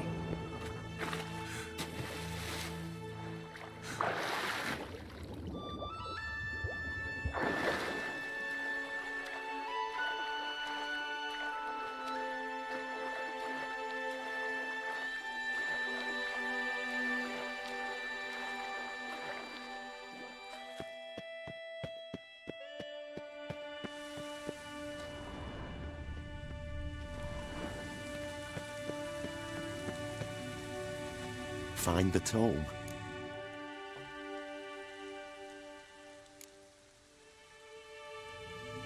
This it?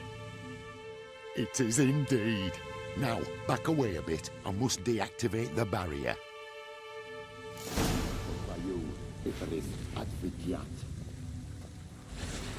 Isolation chamber open. Disturbing indications of freedom. There, at last. Looked easy. The hardest part is yet to come. We must reach the heart of the tower and cast a deactivating spell. The tower will surely do everything in its power to stop us. Lead the way. We must go to the central chamber. Try to power down the security. The defensive regulatory. On your guard. Pozvaju Iferis Advigiat.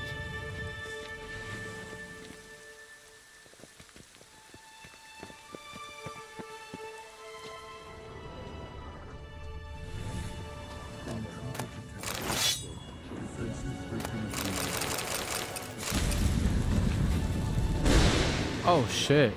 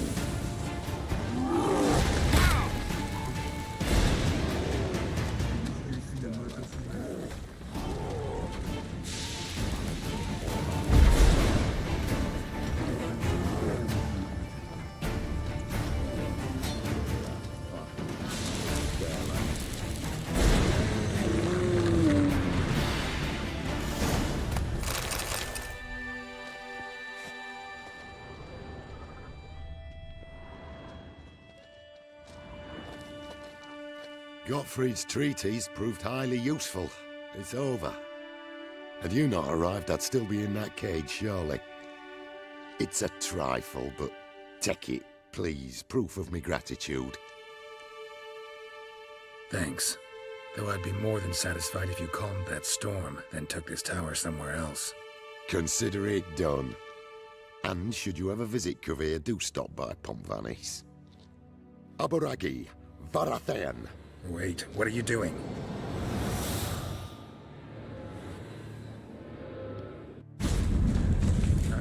Not this way, the door. Oh, so he teleported us out, and then the tower. He teleported the tower away from the island.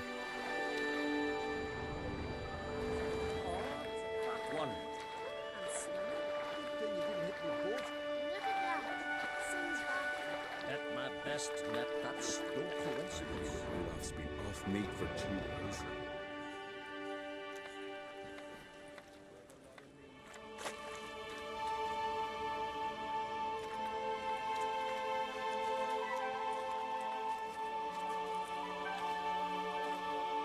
You're alive, and in one piece. One soaking wet piece. Will you teach me to fly? Another time, maybe. Never seen such marvels in me life. Boom, flash, tower disappeared, and you was falling from the sky. And the storm, gone in an instant. Now, didn't I tell you? It's what a witcher we needed. Hey, can't do better than an expert, and expert work deserves a fitting reward. Always knew on Skelligers were honest folk. Aye, well, if you ever come through here again, stop in. You'll be welcomed with open arms. Thanks. Farewell. All right. It's a big-ass troll. Wait, Witcher. Did you happen to see me brother in there?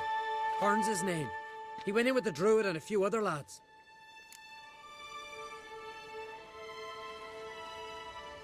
I found your friends. All dead, unfortunately. Sorry. Told him not to go, but he wanted glory. Let's go home, Jarl. No point standing here. Farewell, Witcher. Thanks again for helping. Alrighty. Yeah, it was a big ass freaking troll. Well, actually, it's not. It's a what do they call them? Elementa. It's not even technically a troll. There it is. There it freaking is. So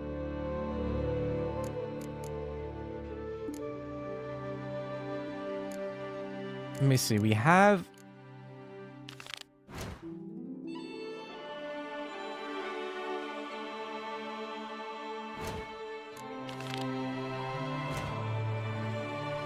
oh, did I miss something over here? Oh, I must have missed this up here. Let me go grab this real quick.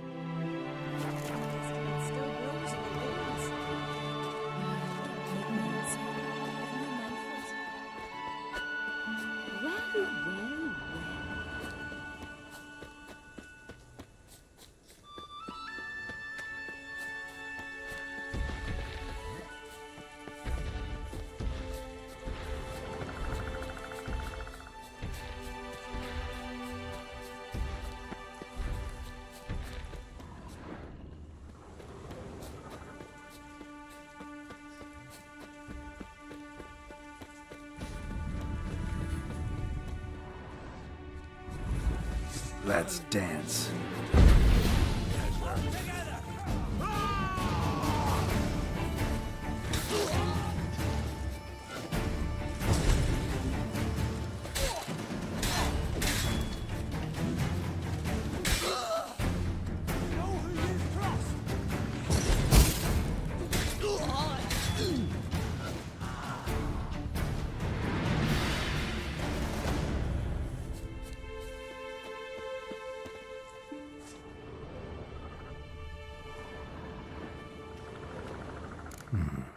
Might want to look around some. Well, it's got to be over here. Is it behind it? Yep. That was so easy. So freaking easy. So you only have a couple left. Treasure hunts. And then kind of in the same area, to be honest. Yeah, they're all in like that vicinity. So we'll probably end the stream there, guys.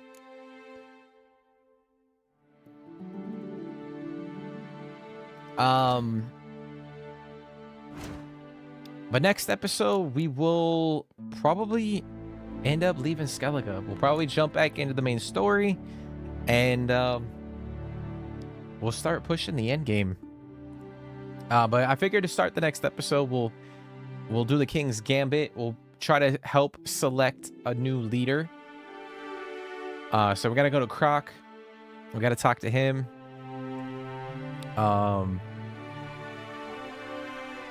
And then I think what we'll do, we'll before we actually leave Skellige, we'll hit up this area, try to grab all the diagrams, and then we will eventually jump back into the main story, and we'll go back to Crow's Perch, see if we can locate Uma. And like I said, we'll push the end of the story. But I do appreciate you guys for coming and hanging out.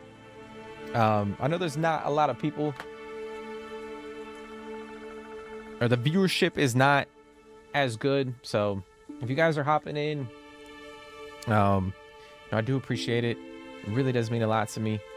Hopefully you guys have been enjoying it. If you guys are, watch this back on the replay, be sure to smash the like button, drop a comment, subscribe to the channel, all that good jazz.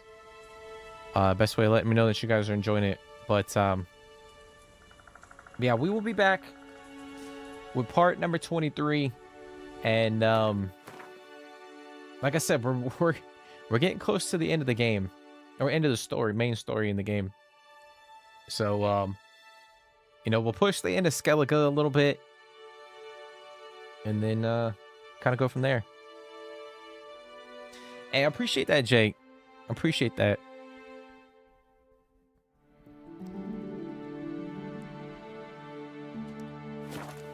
Let me see.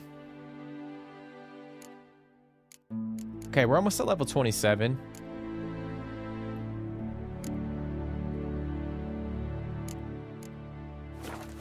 So we're kind of rocking and rolling there, but alrighty, guys. Well,